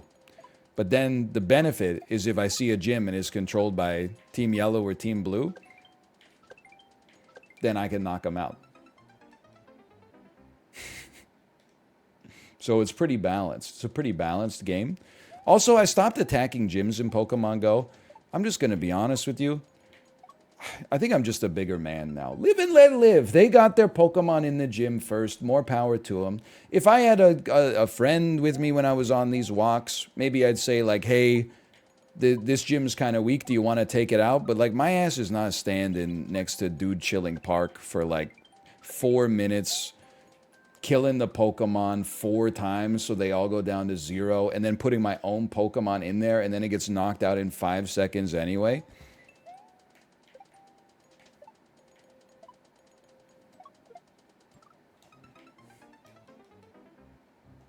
Yeah, I like to walk around. I like to catch them. You have to do it or they won't get coins. Someone will knock them out. Someone else will do it. I don't consider it my duty to knock them out of the gym.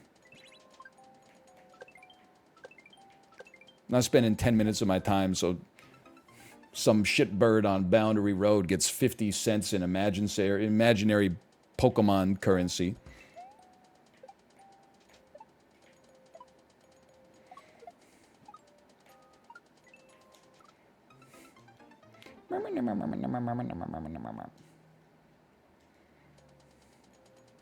I would fight a gym on its deathbed.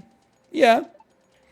I mean, pretty much right now, the only way that I get Pokemon in gyms is like I walk by a gym that's already red, and then I look at it, and there's only like one Pokemon in the gym. And I'm like, bro, easy. Snap pick, slacking, get in there. And then like 3 seconds later, I get a message that's like, some Team Blue nerd named like Poke Crazy Jay-Z fan 2002 killed all your Pokemon after you earned 0 in-game currency. And I'm like, why did I even bother?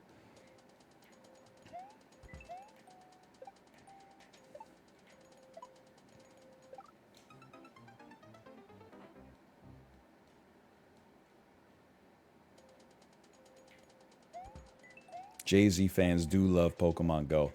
Actually, can I tell the most annoying thing at Pokemon Go, in Pokemon Go, is when I get knocked out of a gym and then I see who knocked me out, and it's one person with 6 phones. But then I think of what that person's life must look like, and I don't feel so bad.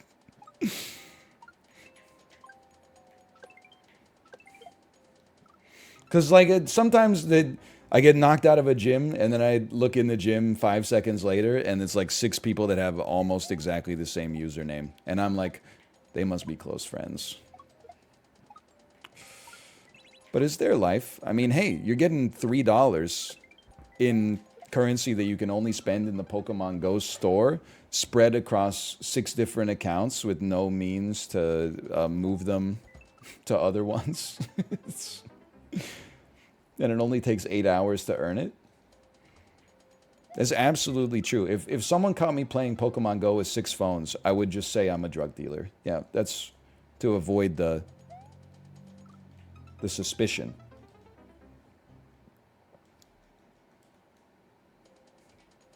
Hey, NL, maybe mix it up and try something new instead of failing the same way every time. Hey, introverted rat, maybe stop embodying the spirit of your name so much. We're all having fun here. We're just trying to enjoy life. I don't see why you have to be so toxic. I don't see why. I mean, are you really, you're here to see someone be good at Mario? That's what would really perk up your day, is watching another person control a digital man flawlessly? Well, then you're in the wrong place. And also, I think you should find God, quite frankly. I think you should find a more fulfilling hobby that adds value to your life.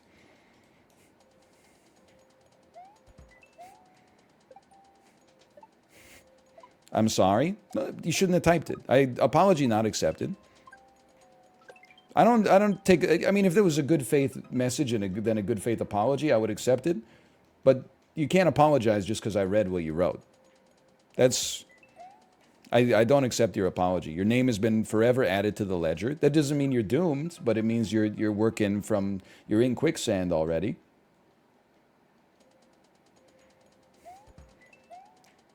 I wouldn't time them out. We've made our point, I would say. Hang on. Also, I can't alt-tab. I'm in a race right now. Ooh!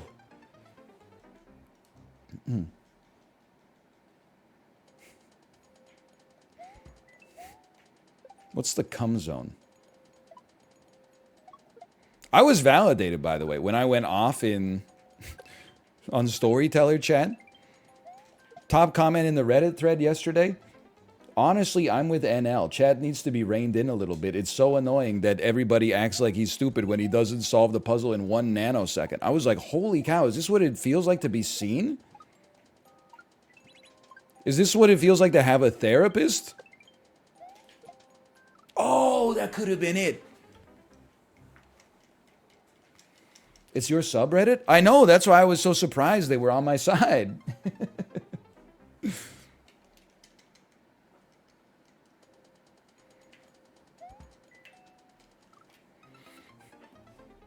Normally, I'll be like, my favorite American state? Washington. And then there's like 1,000 messages. Green text arrow. Ignoring California exists.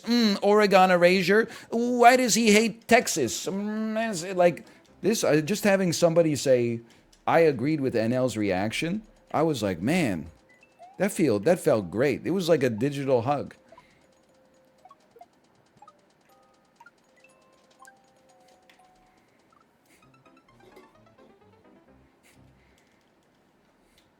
Felt amazing.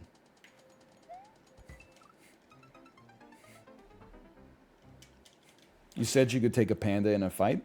Honestly, I still haven't seen any video evidence that that take was wrong. Everybody else that disagrees with me so far, they seem to just appeal to emotion. You really think you could do this with no evidence whatsoever? Or they simply point to like a unsourced fact on the internet. One panda for 1 meter ran at a speed of 100 meters per second. I'm just saying I don't buy it.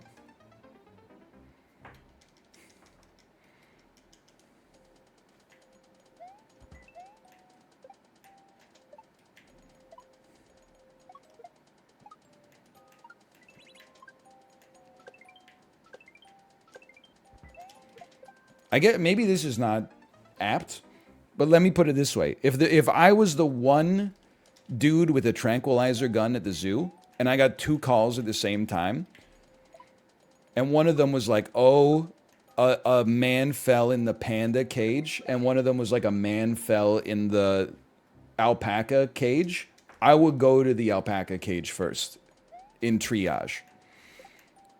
And if the dude in the panda cage was like, save me, I would be like, bro, I'm gonna get there, but for now, can you just like stay away from the panda? Like, oh! New record! I'd be like, sir, calm down. I'll be there in 10 minutes after I tranquilize the alpacas. For now, my recommendation is stay away from the panda, and if it moves closer to you, move away from it again.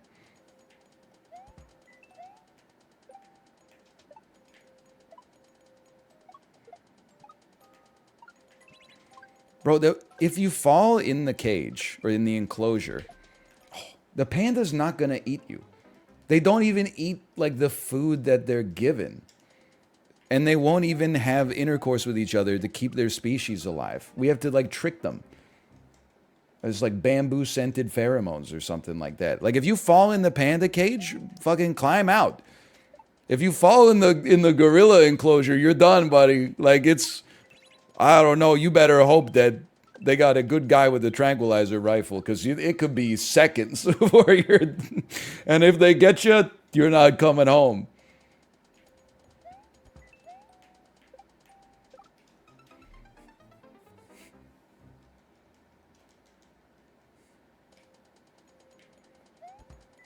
That's because we destroyed their habitat? I didn't do shit, man. I'm playing Super Mario Brothers, okay? I'm literally just... I'm playing a video game right now. My ass has never even been to the gorilla habitat. Pretty sure like 70% of that shit happened before I was even born. Much less like culpable for it anyway. Your ass is sitting here watching me. Like, you know, I'd say you're pretty innocent as well. Unless you're like a gorilla poacher or something. I didn't do anything. I'm just chilling. Yeah, we're just innocent men.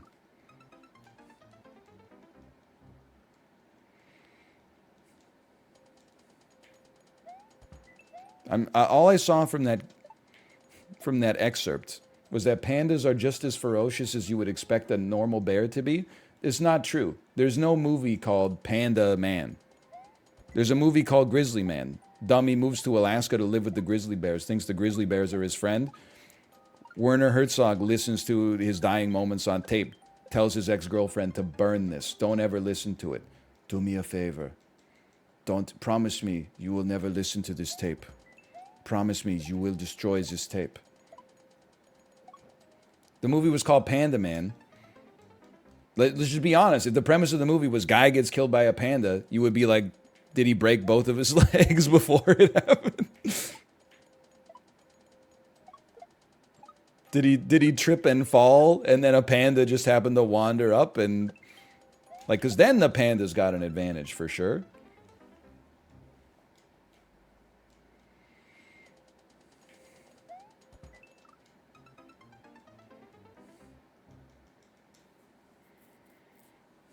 Werner Herzog had a good career. Why is his ass in The Mandalorian now? Because it's fucking fun, probably. My ass would be in The Mandalorian for sure if they asked me. I don't care. I'll play Dick Splitto. Doesn't bother me at all. Seems like a great time.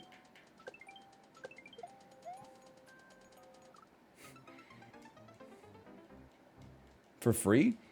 Yeah, I would be in The Mandalorian for free. It's like a once-in-a-lifetime experience. If they wanted me to be a recurring character, then we gotta make their pockets hurt. A cameo for free, though.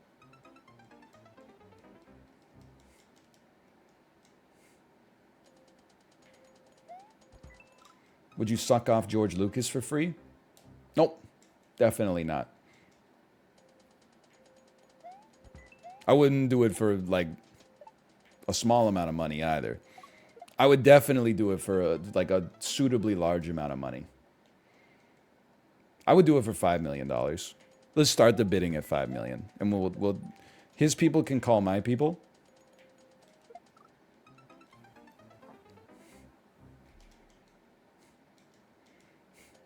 I'll give you 4. No, the bidding goes up. Not if it's between you at 4 and George Lucas at 5. If it's between anybody at 4 and anybody at 5, I'm taking the person at 5. I don't think there's that much of a difference, you know, from my perspective. If anything, it's probably George Lucas would probably be easier. I bet he would come quick because he's a Star Wars fan.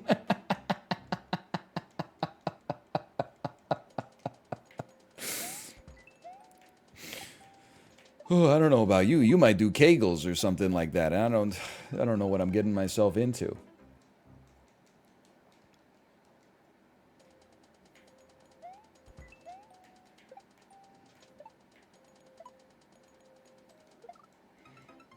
That's the millennial retirement plan. Hope some sick billionaire freak pays you $5 million to suck him off once.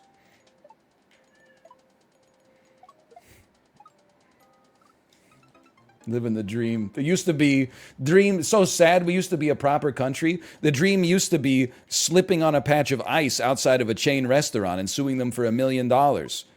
Now the dream is that some freak billionaire wants you to suck his dick. He's willing to pay you $5 million and a horse to get it done. Inflation's a bitch.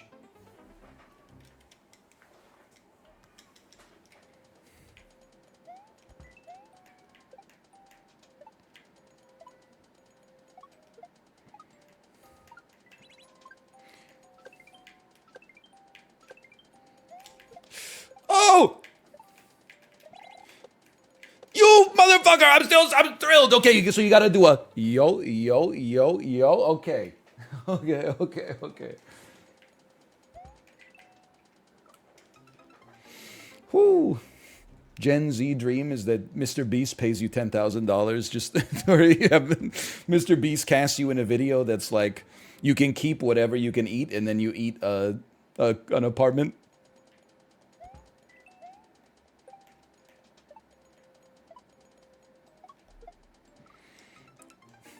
Apollo should not have had us play this level. Did you see that it was made in like May 2020?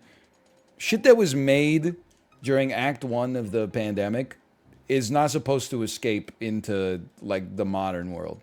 We were all fucked up back then. Everyone was playing 12 hours of Animal Crossing a day, like drinking Chardonnay for breakfast and watching Contagion 10 times in a row. Like,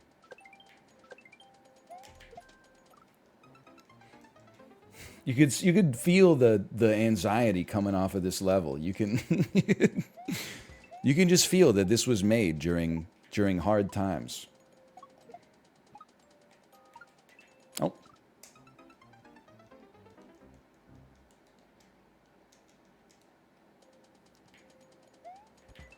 You can sort of feel the uncertainties in the Koopas falling.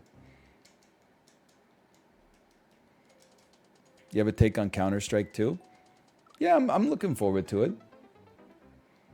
I wouldn't say it's going to be a tentpole game for me, but like, if I could get a team of boomers together, I would definitely play it. I like Counter-Strike. The only reason we didn't play Counter-Strike on Team Unity is because, like, quite frankly, Apollo's too young. He doesn't understand what people were working with in like the year 2000. Or 2001 when Counter-Strike originally came out. You didn't understand how amazing it was to just be, like, to have a 5 versus 5 shooter that wasn't just team deathmatch and, like, it worked online. Oh, man. Oh, we could have made that. You can shoot the smoke now.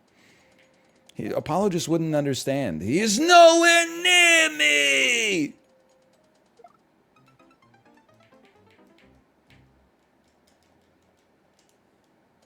Justin, no. Justin's a... Well, I can't play with Justin. Justin's too good.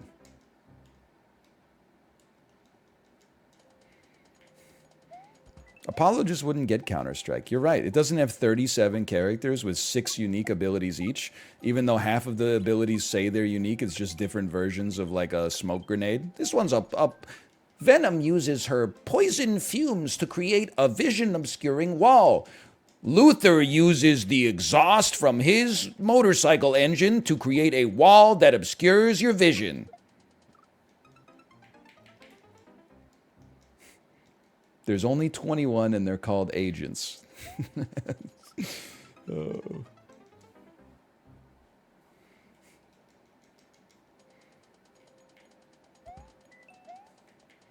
John Wick going to a Valorant store. Arrivederci, Mr. Wick. The usual, I presume? Yeah. John Wick sits down at the computer. Does what the he's going, what the fuck is this? What the fuck is this? Where's... John Wick in round 1 of a Counter-Strike lobby. The usual, I presume? Yeah. He buys a deagle. He runs it down mid and gets blapped instantly by a team full of people with CZs. And throws his PC in the dishwasher. He goes to Best Buy and buys another one with one single coin made of pirate gold. The usual, I presume, Mr. Wick? John Wick picks up a Chromebook from a stack of Chromebooks underneath a display of a Chromebook. Yeah, this one's perfect. But can it run Crysis? What a delightful bon mot, Mr. Wick. I don't want to be gauche, but can... But the Best Buy requires your payment, sir. Can I put it on card? They exchange a wry smile. John Wick pulls out 2 golden pirate coins. Here's an extra one for your troubles. Very good, Mr. Wick. Be seeing you, Bartholomew. Not if I see you first, Mr. Wick.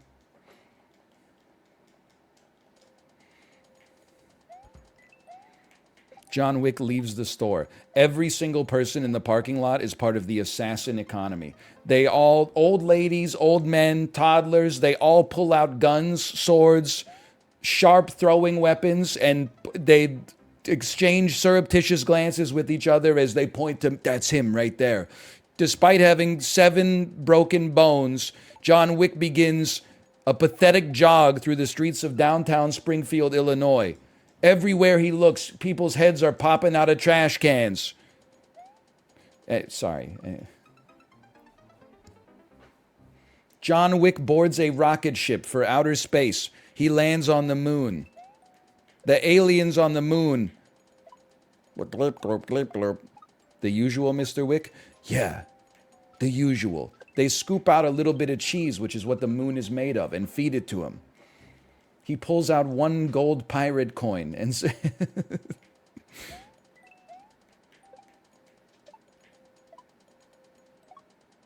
probably should have thrown the shell there.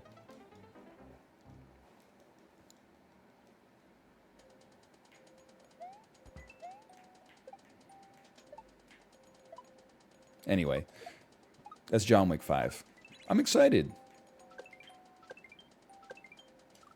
From the twisted minds that brought you John Wick 2, and Movie 43. They should make a Wick movie, man. Now, Wick movie.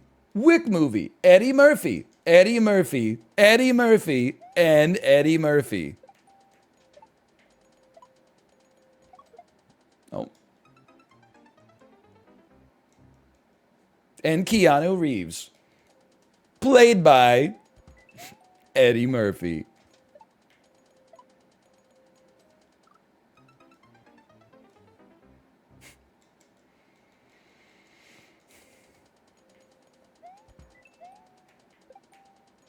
That's all I got. Jeff Portnoy. Jeff Portnoy. In the Fatties. Oh, too early.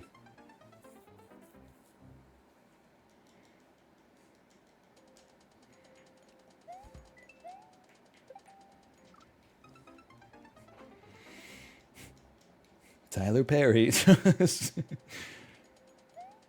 I'm a little disappointed. It dawned on me. You know, we're almost at the end of March. I missed another opportunity to do March Medea-ness, but maybe next year.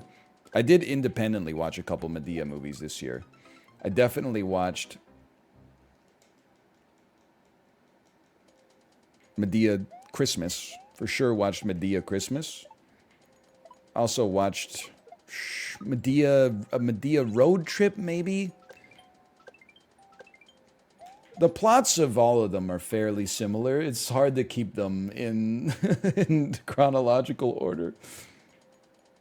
Actually, you know what? Never mind. It's Medea Christmas that is the road trip.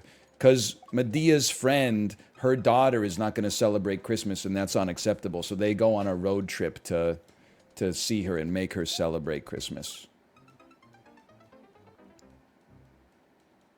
I haven't seen Medea Goes to Prison. I have seen a Medea Family Funeral. That one's it's a little macabre compared to the average Medea film.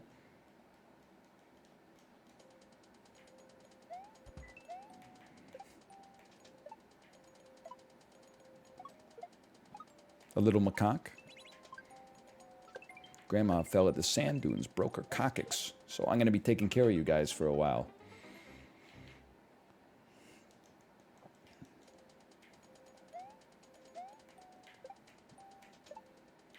I can't make it. I can't make it. What crime did Medea commit? Tax fraud.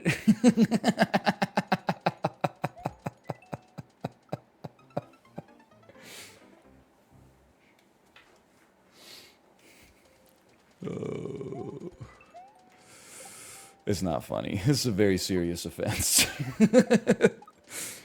And that lady is gonna fry. Oh.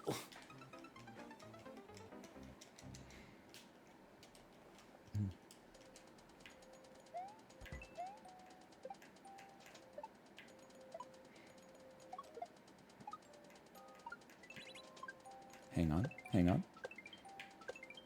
Oh, my controller.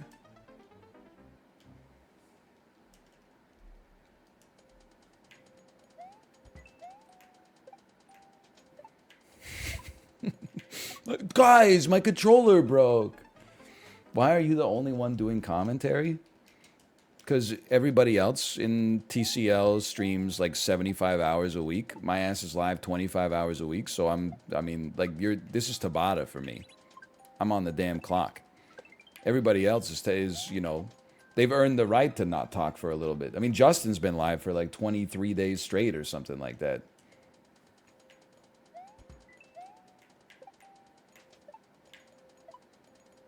I'm going to cut the man some slack.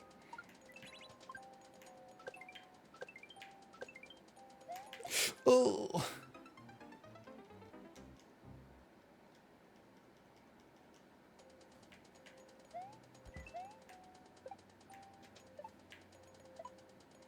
You ever banned someone from your channel?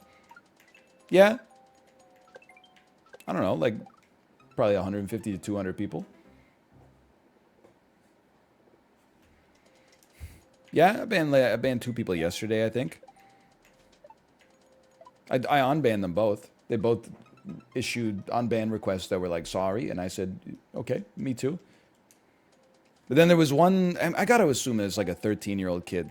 They literally spammed, can you please start a crypto scam so I have somewhere to waste my money? They spammed it in chat like, no joke, like 100 to 200 times, and that was the only message that they ever posted. And then I banned them. After seeing it 200 times, I was like, come on. And then in the unban request, they're like, I didn't even get a warning or get timed out. How was I supposed to know? Can I please be unbanned? And I've just got the request sitting there because I'm like, I'm not... What do you mean, how are you supposed to know? How am I supposed to know typing the same idiotic shit literally 100 times in a row is going to be annoying? I don't know. Like, existing on planet Earth for 1 second? I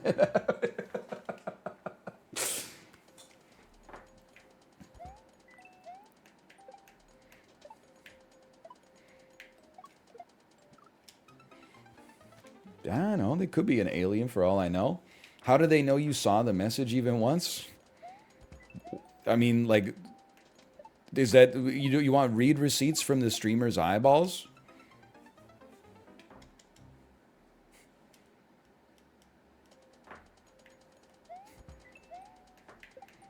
I mean, just for me personally, I know nobody's gonna listen to this, but I would say a good rule of thumb is if you've typed something 3 times and I haven't responded, at that point, it's statistically likely I've seen it and chosen not to answer. It doesn't mean your message is bad. It just means it might not be to my liking to answer it. Oh! Damn, 3 times. He's holding your mojo in his secret volcano lair. Where is Dr. Evil's secret volcano lair? You'll have to kill me, I'll never tell. Where is Dr. Evil's secret volcano lair? I spit at the question. Puh. Do I really have to ask you 3 more times? Go to hell. Where is Dr. Evil's secret volcano lair? Ah, that's 3 times. No, because... anyway.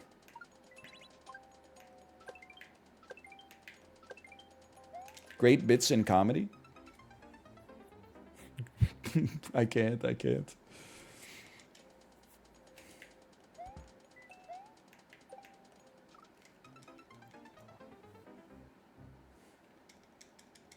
end. Also, you shouldn't just be typing messages so the streamer sees them. Like, that's... Unless the streamer has asked for, like, hey, where do I go? How do I beat this level? You should be typing messages to entertain the other people in chat. Like, if you're at a hockey game, you shouldn't heckle the players to make the player feels bad. That's like bullying. You should heckle the players to make the people in your section laugh. That's called being an entertainer. Louis Erickson, you bum! You bum! You will not make this putt, you jackass!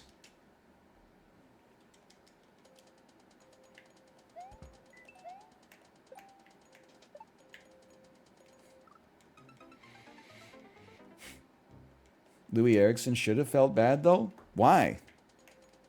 My man signed a $6 million contract. I would feel amazing. Especially because as soon as he signed it, he stopped working.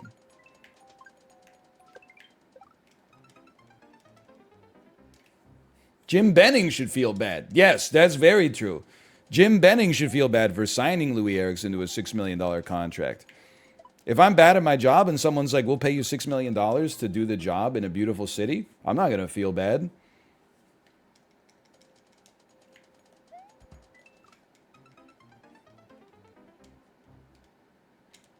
I do. Yeah, GMs get off easy, man. Players get off. Like, I get so annoyed when people talk about, like, oh, I know that a player has, like, a no trade clause and their contract value is like 5 million lower over the course of 6 years than it should have been because of the no trade clause. But we're rebuilding now.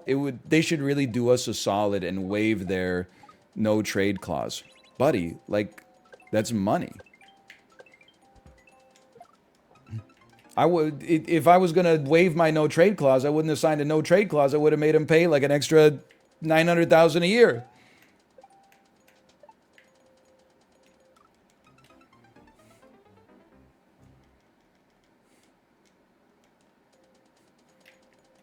All right, this is a dead bit. I'm realizing.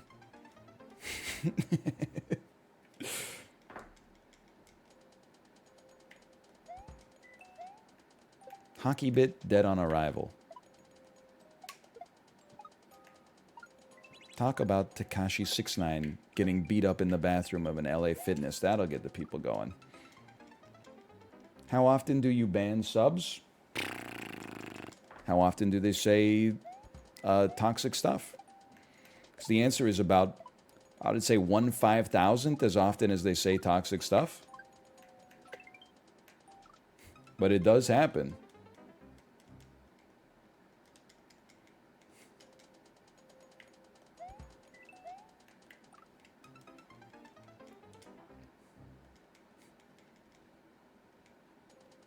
Talk about Sofia Coppola's daughter getting grounded for trying to steal a helicopter. I watched the Sofia Coppola's daughter TikTok and just didn't, I don't know if it's just that's where I like exit from culture or whatever, but I was like, I don't understand why this is noteworthy at all.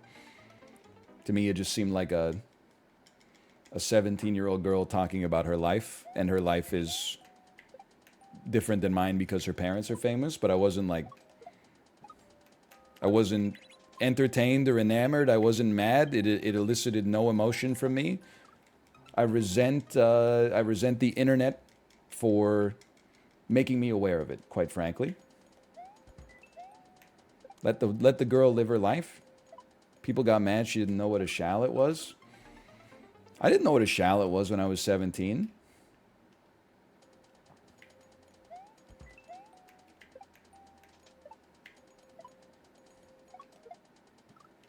Probably figured out what a shallot was, I would say, probably when I was like 20, if I had to guess.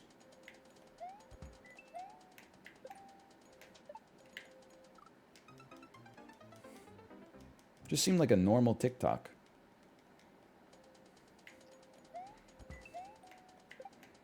Define a shallot? A shallot is when an onion decides to cost 3 times as much money. Oh. Holy cow, they went crazy for that one. They love that one. I knew he should have gone with the grocery store humor. You got to stay in your lane. I'm out here trying to improv all of John Wick 6. Should just be saying, what's the deal? What's up with papaya, man? Why are you so expensive when you don't taste that good? Why am I paying mango prices for pear flavors? They're loving it! I'm taking this show on the road.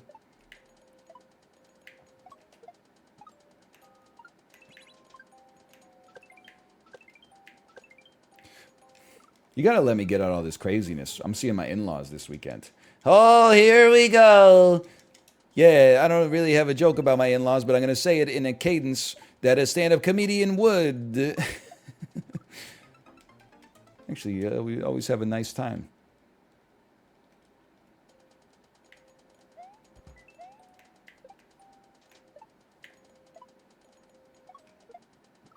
New in-laws? No, it's the same ones. No, it's not my mother-in-law. This is brother and sister-in-law.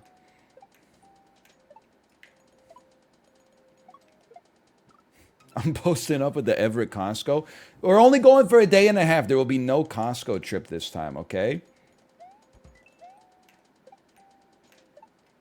I'm not making the same mistake. I'm not buying 3 kilograms of goldfish thinking somehow like we're going to eat it in 2 days. It doesn't make any sense.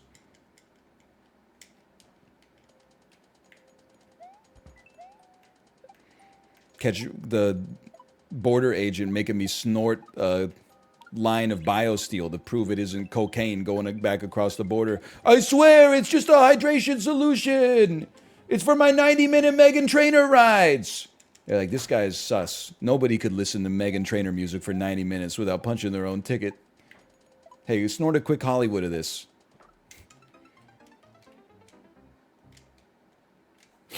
I could have my Gucci on, I could have my Louis Vuitton, even with nothing on. I made you look, woo! You with nothing on, I made you come. I stole that from Chad. I made you come. He made you come.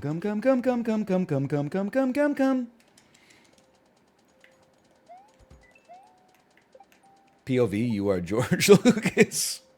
And I'm invoicing you on net 60 for $5 million. Don't ask what for. No.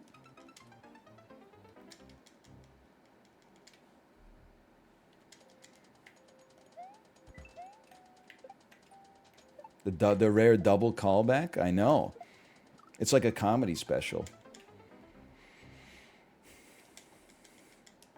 Like a comedy special from like this year, because it's not very good. The world went a little... Anyone else think the world's a crazy place these days? You see Chris Rock's new special? I did, and I did not like it. There were parts of it that I thought were reasonably funny, and then there was a lot of it where I was like, stand-up comedians need to retire as soon as they get rich. There are very few comedians who got like insanely wealthy and then went on to produce good work. There's just something about it, like... Eddie Murphy? I don't know Eddie Murphy's, like, his trajectory. But I know that he, was on SNL, so he was probably doing okay. And then, like, his best work, I guess, is probably... Well, I don't know. It depends. Raw and Dangerous are, like, very important comedy specials. Daddy Daycare? So true. Norbit? Yeah, I think Eddie Murphy kind of quit when he got ahead. He started doing movies instead. I mean, this is... We're not ready for this take. Someone said, what about Louis C.K.? I think you're actually right. Like, Louis C.K. was still making pretty good stuff. He just got canceled. It wasn't that he became, like, a bad comedian. It's like... I feel like he was a pretty okay comedian. He just had a dark secret that came to light. And now he's probably got to be bad at stand-up comedy, right? Because he has to do, like, the anti-woke across America tours now, where he's touring with, like, Jeff Dunham and the dude with the funny face from Half-Baked. So now he's got to... Like, that is... Anyone else... I don't want to go off on a rant here, but does anyone else think that Louis C.K. is kind of the Lydia Tarr of stand-up comedy? Jim Brewer, that's his name. Man's opening up for for Jeff Dunham. Jeff Dunham, dude, you gotta go see the new Jeff Dunham special. He literally just does 45 minutes of Ahmed the Dead Terrorist. It's so funny. Same Dunham, more Ahmed.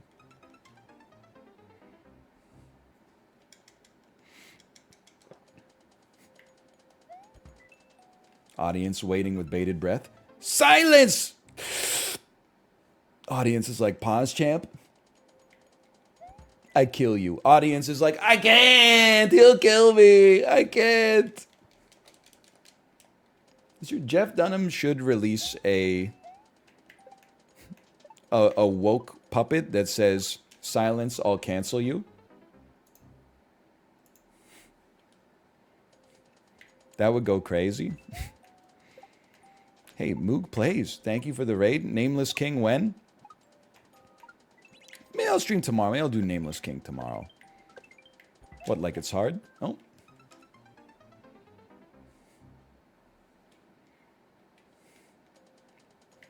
Who's gonna tell him? I am your mother. You listen to me.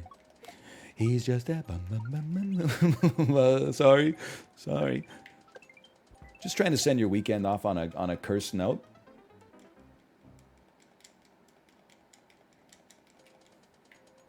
Hey, what if Jerry Seinfeld was in the Matrix? Get me out of the Matrix, George! Jerry, I'm trying. All I needed you to do is find a payphone. A payphone? It's 2023! I'm gonna be here forever!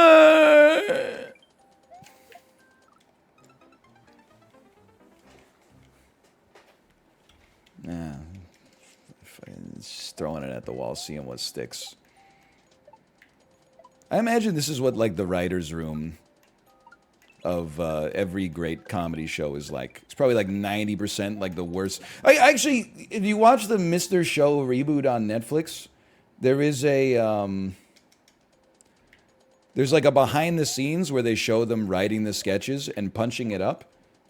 The reboot is pretty good, and like the part where they're in the writer's room is like 95% the funniest people on earth suggesting the worst fucking jokes of all time. So it gets there somewhat. At some point, they go from 1 out of 10 jokes that everybody politely laughs at to like the 6 out of 10 jokes that you see on the show. And I say that in a positive way.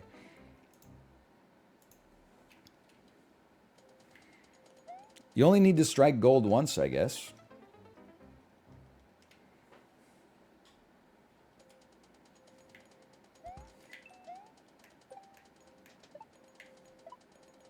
I mean, even David Byrne probably rehearsed Dancing with That Lamp for Stop Making Sense, right?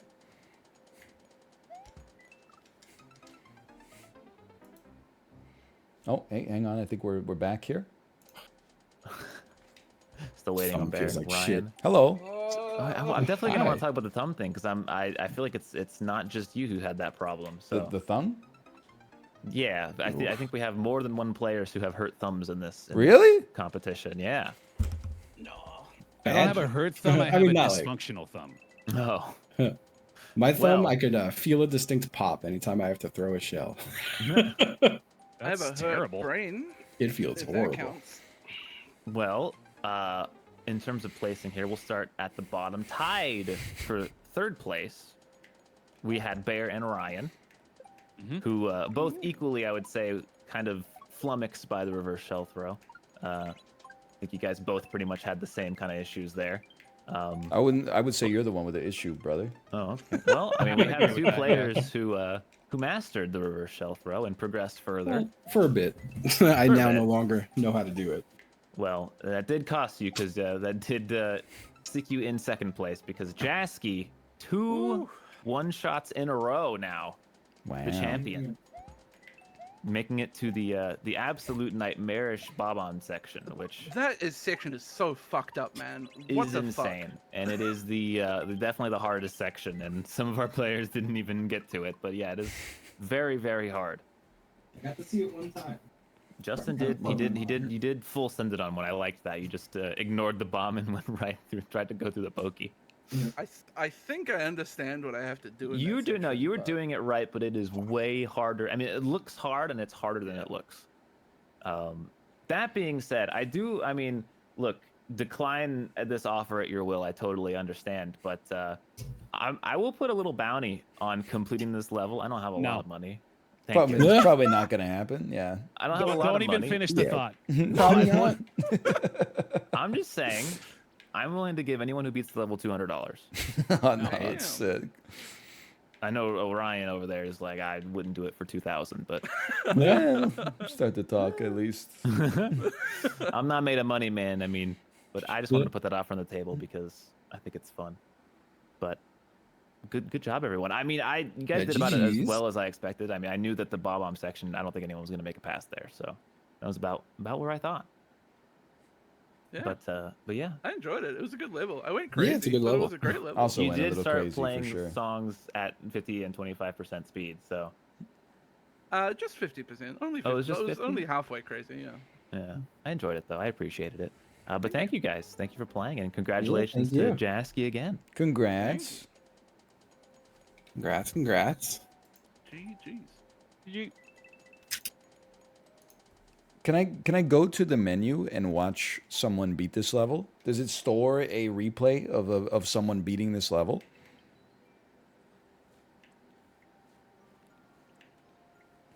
Or that's Mario Maker 3. That's crazy. That level, that's too damn hard, man. Apollo has clips. Okay, so all we need to do is have Twitch release like a feature that adds any sort of sorting or discoverability into the clip. I don't want to go off on a rant here. I go looking for a clip of my own stream.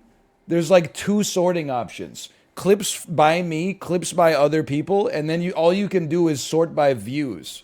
Catch my ass sorting through like 100 clips that all have the default name because I sneezed and some freaks out there are getting off to that sick shit. Trying to find the one clip where I'm looking. Anyway. Let me see if my wife is ready to stream. I don't even know if she's here. I don't even know if she's in the home right now.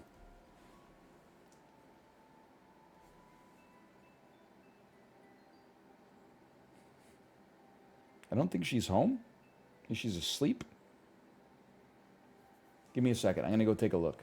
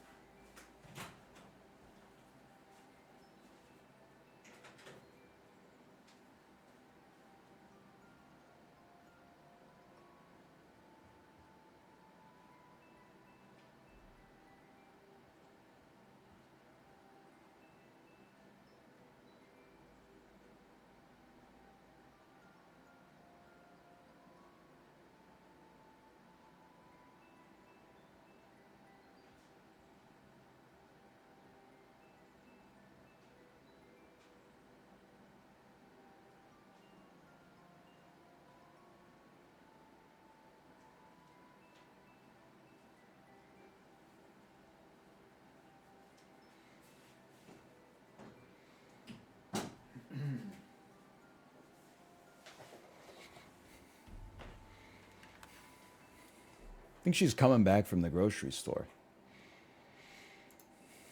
Let me see this clip, Here we go. okay? All right, this is Shell Shuffle 2.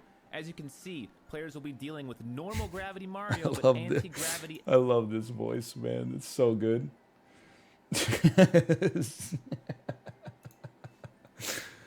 Oh, man. Hang on. I'm embarrassed because the clip loaded in 360p. Here we go. All right, this is Shell Shuffle. True React streamer.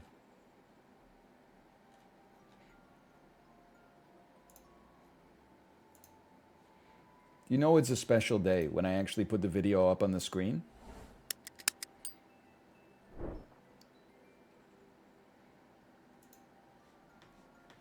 Nice branding, man. 2. As you can see, players will be dealing with normal gravity Mario, but anti-gravity enemies and items and objects. They'll have to be balancing shells, jumping off of them, do a reverse shell throw there. Walk Well, over that's here, as do far some as we small got. Z jumps and crisscross back and forth on these falling spinies to jump over into the bomb section where most players will probably be stuck all day because you need to be able to juggle the bomb twice, throw the shell in between, and then do another shell juggle here, throw up, throw to the right, jump, reverse throw, and into the pipe. That's your first checkpoint. It's simply just that easy. If some miracle happens and someone makes it this far, players will have, again, another jumping section here with a shell, which you know, they've done a shell throw by now. One reverse, up, another reverse, onto the loop-de-loop section, which, again, if someone makes it here, they'll find it probably to be the hardest section because these jumps are Oh tight. my god. Run through the section twice. That's why it's loop-de-loop. Another throw, landing there. Then one final section here with a couple of tight shell throws. That's so good. Hi. Oh, you got a toy. It's a rainbow kitty. She says she loves her so very much. Whoa, you love it so much? And then we got this picture from the claw machine. For Yo. the first try. First try, they want to Pichu. Yeah. I Great moved job. the claw, and then our daughter pushed the button, and then we're like, Wow. and then got it. She doesn't even know how lucky we are. She was like, that's okay, but I want a Pikachu instead. And Wow. I was like, oh my god, girl, you don't even know how lucky you are. And then we went to the different store and had the rainbow kitty, and she's like, wow, Wow. she's so pretty, and she's in love. Right? D. I just need to put my hat on. D. We had a great time. That's I good. think after your stream, if you can do a potty time with her. I Okay. got a chocolate bread for her so she can have that for lunch too. Okay. Let me know when you are ready to go live, and I'll send them.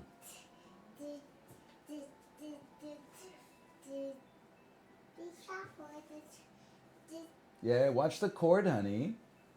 You don't want to trip over that. Oh, and then she said she wanted this juice. Okay. Honey, you gotta walk around the cord. Here. Come this way. No, you don't have to step over it. Okay, that's good. You did good.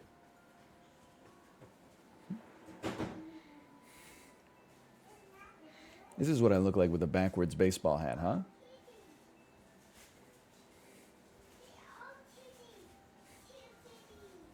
How is it?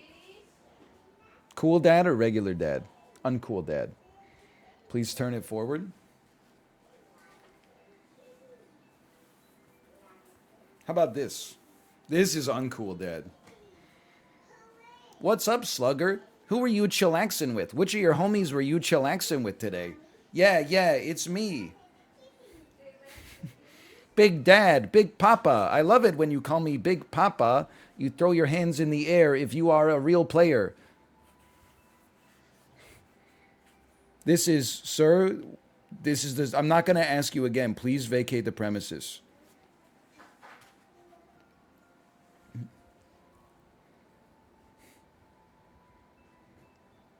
Classic NPC dialogue. Yeah, it's me. I like to rhyme. It isn't a crime.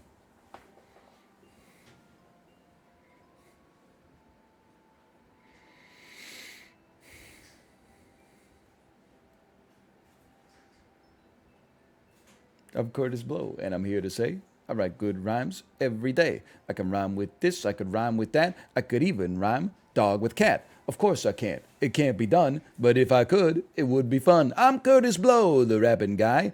If I see you, I would say hi, 'cause hi is what we like to say when we see people on our way to the store, on our way to the park, on the way in the day, on our way in the dark. I'd bring a light if it was too dark, 'cause if there was a dog, he'd bark. I'd shine the light in his eyes, and then I'd turn and run and hide, 'cause it wasn't a dog, it was a big werewolf.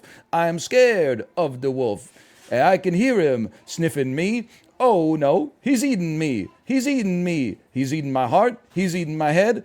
I didn't get a head start. Now he's eating the rest of my body. Now I'm poop inside of his small intestine. I'm Curtis Blow. I'm making my way through the water, no, you know? Hang on, sorry. I'm just... POV, you are Curtis Blow getting eaten by a werewolf?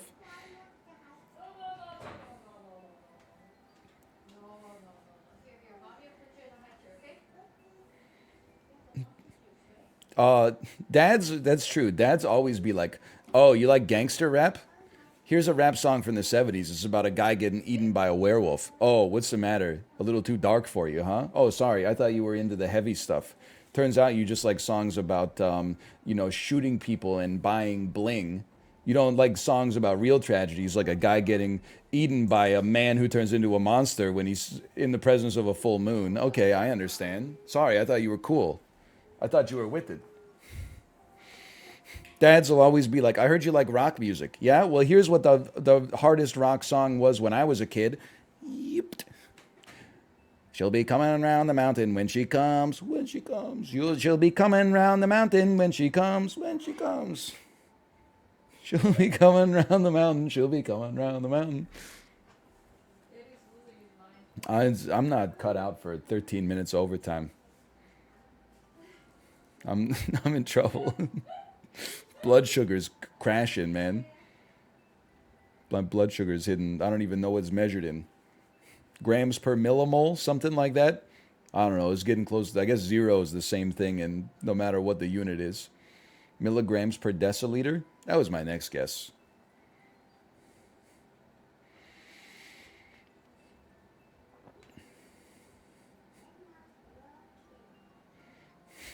Something like that. Anyway, what was that? Okay, Kate is going live. I will send you over there. I think I'm done with Mario for a little bit. I don't think I ever want to play it ever again. To be honest. Pretty much ruined Mario for me forever. And we'll play something different next week. Maybe Counter-Strike 2 will be out. See you then. Have a good weekend.